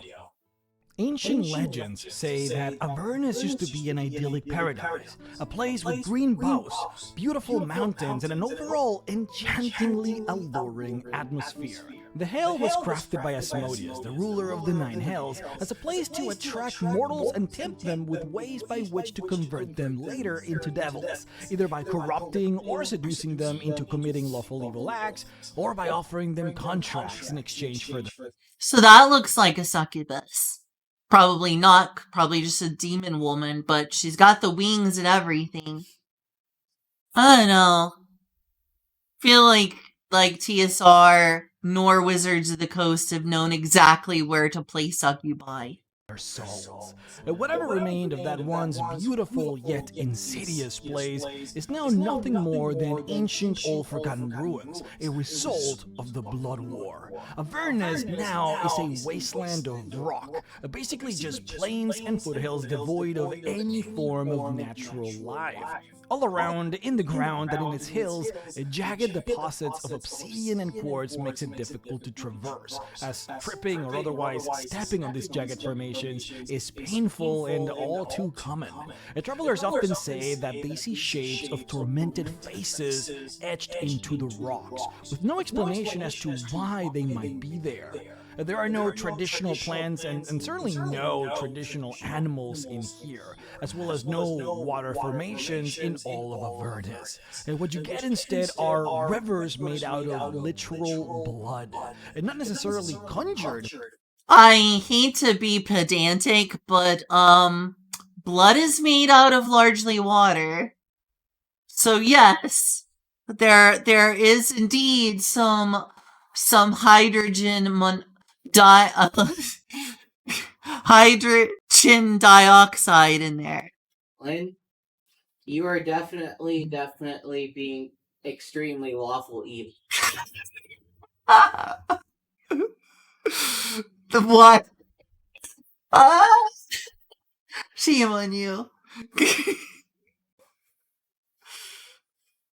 By the darkness of this realm either, but blood flowing from the very carcasses that form everywhere on this hell as a result of the never-ending war between the devils and the demons. The blood flows together in these tiny streams that emerge from battlefields that eventually unite into larger rivers, which all inevitably converge onto the river Styx. So, the River Styx. The River Styx is sort of like a planar highway that connects several of the lower planes together. Usually you can't just, travel from one plane to the other. You instead have to find gates or special passageways or some kind of connection between the two planes before you can travel from one to the other. And this is what the River Styx does, and it's actually the main way by which demons get into Avernus in order to fight in the Blood War. Originally, the River Styx merely passed by the very border of Avernus, but over time, as more and more souls entered the Hell, it grew in size, eventually to the point where now the River Styx passes roughly by the middle of the place. Now, the River Styx is something of an enigma, and because it is not the topic of this video, I'm not gonna delve too much into it, but its passage by Avernus is of course of great importance, so let's at least touch on some important fundamentals. Anyone that physically touches the River Styx has a chance of losing their memories. With the deeper or more pronounced the contact, the higher the chances, with all but guaranteeing losing all of your memories if ever fully submerged into the river. Specifically, in some ways, that's like as bad as, and in some cases worse than death. Because if you're undead and you have your memories, at least you have your memories. But if you lose your memories, that's like the most important part of being alive in many ways, is your continuous experiences. Then again, I often view like the value of my life as being the personality that exists as the product of my memories, and being a safeguard for my own memories. So this is horrifying. I'm not lawfully evil. No. You're very lawful evil. Why would you say that? Because you have been lawyering here the entire time. Part about that is not lawful evil. I'm just not trying to understand the deeper discrepancies of the lore. Is it that nitpicking that I'm like seeing something and I'm like, I don't get this? You're fine. I'm mostly just ribbing you so I can be part of this too. Yeah, thank you for that. You're very funny. Although the videos are starting to drone and the guy is like, whoa, blah, blah, blah, blah, blah, blah, blah, blah, blah, blah. Like, dude, just chill, okay? Now you're being chaotic evil.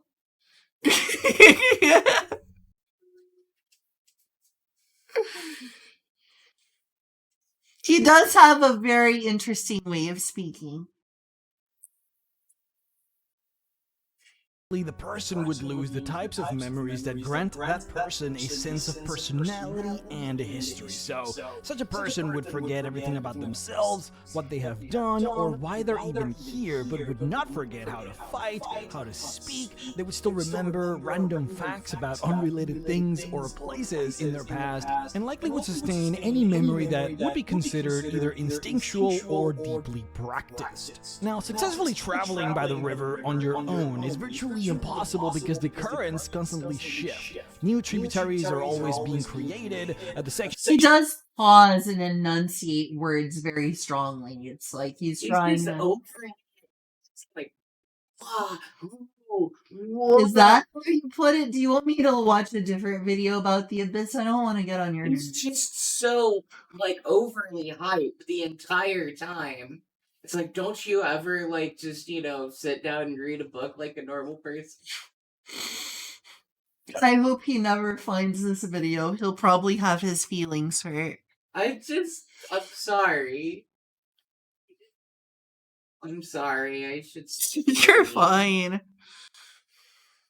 that connect one part of the river with another are in constant flux, and frankly, there is just a lot of magical shenanigans that happen in the river. It doesn't really travel through space in a direct way as one would imagine. For example, the river might travel from point A to point B the first time that you get into it, but then the second time it might just straight up skip point B and go from point A to point C.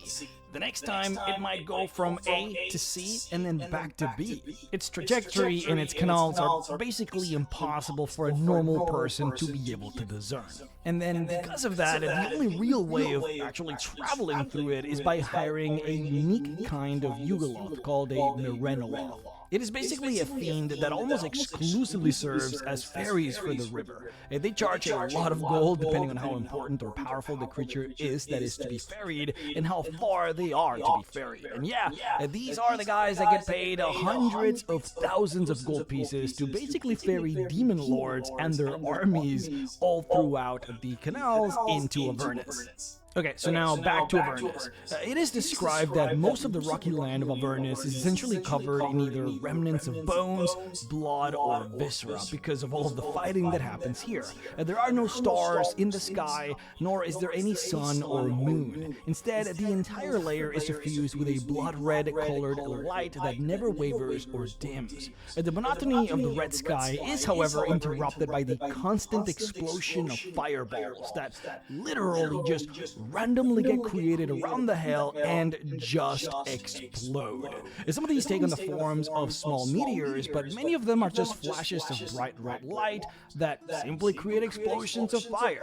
And these random fireballs are actually one of the greatest threats to non-devils that ever travel into Avernus. And that would include demons as well, because as you know, demons are not immune to fire, they're merely resistant to fire. So the big fireballs concentrated inside demonic armies do create substantial damage, especially when they happen all the damn time. But again, for traveling adventurers, one single large fireball exploding right next to you, maybe once or twice a day, can have a very profound negative impact on your ability to explore this realm. The lore states that it functions just like the spell fireball, so basically 8d6 points of fire damage that just randomly happens every once in a while. These explosions are also said to tend to seek out victims, and some sources even claim that they are attracted by motion, so those that stay still do tend to be far safer than those that don't. Now, other than what has been described, being in Avernus is much like being in any other location in the material plane. You can breathe normally, you can dig into the ground normally, gravity here is basically the same, spells generally do function the same. Basically, what I'm trying to say here is that the rules of physics are the same here as they would be in any other location that you might be accustomed to. But there are indeed some very specific unique changes to some schools of magic, though I want to clarify this applies to all of the Nine Hells, and it's not just exclusive to Avernus. So, some examples. Conjuration spells are much harder to produce, and usually require a rigorous ritual before they can even be performed. Not doing the correct ritual usually just results in the summoned creature having free will to disobey your commands, which is really bad because the creature has just been summoned onto a lower plane, which most creatures actively avoid, so it is very likely that the summoned creature is just going to hate you for it. Divination spells cast in the Nine Hells usually give you grim results, and any form of news or information is usually presented in the worst possible light. The divination is going to be truthful, but will focus on terrible omens. Necromantic spells that heal or restore life perform really bad in the Nine Hells. However, those that cause damage, pain, or control the undead do tend to perform exceptionally well. And then lastly, what one can call wild magic, so spells that rely on either randomness or are directly fueled by sources of wild magic or the power of chaos. Such magics are very diminished in the Nine Hells. And some examples of this type of magic could be spells like Chaos Bolt, anything that a wild magic sorcerer could basically muster, or potentially the type of power that could be summoned through emotions, like magic that could enrage an enemy. Oh, that's a cute picture of a fairy. Do you think that I was rude or mean? No. I tried to relate to you without being insulting, but maybe it still sounded that way. Right, that I'm kind of being a little too mean. I hope I'm not being mean. Chad, was I being mean? I probably was. Again, if anything, you were right that I kind of needed to chill. I was being mean. You're fine. I love you.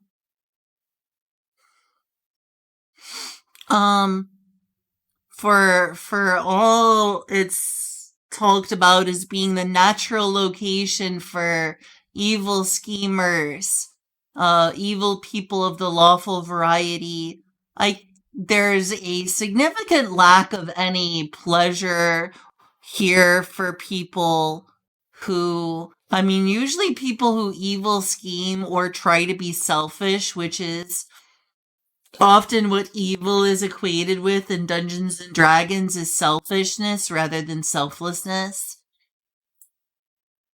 There sure isn't any kind of reward for being selfish here. That's probably good that you missed any sense of drama, Inkuna. Julia just doesn't mesh well with this person's hyper excited voice and way of speaking in these videos. I would like to point out that of course there's no reward for being selfish. That wouldn't be very selfish. Sorry, I caught on to that. Where's the reward for being selfish? That's not very selfish, a person giving the reward. I guess I'm surprised that, for all these beings are motivated by evil, self-absorbed ends. There's not much gain in some place this dystopian, other than just slightly less suffering overall.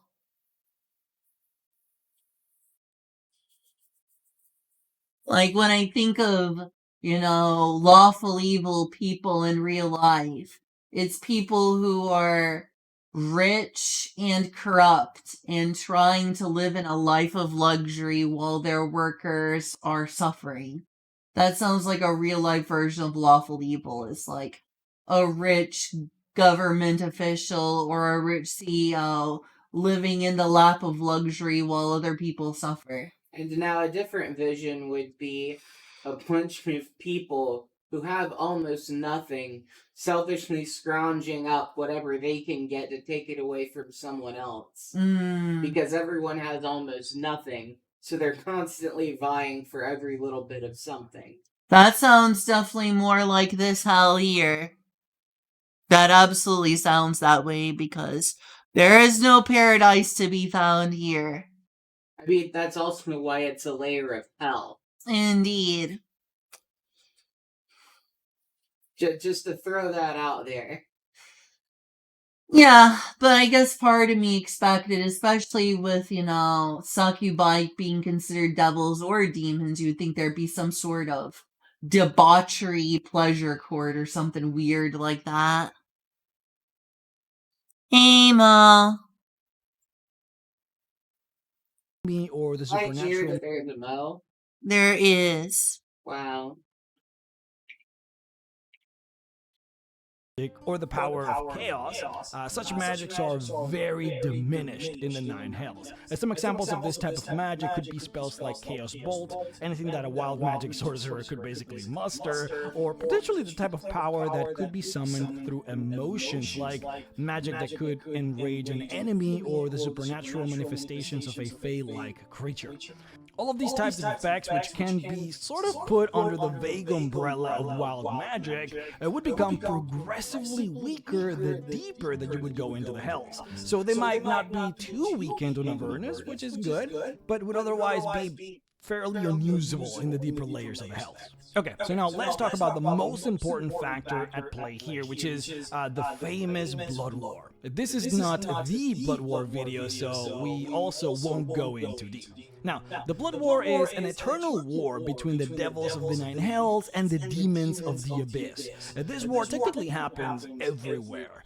There are constant skirmishes in the material plane, and probably thousands of fronts scattered all throughout the lower planes. However, Avernus is particularly noted for being the main battleground for this terrifying planar war. For starters, what is the difference between devils and demons? Because it's kind of important. So, both are awfully evil groups of creatures, of course, but the main difference is that devils are influenced by law, whereas demons are powered by chaos. Devils are generally very intelligent, they're conniving, deceitful, and their societies are heavily structured with rules and hierarchies. Demons are effectively monsters in all meanings of the word. They live to destroy, other than some of the more powerful ones. They don't really tend to be particularly intelligent, and they sort of exist in a might makes right world order. This also perfectly encapsulates how both of them fight in the Blood War. See, devil armies organize themselves into legions who fight with careful strategy. The devils are typically well equipped, they use powerful magical items, they craft ingenious tools of war, such as metal engines that could almost be described as tanks, honestly, and they make the best out of the layout of the battlefields in which they fight. Demons are, well, they are very powerful, and there's too many of them. That basically encapsulates their strategy. One for one, demons are actually generally more powerful than devils, but the devils do make up for it with strategy and coordination. Now, why Avernus? Like, why fight here? So, this is mostly, honestly, a demon thing, though the devils are also happy enough to fight here as well. See, fiends, which is the umbrella term that we use for all kinds of natural residents of the lower planes, they only permanently die if they are killed in their natural plane, so... That's kind of sad. You definitely don't want to die once you're in the outer planes, otherwise you're just obliterated. Now that's really scary. You die once, you have an afterlife. You die twice, you're just obliterated and annihilated. That's really bad and terrifying. I was talking about the nature of these evil planes and how miserable they all are, in which in the mortal realm there is, of course, a potential reward for being lawful evil and being selfish. But in the afterlife, everyone is fighting for scraps. There is no golden halls, pleasure pools, or any sort of reward for these demon lords for being at the top of their rungs. It's just a slightly less horrible existence in a completely horrible existence, which is a just punishment for being an evil person, but you would think that they would find something to fight over that would be pleasurable and hedonistic, and instead it's just more brutal suffering. Which, I mean, it's hell. It's supposed to be a miserable place, but I look at this and I'm like, wow, they are fighting for the weakest of table scraps of an existence. I cannot imagine where that motivation comes from. I know that a lawful evil person in real life is just being self-interested and wanting, status and delicious food and in a comfortable life. In this, there is just, status and power. Sounds honestly kind of pathetic for everyone. Nothing hedonistic here. Instead, the hedonistic realm is actually, quite appropriately, I'm actually pleased about this despite my nitpicking, is actually in the chaotic good realm. The hedonistic realm that I speak of, that the lawful evil people probably wish they were in, is in the chaotic good realm. Which I'm glad. I'm glad that hedonism is not considered evil in Dungeons & Dragons lore. Hedonism is essentially considered chaotic good. Because these lawful evil devils are not getting a lot of pleasure for their conniving. They get power, but they do not get any degree of comfort. A very, very slim reward for one's great evil.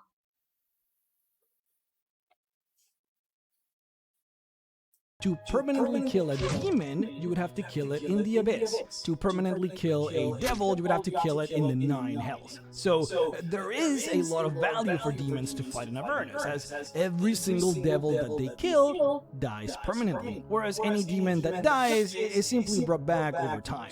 Further, and keep in mind that this is strategy, but it's strategy brought forth by demon lords who are very intelligent. Demons want to conquer the multiverse, like that's their thing. They want to consume all, conquer all, destroy all. They just want to go out and bring mayhem wherever they can. However, they know that the second that they begin bringing their infinite armies out into other realms or into the material plane, that's when angels will get involved in the war. That's when the Githyanki, the gods, the elementals, that's when the rest of the multiverse will band together with the devils most likely to try and take down the demons. This is actually how... Alright, by the way, I forgot to say this. Good night, Kyle. Sweet dreams. Thank you for coming to my stream. And I'm glad that you're really happy to see me streaming again.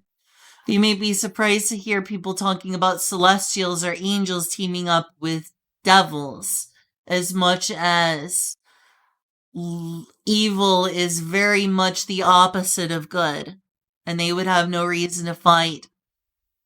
It's sort of like the lesser of two evils, despite devils and demons both being evil.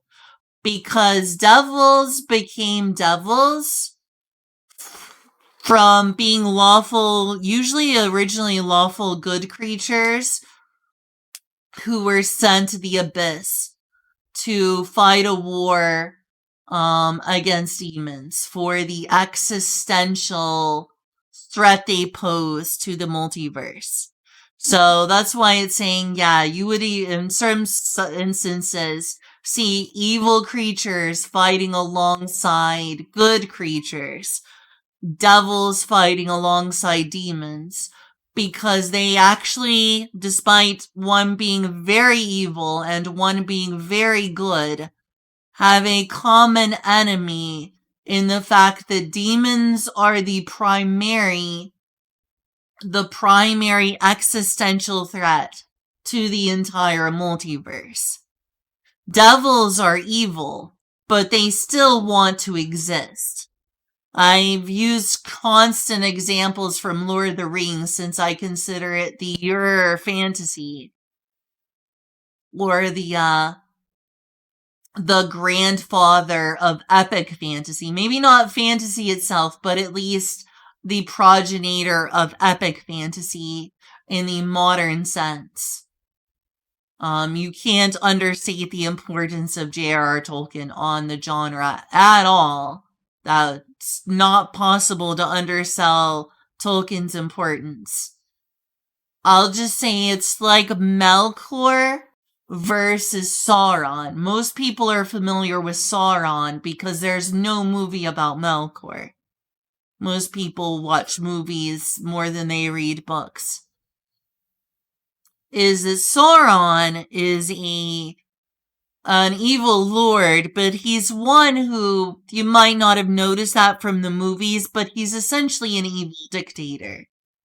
He wanted to be able to rule Middle Earth with an iron fist, and was always scheming to do that from the very beginning, even when he was under Melkor's command.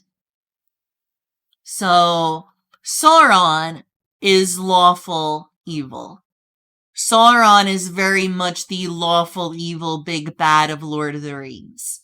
He, despite all the destruction he caused, essentially wants to be a dictator, and has a twisted moral compass in which he feels like the best way for Middle-earth in the world to exist is to be under his twisted dictatorial sense of order, probably inspired by fascists during World War II, in which J.R.R. Tolkien lived through both World War I and World War II.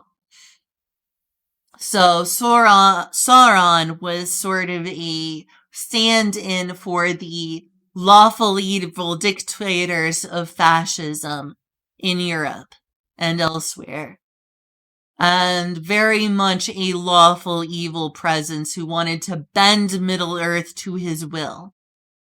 Melkor, on the other hand, was the embodiment of this existential threat to the entire world in Middle-earth, in which the devastation of Lord of the Rings is absolutely tiny in comparison to the unbelievable destruction and genocide that happened on a constant basis to the world, not just of Middle-earth, but of Valinor, during the time of the Silmarillion, which is a distant prequel to Lord of the Rings, in which Melkor hated all of existence, and his primary motivation was revenge on his lack of ability to create life and his lack of being at the top of the chain.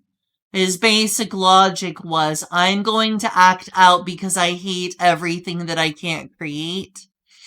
I want to destroy everything, and probably as a hidden motivation, maybe he felt like if he destroyed everything Eru Ilúvatar ever created, he could recreate a void in which the eternal flame could somehow become his, the immortal flame.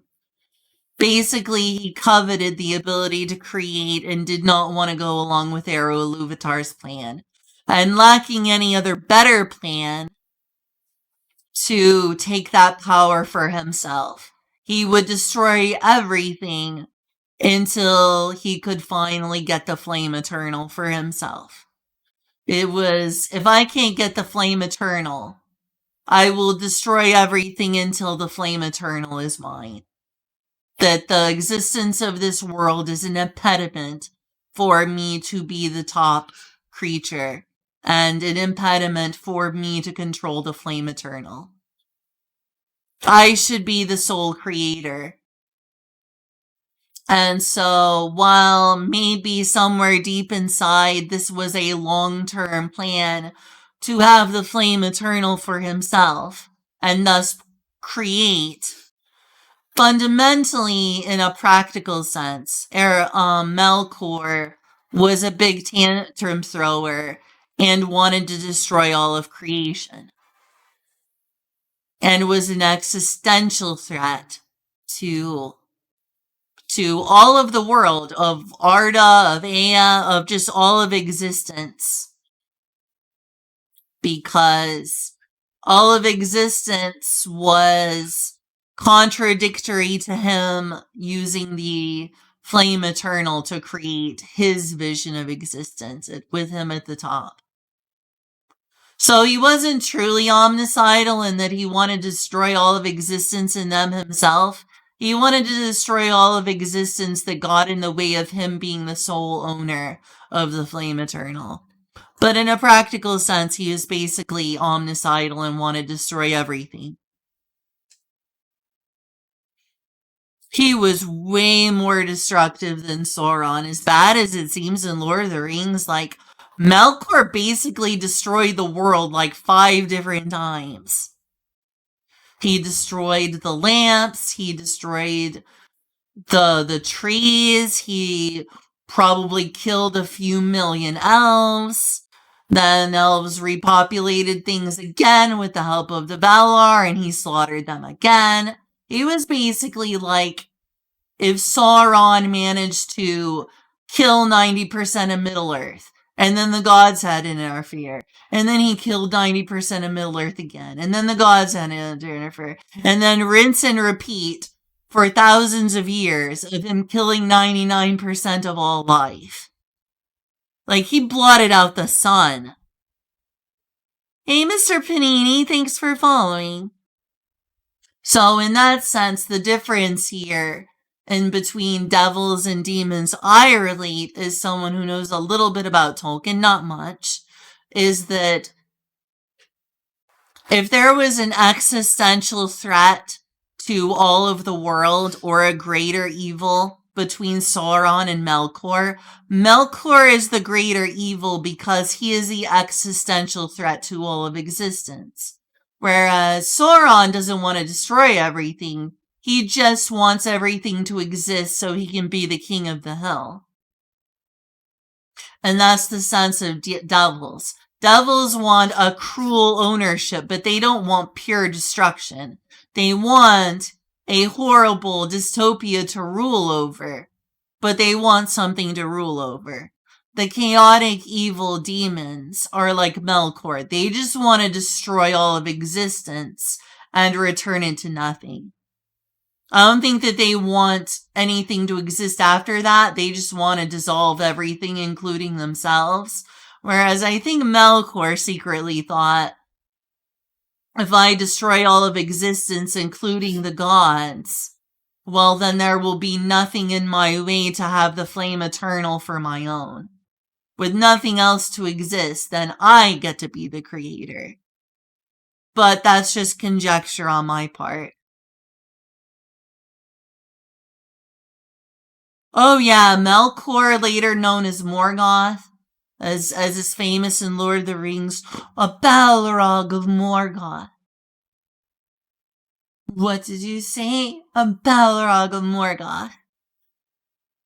Melkor was his original name, and he was like fallen angel Lucifer in his place in the lore. He was the most powerful of the Valar, think almost Hellenistic pantheon. And he destroyed 90% of everything on a near constant basis in the Silmarillion.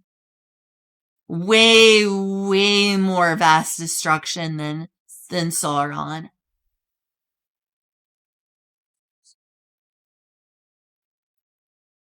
It's like a big cosmic tantrum. I will destroy all of existence that is not me and the flame eternal.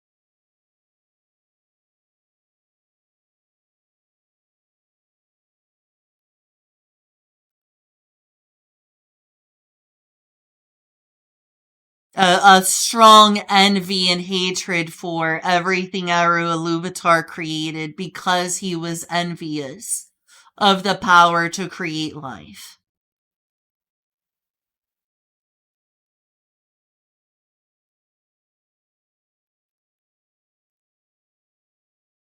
So while not a perfect comparison, that's basically what's going on here.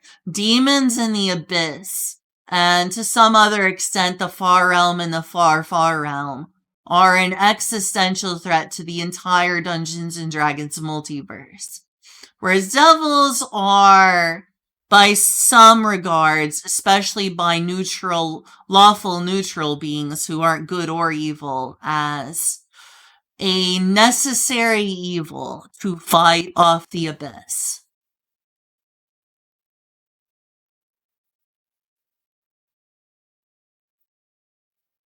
Happened before. If you're curious, you should watch this video that I made about the Abyss, where we cover how demons almost conquer the multiverse. But yeah, and so the demon lords bring their hordes and fight in Avernus because they know very well that those uppity angels are too good to fight side by side with devils in order to protect the Nine Hells. And they know that nobody ain't gonna help those devils. Now, the devils are happy to fight here, mostly because it is the strategically sensible move. See, in Avernus, devils are more powerful. They are better supplied, they have fortresses, reinforcements arrive much faster when needed, they have clear front lines that they can use to somewhat funnel the infinite number of demons. Whenever devils die with precious and valuable magical items in their possessions, those magical items can be retrieved easily if those devils die in Avernus, of course.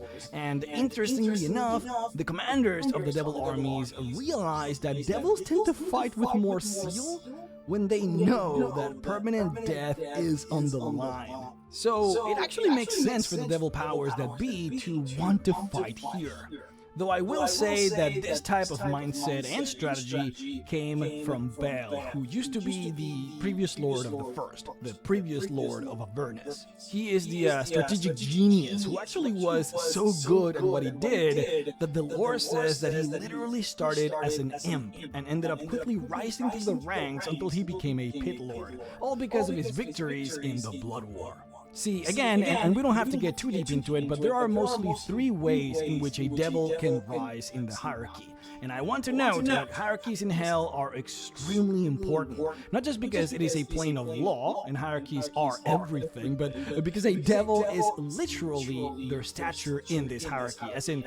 See, this in term, I like something, obviously chaos is an existential threat in many ways, especially, chaotic evil. But the fact that lawfulness is connected to hierarchies doesn't match my whole vibe in the fact that I do not like hierarchy.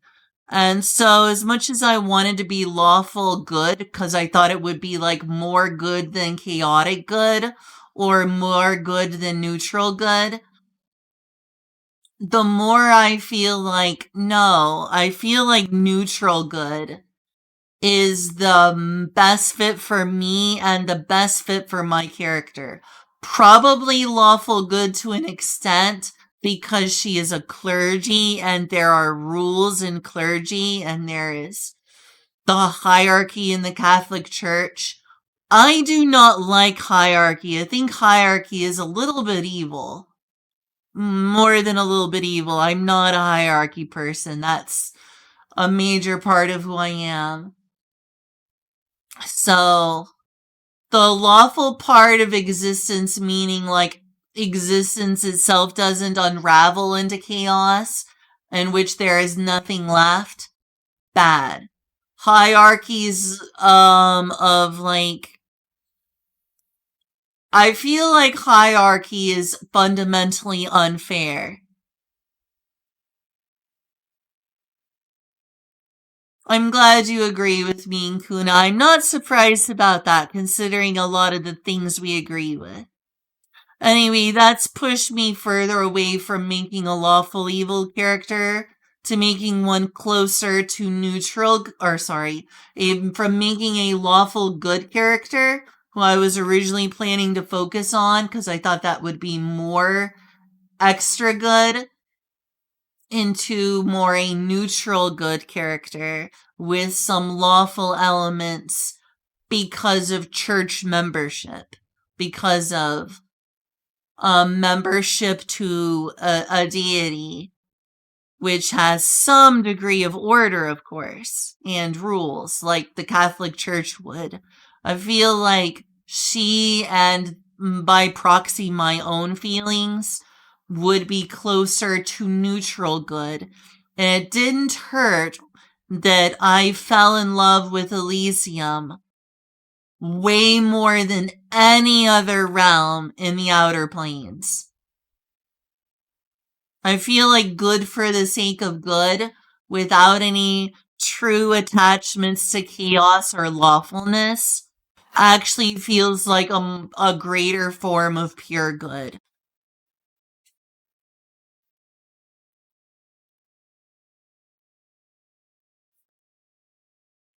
Extremely important, not just because it is a plane of law and hierarchies are everything, but because a devil is literally their stature in this hierarchy, as in the form that a devil takes is a literal representation of the status that they wield. When a devil is promoted, they change form. And I see you more there, powerful. Skyrim. Now, the three ways that a devil can use to rise in this hierarchy is either 1, collect a lot of souls, 2, kill your superior and position yourself to be the next in line for that position, and then 3, well, kill a lot of demons in the Blood War. And that's exactly what Baal did. Now, Baal is no longer the Lord of the First, and that has something to do with a famous devil that you might recognize, Zariel. Zariel was a powerful angel. She was a really pretty angel, too. It's a shame she couldn't keep her form. I almost want to believe that she kept some of her good nature, but that's probably too good to be true. What a shame, because all she really wanted to do, as the video will later say, is fight off the existential threat of the abyss, whereas too many celestials and lawful good creatures found it to be too unpleasant. She was willing to get her hands dirty. And what is her reward? Being corrupted by the abyss and Avernus and Beator in general to become a demon.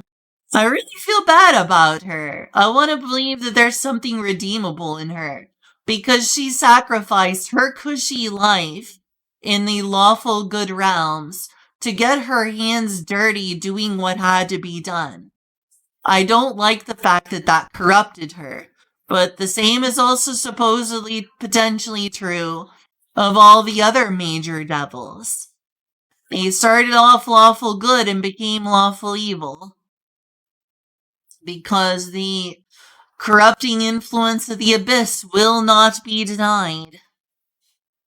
A solar, in fact, which is the most powerful kind of angel that there is. In fact, when it comes to celestials, the only thing more powerful than a solar is what you would call a celestial paragon, which is essentially like the archdevils or the demon princes, but of the heavens. They would be the rulers of all of the different upper planes. So yeah, a solar is a very big deal. Zariel in particular was a follower of Lathander, the god of light, and served him from the 7 mountains of Mount Celestia.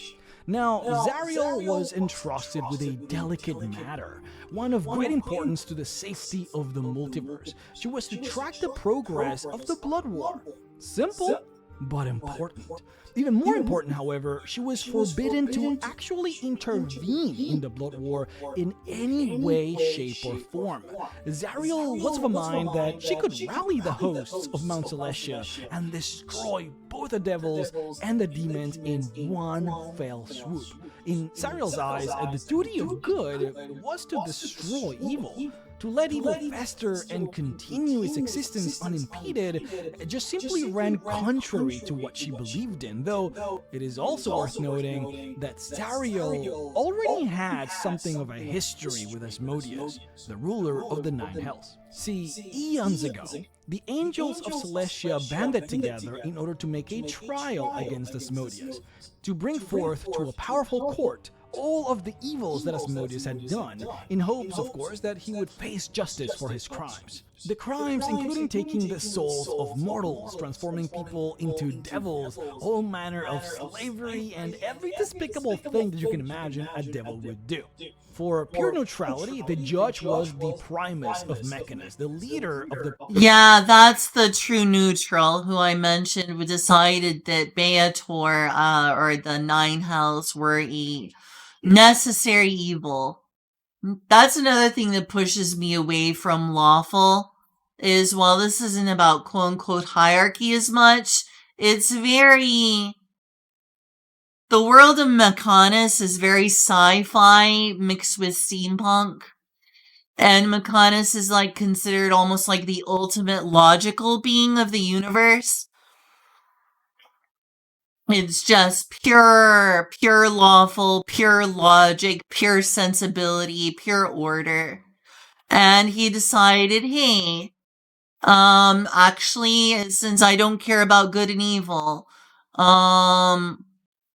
being lawful and being against the existential threat of the abyss, the devils should be allowed to do as they please and aren't actually in the wrong, because they are not good or evil. They're just neutral and indifferent and cold and mechanical and calculating and rational to a morally indifferent degree. And that's an interesting place if you want some steampunky sci-fi in your Dungeons and Dragons. But as a personal relating thing, don't care for lawful neutral. Don't care for this cold, hard, unfeeling, ungood logic. The aligned centrist, yeah, basically. That kinda is what he is in that sense, Kuna. A god of neutrality. Pure, lawful, order, rational thinker, blah, blah, blah. And he was like, obviously going to rule in favor of law over chaos. In which that includes lawful evil. Manner of slavery and every despicable thing that you can imagine a devil would do. For pure neutrality, the judge was the primus of Mechanus, the leader of the plane of pure law, effectively the highest authority that there can ever be in matters of law in the multiverse. All of Asmodeus' crimes were laid bare, and of course, Asmodeus argued that everything that he did was for the good of the law and the multiverse, claiming that without him and his devils, the demons would simply overrun all of existence and chaos would devour reality. The trial lasted too long, all because of the sheer amount of angels that there were, and the sheer amount of complaints and sins that they had amassed for the trial. And even Primus himself grew tired of the length of the trial, so he said that only a few more angels would be hurt.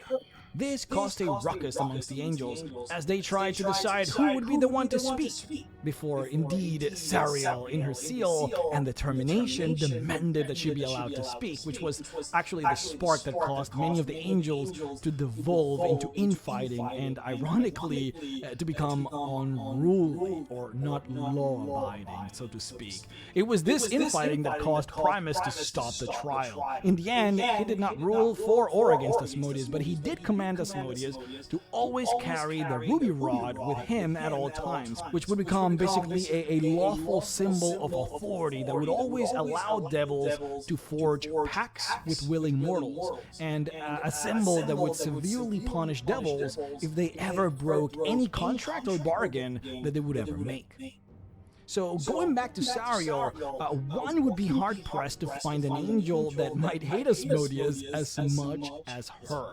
One who instigated and most likely participated in the angelic brawl that caused the trial of Asmodeus to run afoul. Yet, she was forbidden by her superiors to act in the Blood War, to enter the lower planes and bring war to the fiends. Yet, that is exactly what, in the end, she ended up doing.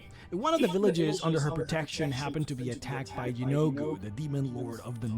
What's up? Oh, sorry. Just a conversation. Oh, okay. let's see, what's her name? Zariel, I think it was. She's a really interesting angel. And I like her, but sadly she's considered lawful evil now. And I don't like that. I like believing there's some good still in her heart. You know? I just really think she's cool. Of Asmodeus to ran afoul. Yet she was forbidden to stop the trial. In the end, he did not rule for or against Asmodeus, but he did command Asmodeus to always carry the ruby rod with him at all times, which would become basically a lawful symbol of authority that would always allow devils to forge pacts with willing mortals, and a symbol that would severely punish devils if they ever broke any contract or bargain that they would ever make. So going back to Zariel, Zariel. She is definitely one of my favorite characters. I would love to watch a video about her in terms of canonical characters.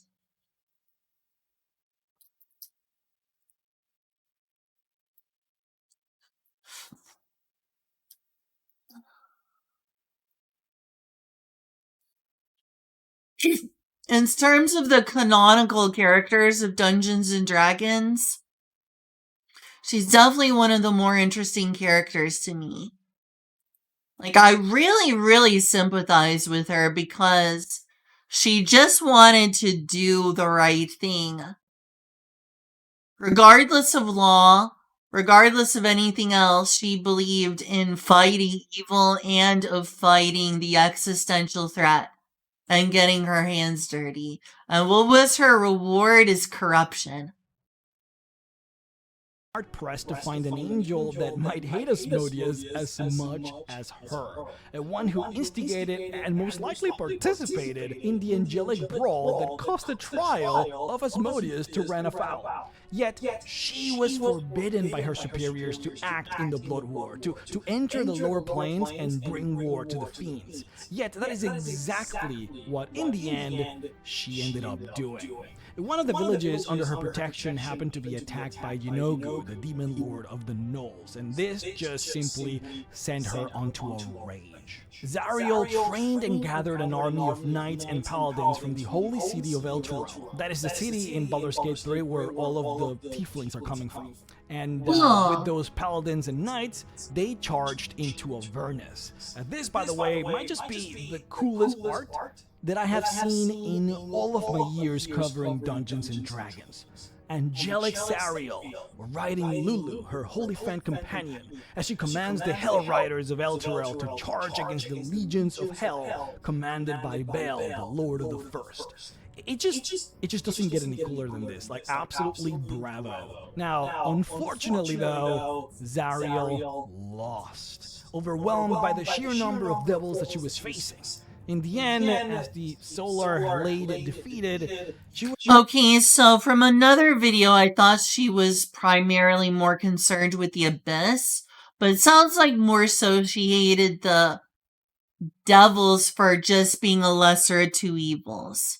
Which is also understandable, but not as cool as wanting to go directly against the Abyss for being chaotic evil. I'm not sure I like that interpretation of her as much, and I saw a different video in which it sounded like she was fighting the Abyss. That is definitely not what Avernus is. Still an interesting character. I love her, like, teal wings and teal hair, and her sword, and everything I've read about her, or rather watched about her so far. Zariel lost, overwhelmed by the sheer number of devils that she was facing. In the end, as the Solar Blade defeated, she was allowed to recover and was offered a pact by Asmodeus, a deal which she accepted. Zariel would gain power, even more power than she had before, and she would gain the armies of the Nine Hells for her to use against the demons that she so deeply wanted to destroy. Zariel was made the new Lord of the First, to rule over Avernus and be the highest commander in the largest war that ever was. This was the fall of Zariel the Solar, but the rise of Archduchess Zariel. Quote, "My legions are the only thing standing between your precious 7 heavens and the bottomless hunger of the abyss. I did not fall into the clutches of evil. I rose to shoulder a cosmic burden." End quote. Now, in this form... Okay, that sounds like... So that was missing the Abyss part. The Abyss part came later, but also was original. And there is Ozariel with a Z. Maybe it went from S to Z, I don't know. Lawful Evil, that stinks. Because I sort of really sympathize with her this entire way through. In terms of Lawful Evil characters, it's hard not to feel a sympathy for Zariel. Zariel is one of the most powerful creatures in Dungeons & Dragons, having a challenge rating of 26. By comparison, the Tarrasque is a challenge rating 30. Tiamat is also a challenge rating 30 creature. At this level, Zariel is equally as powerful as both Demogorgon and Orcus, and likely at this level, she's probably the most physically powerful Archdevil in the 9 Hells, outside of Asmodeus, of course. Bale was recently given a stat block, and he was given a challenge rating of 25, so that does put him very close to her, but a little bit below her. Now, speaking of Bale, he was indeed demoted by Asmodeus, as he was interested to see what Zariel could do, someone perhaps less focused on slow incremental victories, and more keen to make strong, daring moves in the Blood War. Something that Bale, in his tactical mind, did not prefer. Bale was then ordered by Asmodeus to support and advise Zariel, and of course, forbade him from fighting her. Though, of course, as you can imagine, him being a devil and this being the 9 Hells, Bale has been working to undermine and supplant Zariel to regain his stature as the Lord of the First, though that hasn't quite happened yet. And so, the Blood War continues in Avernus. Unlike Bale, Zariel fights the demons in the front lines and actually treats her devils and her allies quite well, or okay, let me rephrase that. She treats those that are useful to her very, very well. Now, what does that mean? Well, Zariel is a very pragmatic leader, and she is truly invested in defeating the demons, unlike Bale, who, deep inside, he understood that demons are infinite, and he saw no real chance at an actual victory. Whereas Zariel, who, deep inside, he understood that demons are infinite, and... Oh, infinite, he said infinite. I mean, there's gotta be some solution to this, though. I think that the message here in Dungeons and Dragons is one of essentially yin and yang, chaos and order, evil and good is essentially being both eternal, I believe. But also, if that's not the case and chaos could win and destroy the multiverse, then equally so should it be possible for the forces of lawful good to eventually crush the forces of evil, essentially. And that the scales could be tipped in one way or the other if this isn't just a yin and yang thing. But, I wonder if her alignment is somewhere truly between good and evil, but is lawful through and through. Because I feel like she's really committed to doing whatever must be done to safeguard the multiverse. And ultimately that is good in some regard. She's not out to just pamper herself with power. She's out to get power for the sake of defending the weak and defending existence. He saw no real... As far as I can tell, maybe she doesn't care about the weak as much anymore due to corruption, but she definitely had a good play.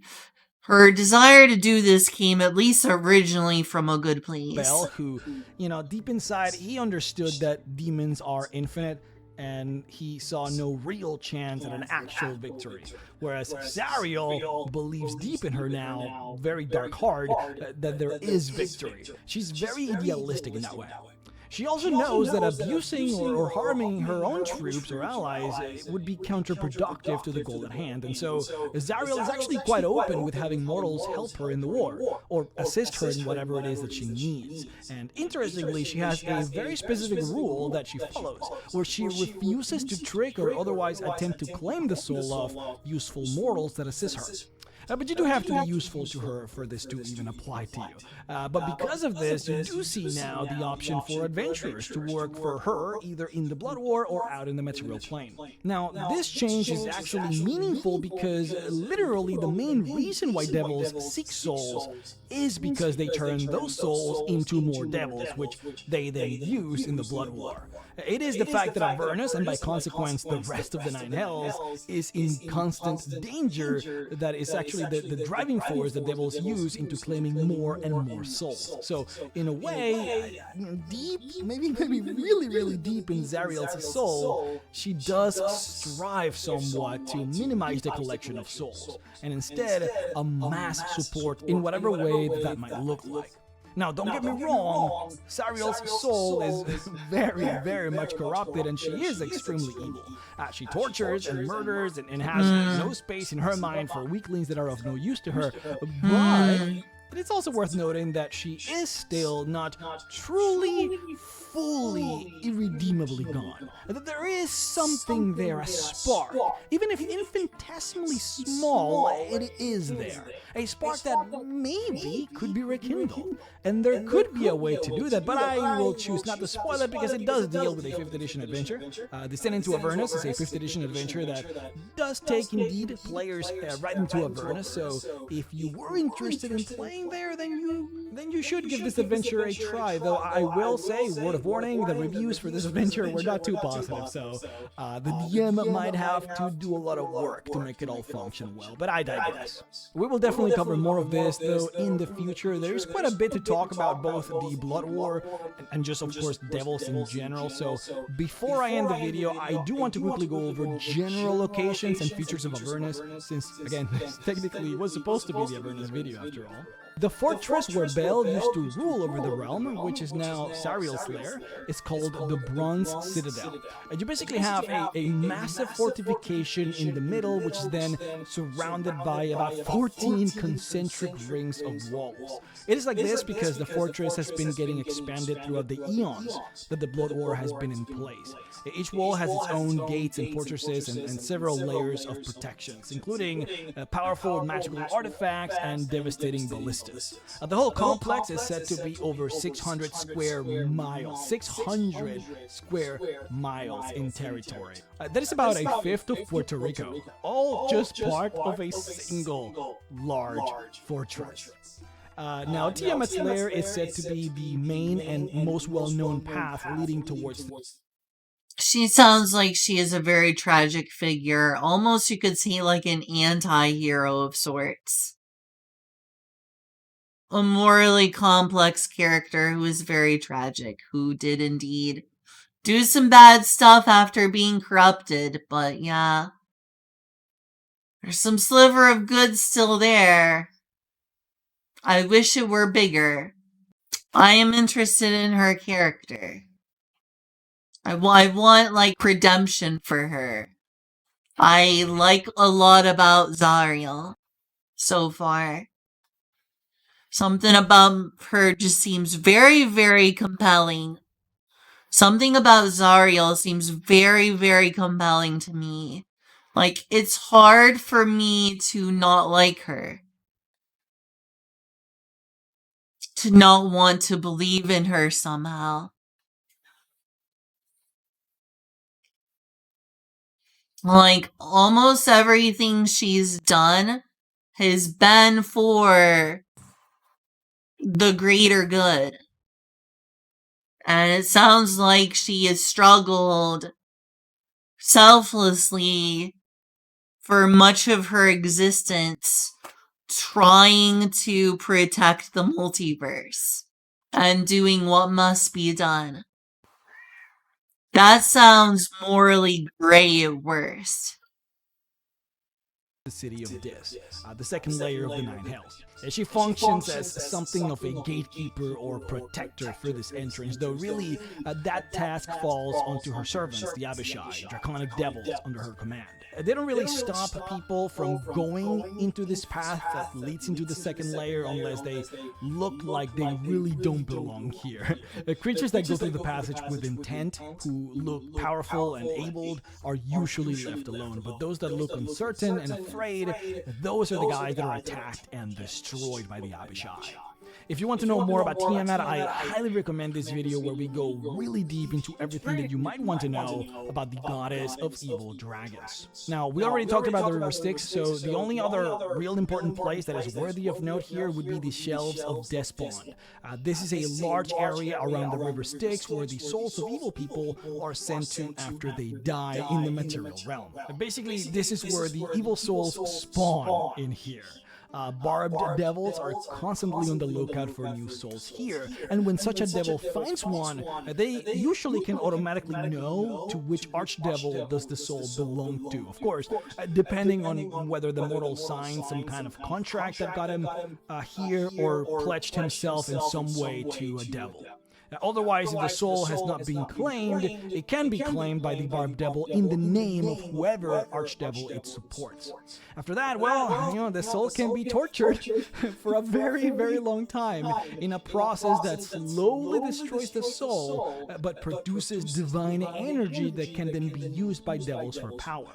Or the soul can be sent to a place called the Maggot Pit, where the soul is irrevocably corrupted and tainted, which turns the soul into a lemure, the lowest form of devil. And in other words, pathetic. the soul can either be squeezed for power, or it can be turned into a servant to fight in the army. Oh, and whenever I say souls in the context of the Nine Hells, I don't mean like a wispy ethereal essence like a ghost. No, souls in the Nine Hells look like bedraggled, emaciated versions of the people that they used to be. They look like a hollowed out person from Dark Souls, basically. I mean, literally, that's how they look like. But yeah, that's about that for Avernus. The only other interesting thing, I suppose, is that Kurtulmak, the god of kobolds, actually lives here, but there really isn't much that I can or would make sense for me to talk about here. And now that we have a general feel for the first layer of hell, I think I can now either go deeper into the Blood War, or go deeper into how the Nine Hells function, and how devils generally behave, and what it is that they do. Do let me know in the comments what specifically you would like to know more about, and which direction you would like to go in. I'm really down either way, so yeah, we could take it in several ways from here. I hope you enjoyed the video. Do make sure to check out my potentially fun adventure. Also a very potentially gruesome and very, very dangerous adventure. I don't think I'd want to go to Avernus unless my character was max level. Does not sound like a good time.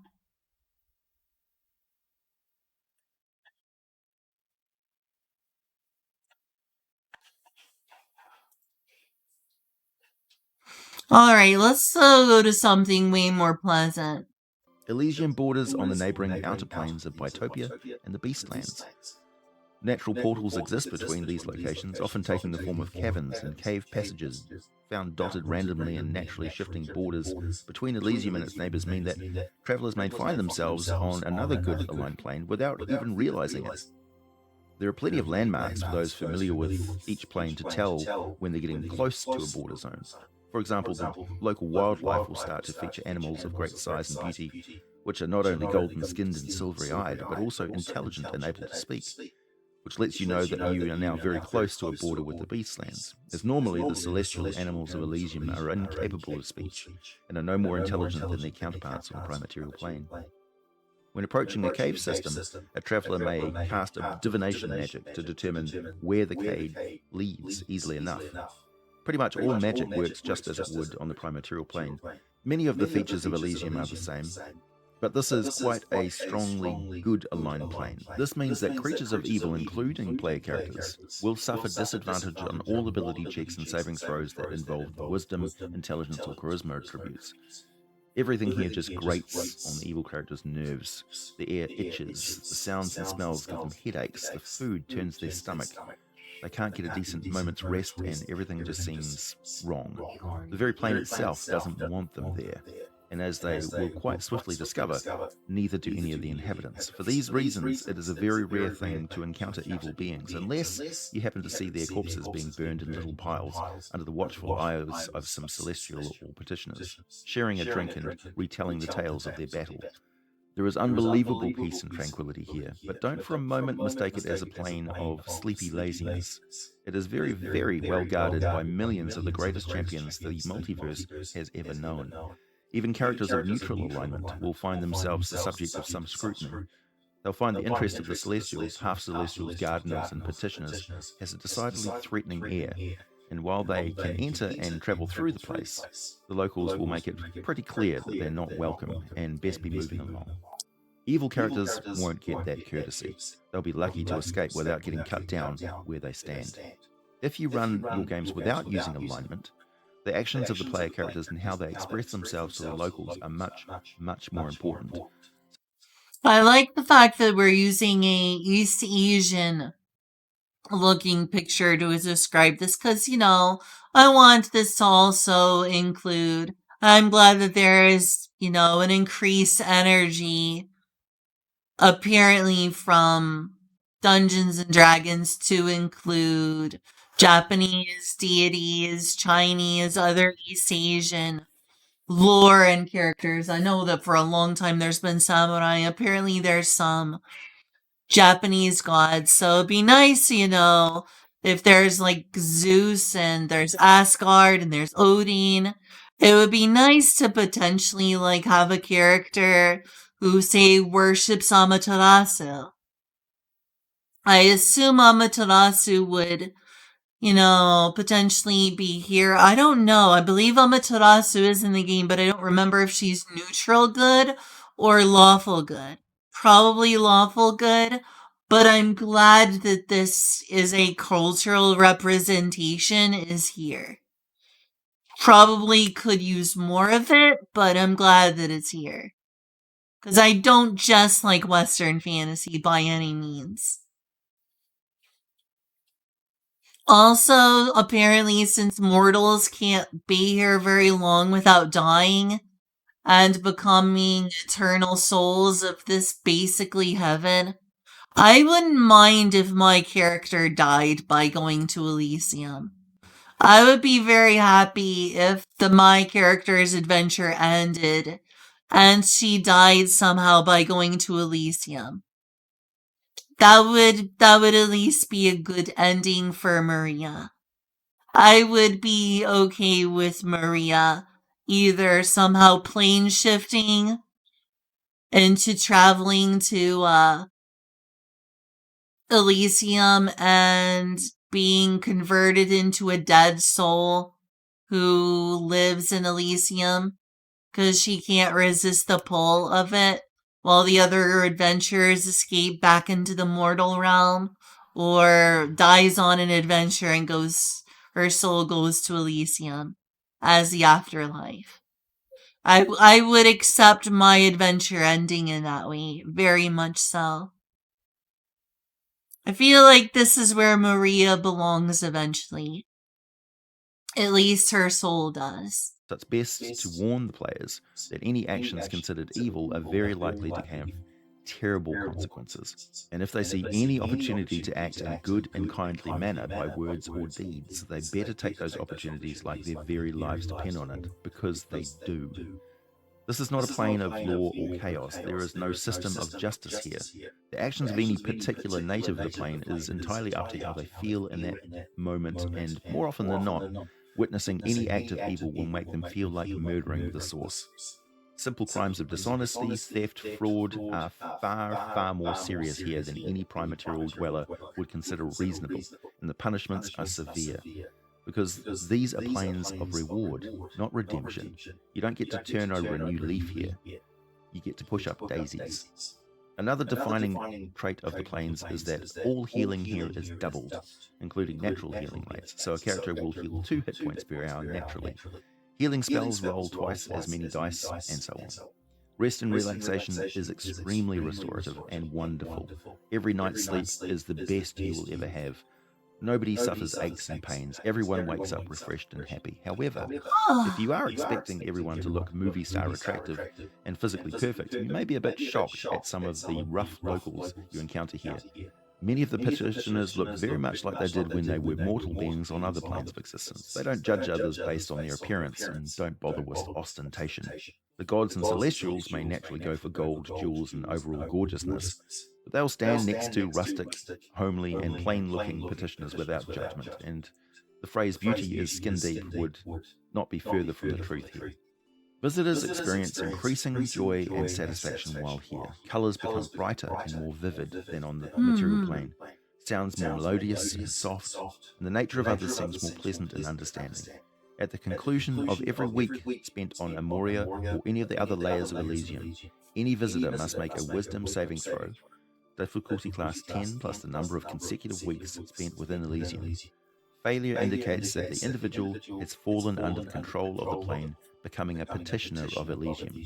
Their mortal life is over. Effectively, they are now dead in regard to their mortal existence. Any return there requires some form of resurrection to life. Travelers entrapped by the inherent tranquility and good of Elysium cannot leave the plane of their own volition, and have no desire to do so. Memories of any previous life fade into nothingness, and it takes a wish or a miracle spell to snap them out of it. Plus, Now that I don't like. I don't want Maria to lose her memories. That I do not want.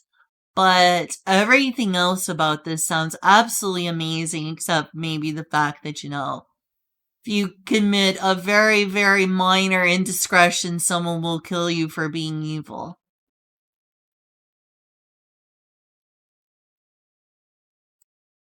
This sounds like a paradise, like a perfect paradise, more than any other good realm, except maybe the hedonistic realm. Just sounds nice. I want to go take a nap in Elysium and take in everything. Sounds truly wonderful. Can I just go live in Elysium? That sounds great. See you all, mortal world. I'm gonna go live in Elysium. whatever spell used to return them back to life where they came from. Petitioners who arrive here naturally by dying and arriving here as their just reward do tend to retain more than the usual amount of memories of their former existence, always seen through a wistful lens. They also tend to retain at best half of the character levels they had, so the champions of many worlds, when roused to action, can be an incredibly formidable force. And let's not forget, they're not alone. They walk beside celestials and gods, gardeners and powerful genii, aligned with pure goodness.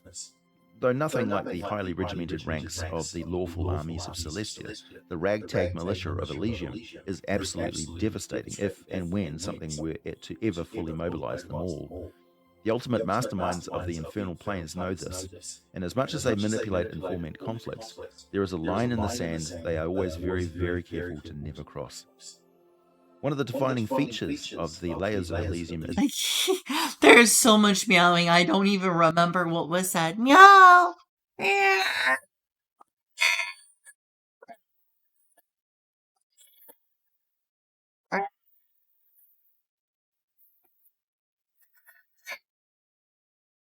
And Mark, you stop meowing. head. So the champions of many worlds, when roused to action, can be an incredibly formidable force. And let's not forget, they're not alone. They walk beside celestials and gods, gardeners and powerful genii, aligned with pure goodness.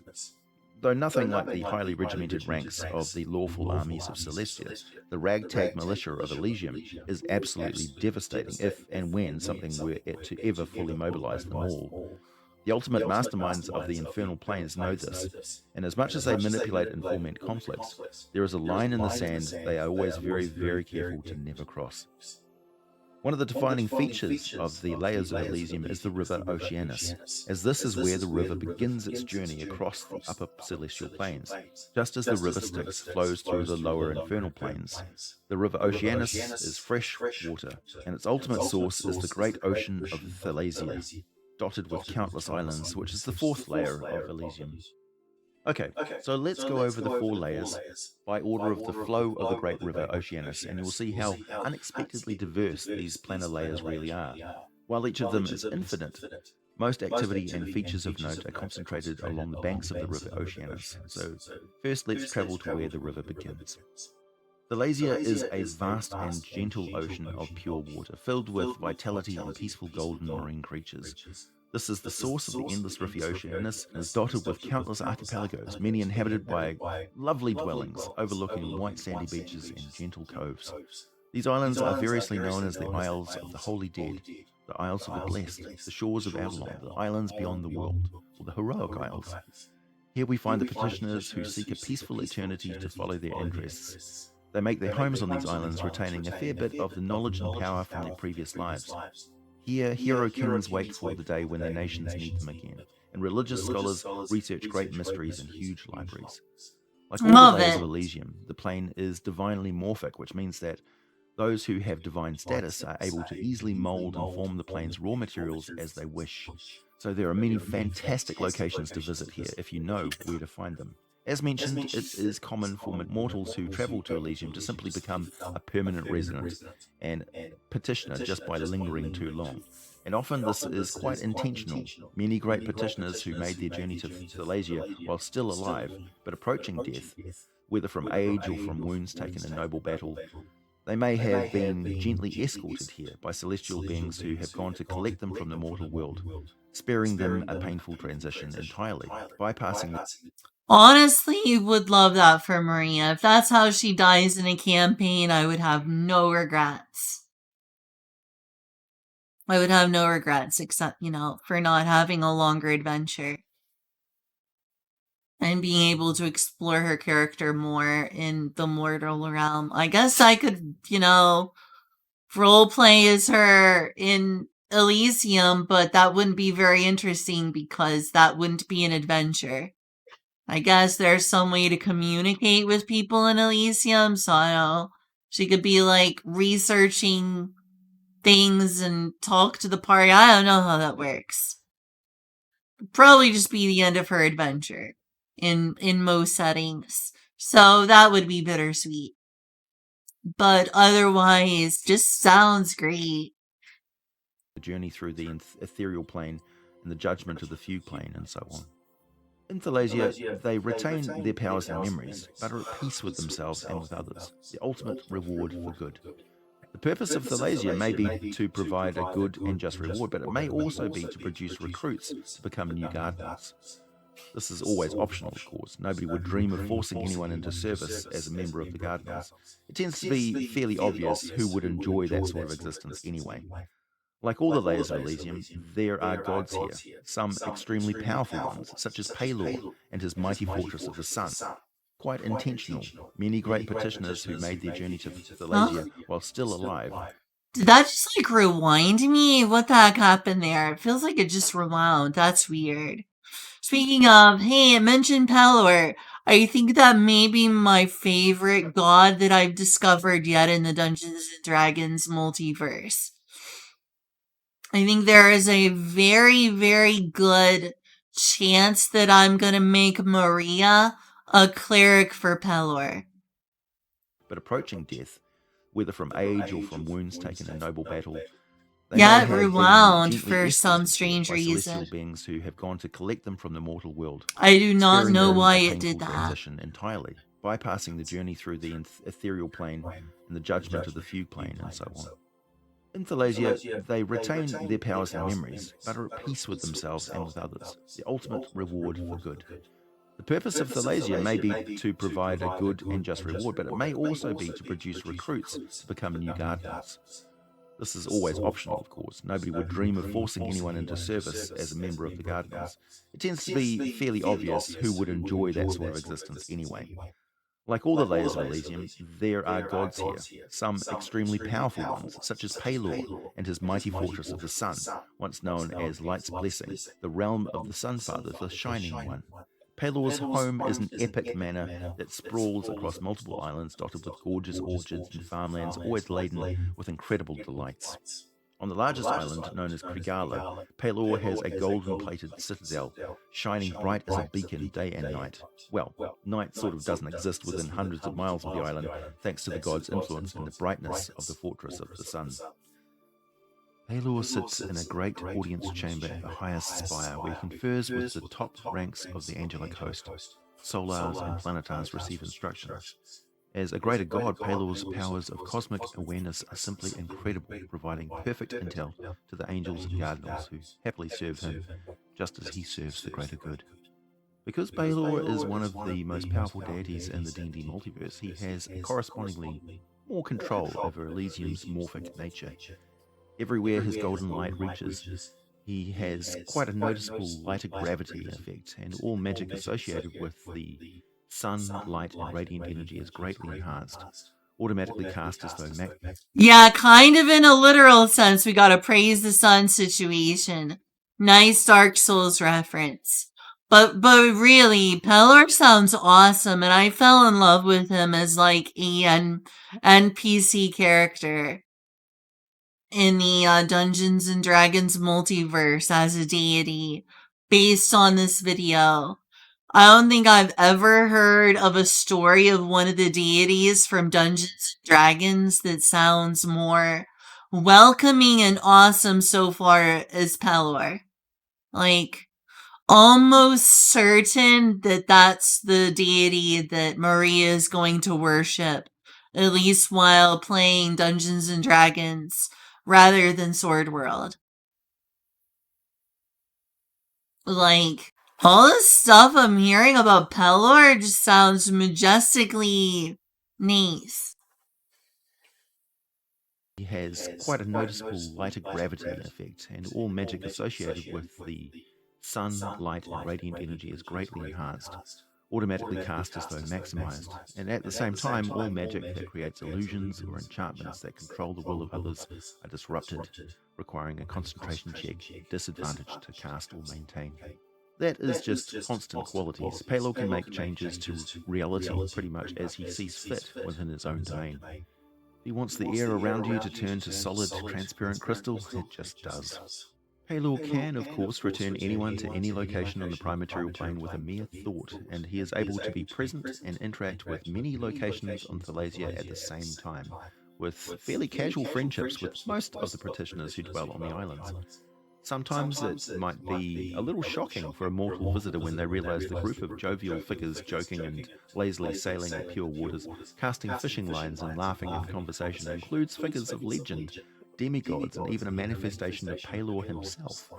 Of course, Pelor's fishing line is cast beyond the water and into the astral sea, hauling in a wildly thrashing and very angry astral dreadnought which he throws back amid gales of laughter.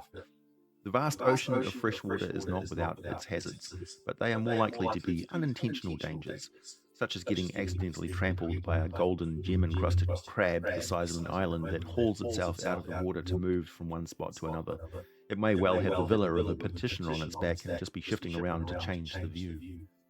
There are many gods here. Selki's Grotto is the realm of Sumenir, an underwater cave complex home to the goddess of the Selkies, often visited by the gods Deep Sashalis of the Elven Pantheon, manifesting as a charismatic sea elf with deep blue skin and eyes, and Trishina, goddess of dolphins and his consort. One can also find the shining realm of the lesser Mulharandi god of light, known as Sekir, a good friend of Pelor, along with the lesser elven god of starlight, Araleth Letherinil. It can be a hilarious encounter for any mortal adventurers to encounter these gods just hanging out with each other on a beach or a passing ship, perhaps bumping into them at a market square in Portico, an island town near where the Oceanus flows into the layer of Beleriand, and a common stopping point for travellers. As one approaches the border zone where the layer literally spills over into the next, the ocean begins to cascade over epic land shelves. Vast drifts of rainbow-illuminated mist flow around the impossible sight of drifting masses of land that float in the air, massive waterfalls plummeting into roaring pools as the river Oceanus begins its flow across the upper plains. Descending is not as hazardous as one might expect. Vessels routinely navigate the tumbling waters, seeming to sail the mists almost as much as their keels cut through the water, dodging rapids and rocky promontories often carved in elegant forms, draped with mist-soaked plant life and the dazzling flight of bright birds and insects, with the occasional speeding blur of an angel taking one of their cosmic conduits across the multiverse nearly faster than the eye can follow. Descending deeper into the mists, one naturally transitions to the next layer of Elysium, and quite a dramatic change in scenery, as we have now arrived in the realm known as Beleriand. the least widely known layer of Elysium. Beleriand is a vast realm of endless swamps. The perfect visual for this is the planet Dagobah from Star Wars. So this is what surprises me. Everything that's been described so far sounds like heavenly paradise and utopia. The perfect explanation of like what heaven would be. You know what I don't think of when I think of the perfect utopia? Swamps and marshes. Usually I associate like swamps and marshes with like evil that lurks beneath and evil bacterias and stuff. And when they envisioned this, they were like, oh no, totally. Welcome to the swamp of paradise. Like, what? That's the one thing that I'm like, I don't know if I would have gone with that, but all right. All right, TSR. All right, Wizards of the Coast. Whoever came up with this idea, I'm not sure I'm on board, but, it is what it is. It's true. They are important for biodiversity. Realm of swamps, steaming bayous, and large island jungles resembles Earth during the Carboniferous period, a riot of abundant life. It may seem like such a place would be unpleasant, but there are no biting insects, leeches, predatory reptiles, and wickedly poisonous spiders and such. Exactly. Or if they are, they pay no attention to petitioners, celestials, and mortal travellers. Here the Oceanus has no more than a tangled braid of slow-moving water through uncountable channels, with low, flooded sandbars and tangles of mangroves rising from it. Still, the positive nature of Elysium shines through everywhere. The fog itself seems to spread light with each wispy tendril, surrounding each torch and lantern with luminous nimbuses. The few communities that exist in Beleriand rise from the rocky spurs that jut from the swamp. These small towns are usually built around a cathedral-like lighthouse, whose beacon pierces the mildly luminous fog. The wafting smells of simply mind-boggling cuisine will catch the nose and engulf the senses as one draws near to one of these diverse settlements. The bountiful life of the swamp provides endless culinary discoveries. The spices and wildlife makes for simply the best location to enjoy a selfish etouffee with celestial wild rice in the entire multiverse. But I could go on for hours about cooking, don't get me started. These sleepy, happy communities will provide ample warning to mortal travellers to avoid the deeper reaches beyond the main tributaries of the river, as Beleriand is the prison of some epic, deadly creatures. Some tales say the prisoners of Beleriand are super powerful monsters along the lines of the Tarrasque, or some monsters of mortal myth and legend. Others say that one such is actually a former Archduke of the lower planes, perhaps a deposed elemental prince, or even an imprisoned and deeply wounded deity or two, held for some crime only of concern to the other celestial gods. The indisputable fact is that evil creatures are sometimes caught lurking here. The native Gardenals of Beleriand are constantly fighting back attacks against the lair. Getting caught up in one such battle is the most common adventuring encounter for player characters here. If players take the time to stop and be friendly with the locals, they can learn the nearby path to avoid such dangers. So safe passage across this vast swamp is basically a series of short trips from one isolated and lovely town to another, sampling their unique culture, learning their history and hearing the local folklore around amazing meals and glorious twilight evenings sung to sleep by the chorus of the swamps, before moving on with fond farewells and gifts to take on their way. Not an entirely unpleasant way to travel, but not a fast one. I guess it's something of a cosmic lesson about learning to take your time and get to know the land and the people one is passing through. There's an old saying, if you hurry all the time, you end up going nowhere, just faster. The main reason why Beleriand is a lesser-known layer of Elysium is because the Gardenals keep it that way. They long ago transported their ancestor of all hydras here, an immortal monster they could not defeat, so they had to imprison it deep within the plane, sealing hard to believe that there's anything they couldn't defeat. This effectively turned the layer into an infinite cage, from which the only exit was the river Oceanus itself, whose blessed waters the Hydra can't touch. Notable locations within the layer are the ancient Aezimon fortress known as Nilith Thur, in the region known as Quessa's birthplace, now a centre of training and popular gathering place for the wandering Gardenals. They also have an outpost they built themselves long ago called Rubicon, located on an island in the middle of the river Oceanus near the point where it flows into the layer of Aeronia. There are some deities called Beleriand home, such as the Mulhorandi goddess Nut, wife and sister of the god Geb, who was forcibly separated from him when he was ordered to travel to the world of Toril and protect the Mulan people in the time of the ancient Emascari Empire. Newt keeps to herself, much like the other divine beings who live here. Oh, I should mention, you can't reach this layer via Yggdrasil. The world tree doesn't connect here at all. Approaching the border of Aronia, the landscape of Beleriand becomes broken by great spires of rock that start to rise from the swamplands until the glowing mists become thicker and the low roar of the rapids and waterfalls of another planar transition come into view ahead. Again, dotted with many diverse vessels that ply these waters, loaded with spices, exotic medicines, and unique wildlife gathered from the endless swamps, bound for other planes' marketplaces. The happy petitioners enjoying an adventurous eternity of rich and interesting trade and exploration.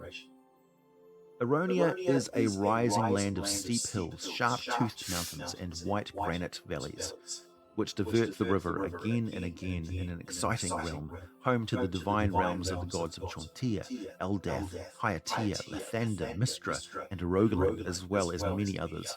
Rugged foot...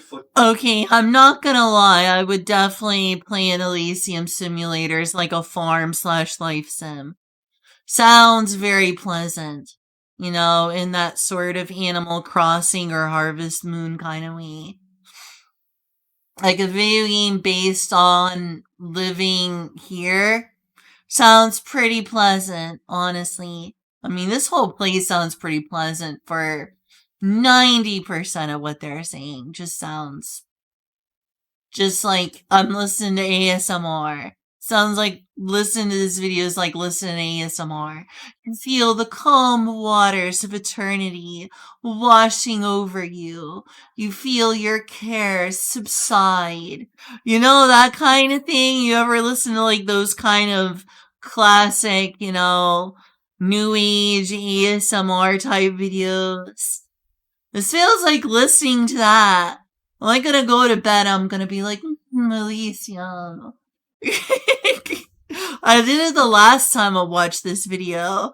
It was like, yes. Calm waters, green grass, flowers sprout all around me. An angel flies across the sky and the beautiful clouds and the sun-tipped clouds and mountains. Right? It's like way idyllic. I'm just like, I could use a nap. I could use a nap in Elysium. Hills form the banks of the river Oceanus, picking up speed at places as it thunders over daring rapids and plunging into many of the rock formations and underground cave networks carved out of the brilliant stone. As the light bounces off the water surface, it reflects all the colours of the rainbow from the rock walls, illuminating incredible carvings made by petitioners, including many dwarven champions who recount tales of their heroic deeds from the ancient days of many prime-material worlds. The whistling and howling winds twist around the high peaks among the silver clouds and down at the base of the mountains, past high bluffs, plateaus and mesas, nestled against the calmer banks of the river are many well-established communities. Many of these settlements found beyond the river are built to the edges of the high plateaus, where the fearless petitioners take to the air with hand-made vehicles, gliding alongside the winged angels and avian arboreal gardeners. Almost all travel is via the river, as the wind currents tend to be a bit too much for airships to handle, and most paths leading up the winding valleys and cliff faces only go so far as one or two destinations. Like most of Elysium, while the expanse of the layer is infinite, the land becomes more and more desolate the further one journeys from the banks of the river.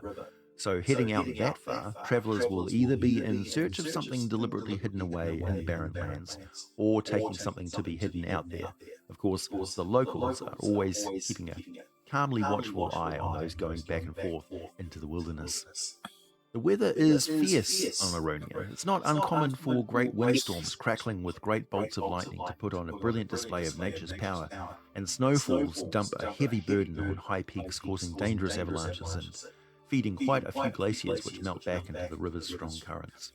There are seasons, though. They tend to be a bit more extreme in their range of heat and cold than on the prime-material plane. The cold doesn't bother the native petitioners and celestials at all. They tend to be well prepared for the heat waves, what with their ready access to water and many water wheels and clever engineering of aqueducts providing flowing air cooled by evaporating mists through their sturdy homes and great market halls. Aronia is for the good souls who still want to be challenged in their afterlife, and the landscape provides endless amounts of rugged trails, hardy celestial beasts, and of course, the many, many caves can each have the potential Heaven to form for a the random Kung crossing Fu to another plane of Masters. existence.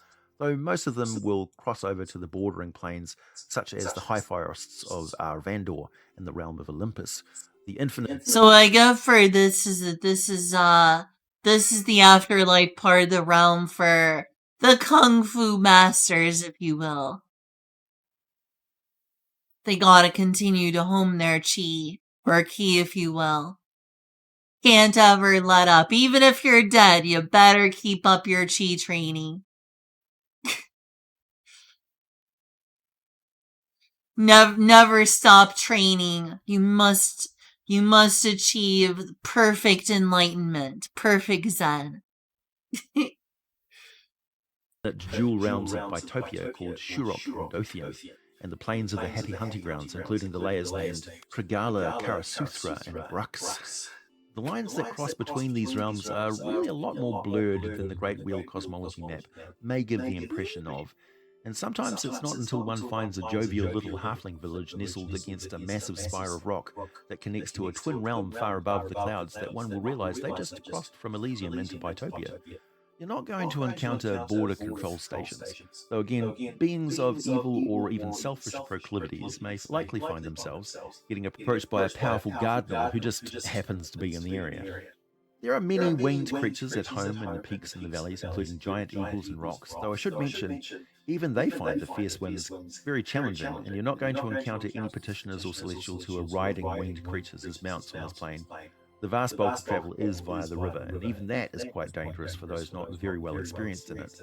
The navigators of the Oceanus call themselves river rats. Up in the cliffs, the plateaus and peaks, great golden-fleeced mountain goats cavort on treacherous trails with prancing satyrs far from their home in the glades of Olympus. Every now and then one may also happen across a questing hero from the realm of Isgard, and indeed, quite often, the silver clouds of any of the layers of Elysium will part around the epic branches of the world tree Yggdrasil, who touches on these planes and many others. Most of the time, if adventurers encounter monsters and other evil beings in Aronia, or on the other layers of Elysium, they are there because they are running in desperation from some band of celestial heroes, hunting them down for sport. Though any evil creature has to be completely frantic if they actually decide to intrude into a realm which is the source of all goodness in the multiverse. Some notable locations. The source of all goodness in the multiverse. Even more so than Mount Celestia, apparently. Yep, this is definitely where Maria belongs. The source of all good itself. Also, yeah, that place with the challenge and stuff. Aronia, I think it was called. Definitely where Goku would end up. 100% where Goku would end up.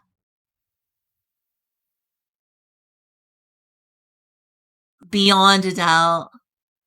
Beyond any doubt. That's definitely the Goku place.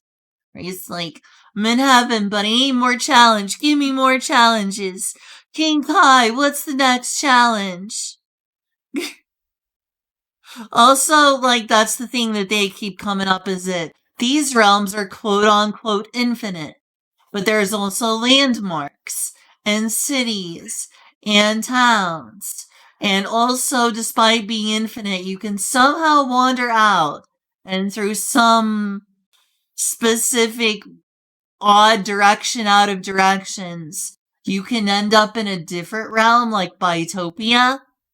Really don't understand how that works, but it definitely brings to mind the way that Valinor is a direction out of directions after Numenor fell into the ocean. And Naru Iluvatar was like, let's maybe not give everyone access to Valinor. Locations within Aronia are the settlements named Precipice, accurately named. It's a large community of giant eagles in Aarakocra, built high up a steep sandstone cliff overlooking a deep lagoon formed by the river down below. If you happen to run across a stunning female Aarakocra with an amazing opal necklace, silver skin and pink gold feathers, usually accompanied by a few Jinn or air elementals, this is the moderately powerful goddess named Serenita, a member of the loose alliance of goodly gods of the aquatic mortal races.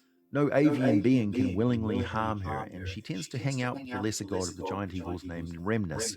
He manifests as a mighty giant eagle that has no such problems, flying with divine precision and speed in the gale force winds of this plane, sometimes carrying other gods aloft as passengers. These two also get visits from other sky gods, such as Airdrie Fania of the Elven Pantheon, also sacred to birdfolk. I'm not sure how, but these gods can easily... Not truly, but kind of. Like, the good realms are pretty disconnected from the evil realms for obvious reasons, but them wanting to include even more Hellenistic pantheon. The Grey Wastes, also Hades, which serves as a battleground between the demons and the devils in the neutral evil realm, is actually a place that you can fall from and end up in if you fall from Mount Olympus in this. So while I don't know that it's very well connected to that Elysium is any way well connected to any of the lower planes of evil, I know that at least the realm that I'll get into one of the ones that contains Mount Olympus. But apparently that is directly connected to the Grey Wastes or Hades, which is the one that is constantly devoid of color and sucks out the happiness of anyone who goes there. And also, that place is also connected to the Nine Hells via the River Styx. So, yes and no. I would say that this realm is connected to Mount Olympus, which if you fall from it, you would end up in the Grey Wastes or Hades.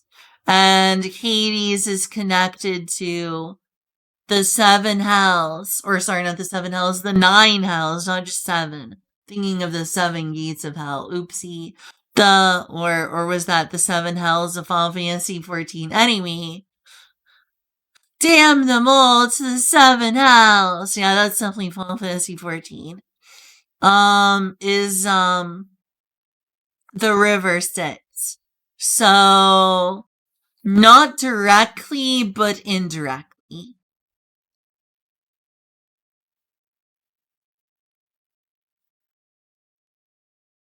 As passengers. These two also get visits from other sky gods, such as Airdrie Fania of the Elven Pantheon, also sacred to birdfolk. I'm not sure how, but these gods can easily pass between the realm and the sky above Krigala, the first layer of the Beastlands, which is a dense forest, endless forest stretching for thousands of miles before they're lost from sight among the mists and weather patterns the forests themselves generate across the plain. Some river rats will pass through the supremely peaceful lake realm of the goddess Eldath. As a goddess of peace, there is absolutely no danger to any vessel here, but it's pretty much a certainty that every sentient being on board is going to doze off into a deeply restful sleep as the river craft drifts across the lake, following the currents and the gentle breezes, waking up only when they eventually reach the other side.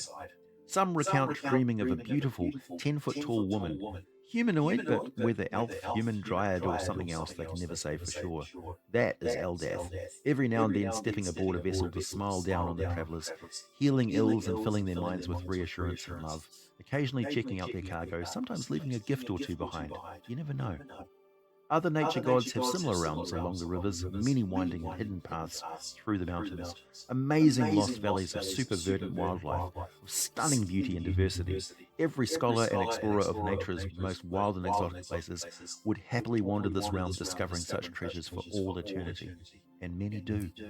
It's not uncommon to be able to purchase elixirs of all kinds of restorative and enriching effects thanks to these petitioners stopping by to experiment with super rare samples gathered on their adventures.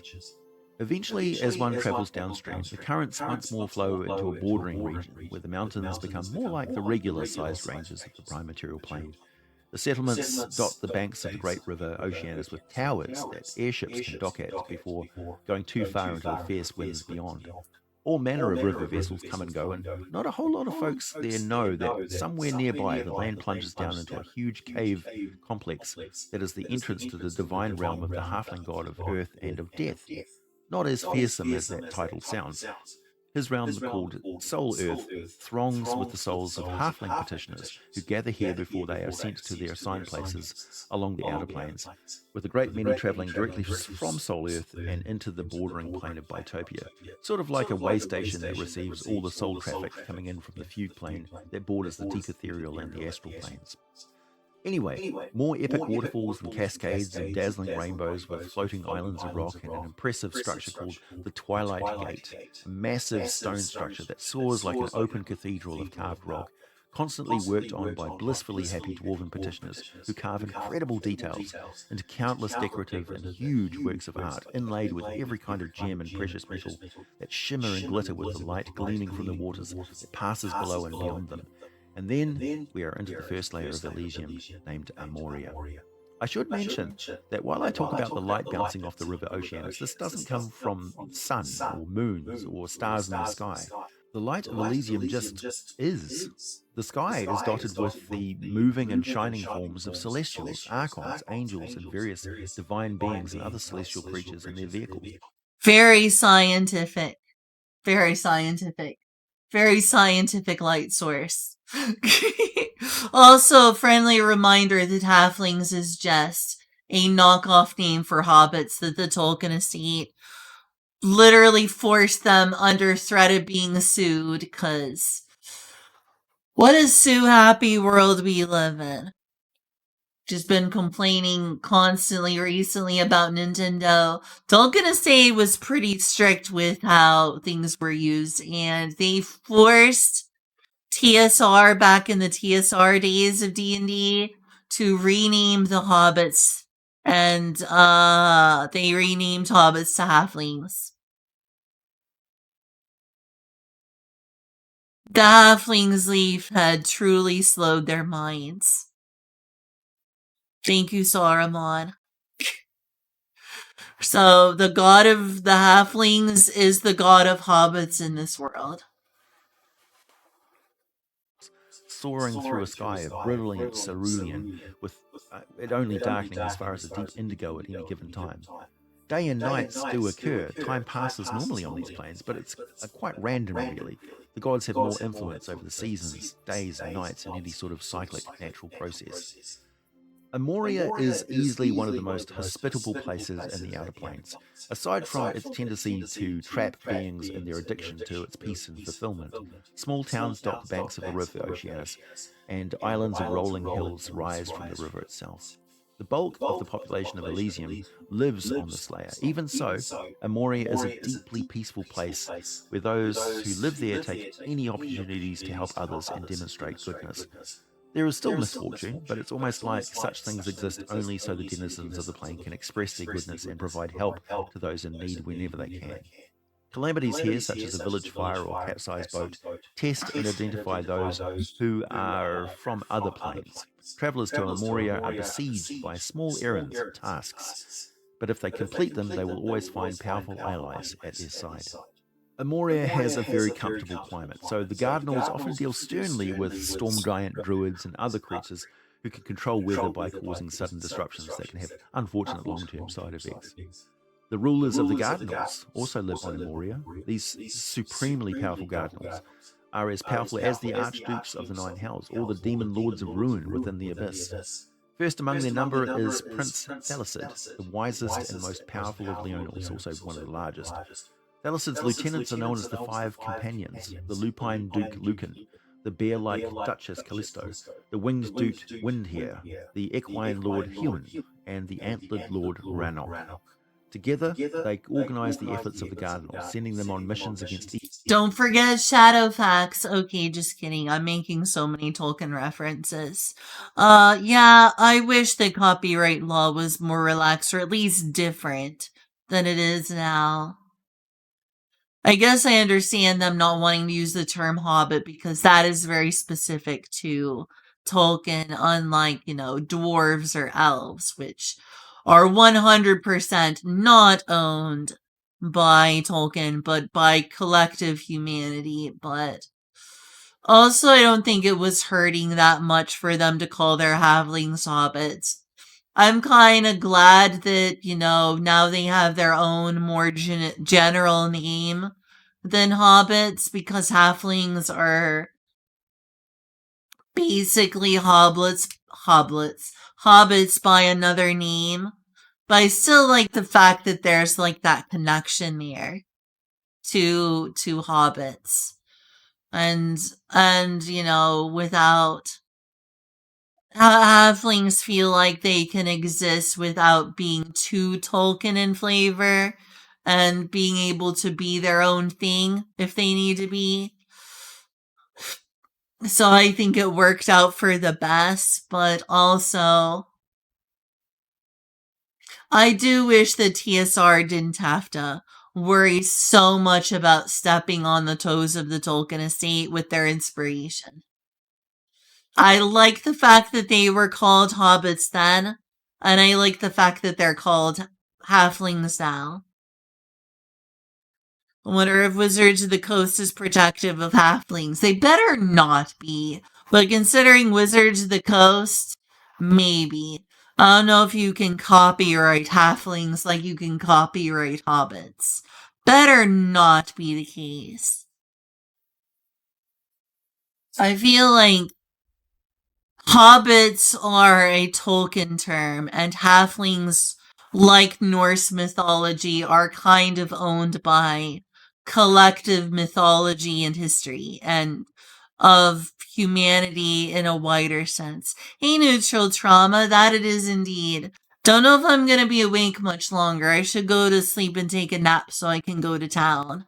At least too much longer, but watching a video about Elysium sounds like a more fun way to end this off before I go to sleep than the 7 House, which may give me nightmares.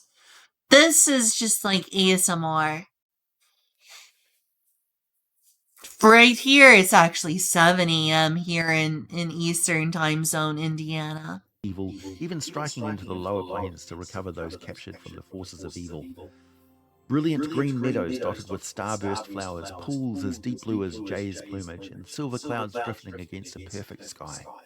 The place itself seems to vibrate with its own sense of life and intensity that only grows more and more rich, immersive, and amazing, moment to moment. Every vista is better than the last, every encounter a deeper and friendlier connection to just the best beings you will ever meet. It is the most perfect day after the most perfect day, with restful... Best beings you'll ever meet. Nah, y'all are the best beings I've ever met. That's y'all. Y'all are awesome, chat. Okay, I'm done being cheesy. But seriously, when I hear best beings you'll ever meet, I think of my friends, including the people I've met online. Love y'all. Y'all are the best beings I ever met. Mwah. Evenings of long conversations, delicious meals, old aches and pains just fading away, along with those deeper hurts that people of the prime-material plane just seem to take as an inevitable part of life. The loss of innocence, the regret of broken friendships, mistakes that ruin relationships, people who grow apart and never manage to reconnect, dreams dashed for no better reason than someone happened to take your spot before you got where you wanted to be. These things, hurts and scars that linger and build on a mortal soul, are also slowly but surely salved and healed by the very essence of Elysium, and it is the most potent of traps, one of pure bliss. I assure you, my friend, no pain of loss compares to having to depart from Elysium before it is too late, and you never really know who will succumb to its charms first or last, but you will know instantly when it's too late for them. When asked about where they're going next or what mission drew them here, and they stop, remember once more, and then that pause, that look in their eye, when they realize that there's nothing going on outside of Elysium that they want more than to stay right where they are. And you know that those who they left behind, to anyone expecting to see them again, It would literally take a miracle for them to ever return to life that they once knew. And just like that, their mortal form is gone. And you see that now you're talking to another petitioner of Elysium, blissfully happy and at peace at long last. Of course, not everyone is at risk of this. Those who are not so good-natured really do feel like there's some deep conflict within themselves that just doesn't rest easy on this plane. Sadly, perhaps fortunately, they will never be at peace here, and their mortal existence is preserved for them to walk or float back out of Emoria and beyond to other realms of existence. There are many unique places in Emoria, most of them located close to the banks of the river Oceanus. Some notable locations are the realms of quite a few gods aligned with the causes and spread of goodness across the multiverse. Indeed, there are many bastions of the mighty Guardians who use Emoria as their base from which to direct their agents across the multiverse to combat the forces of evil, often sending active, urgent rescue missions to the lower planes, even to the diametrically opposed layers of Hades, in order to recover captives of the evil beings, brought back to the healing centers of Elysium, tended to by celestials and divine powers to restore them to health and sanity, often a difficult task, such as the depravity and violence routinely dished out in the realms of evil. Even the Cardinals themselves often need to recover after such missions from the horrors they have to face in order to accomplish their most vital objectives. The goddesses Hathor, Ishtar, and Isis have realms here. Plus, you can find members of the elven Seldrin who travel here quite often, particularly Kirith Sothril and Tethrin Veralde, who are masters of spells and blades. Kirith, a lesser elven deity, manifests as a stunning elven woman with golden hair and eyes that constantly change color, draped in a spectacular robe of literal rainbows. She shares the realm of Tethridar with her consort Tethrin, the Shining One, the master of blades and patron of all elven blade singers.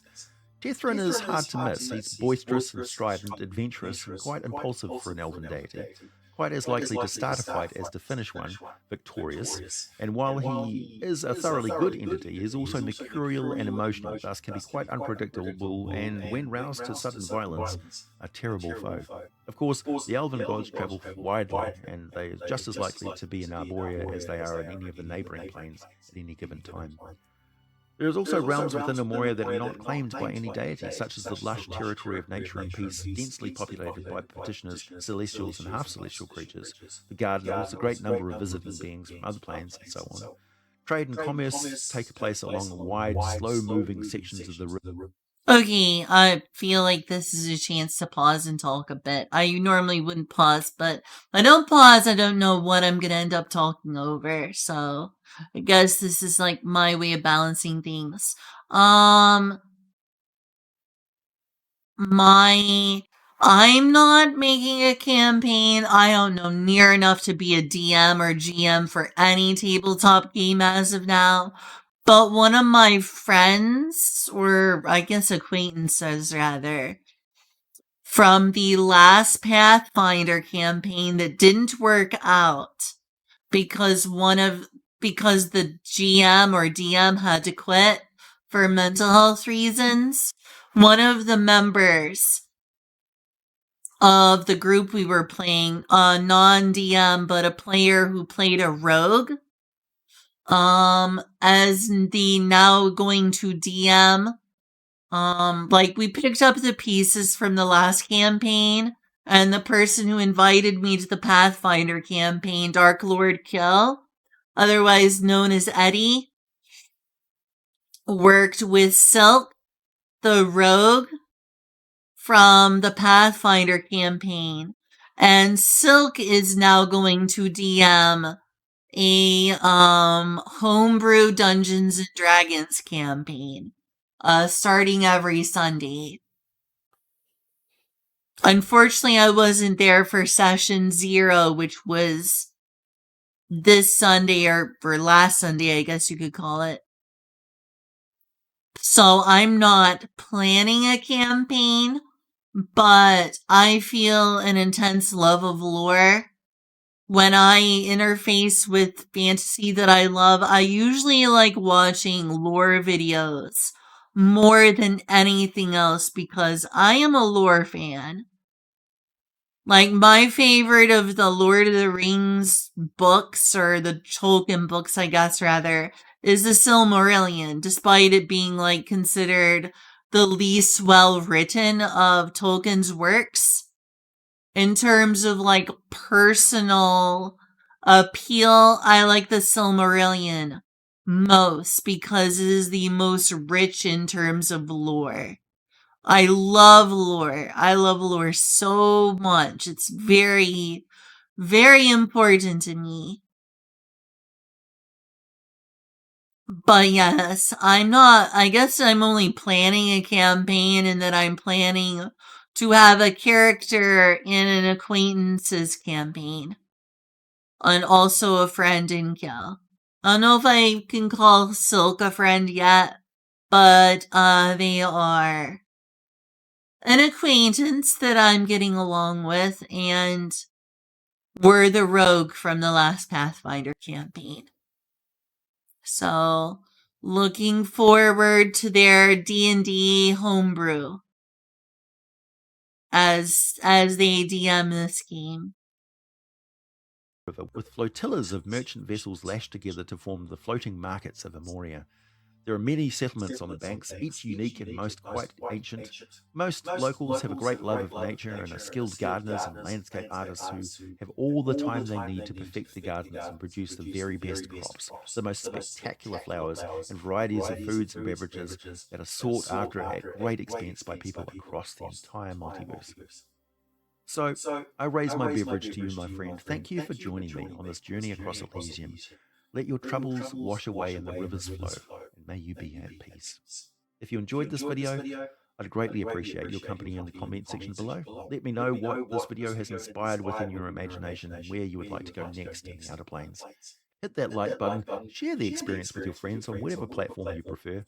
Check out my... I really wish content creators didn't have to feel like they should say, smash that like button and subscribe or whatever. If they're saying press the like button, I'm gonna consider this video over. But that was like a nice little ASMR. This place seems like the true paradise in all of Dungeons and Dragons. Nothing else seems to come close. It's like listening to some like new age cassette tape or new age, ASMR CD. Like, wow. The calming waters and the sun-drenched grasslands wash over you. Truly the best place in existence to touch grass. I want to go to this realm specifically to touch grass. Yes, please. Think that is a good note to end my stream off on and go to bed. And have pleasant dreams about Elysium. Sounds like the perfect thing before going to bed is to think about Elysium. I need to get to sleep before I don't get enough sleep to go to town today. And also of all things, I get right before it is someone telling me viewers, but I've got good viewers. I don't trust you, Miguel. I'm sorry, but you will have to leave. Don't mean to be a jerk, but that's not real. I know better, and that's not real. Apologies to probably the non-existent bot. So yeah, banish to the lower planes. Yeah, unfortunately. Thanks for hanging out with me while I basically just refreshed myself on what's honestly some videos I've watched before. But it's fun to have a refresher, and I would love to do this again sometime and just explore all the material I can come across, video or video game about Dungeons and Dragons, or Pathfinder, or Sword World, or other fantasy tabletop games. I like Elysium. I went through a lot of Outer Planes videos, and nothing really just reached out to me as a fan of wanting to create a purely morally good character. And where I would want her to end up is Elysium. Now I'm gonna go to my little dream world Elysium, hopefully, and sleep. And next y'all go to bed, whenever that is, I hope you also drift off temporarily to Elysium for sweet dreams. So yeah, I will see y'all hopefully not a week from now, because I kept y'all waiting a week for this stream, and that's not great. Yeah, see y'all around. Thanks for just watching YouTube videos with me and my reaction to them. Hopefully it wasn't too boring. See y'all. Love you all. May peace and love be with you.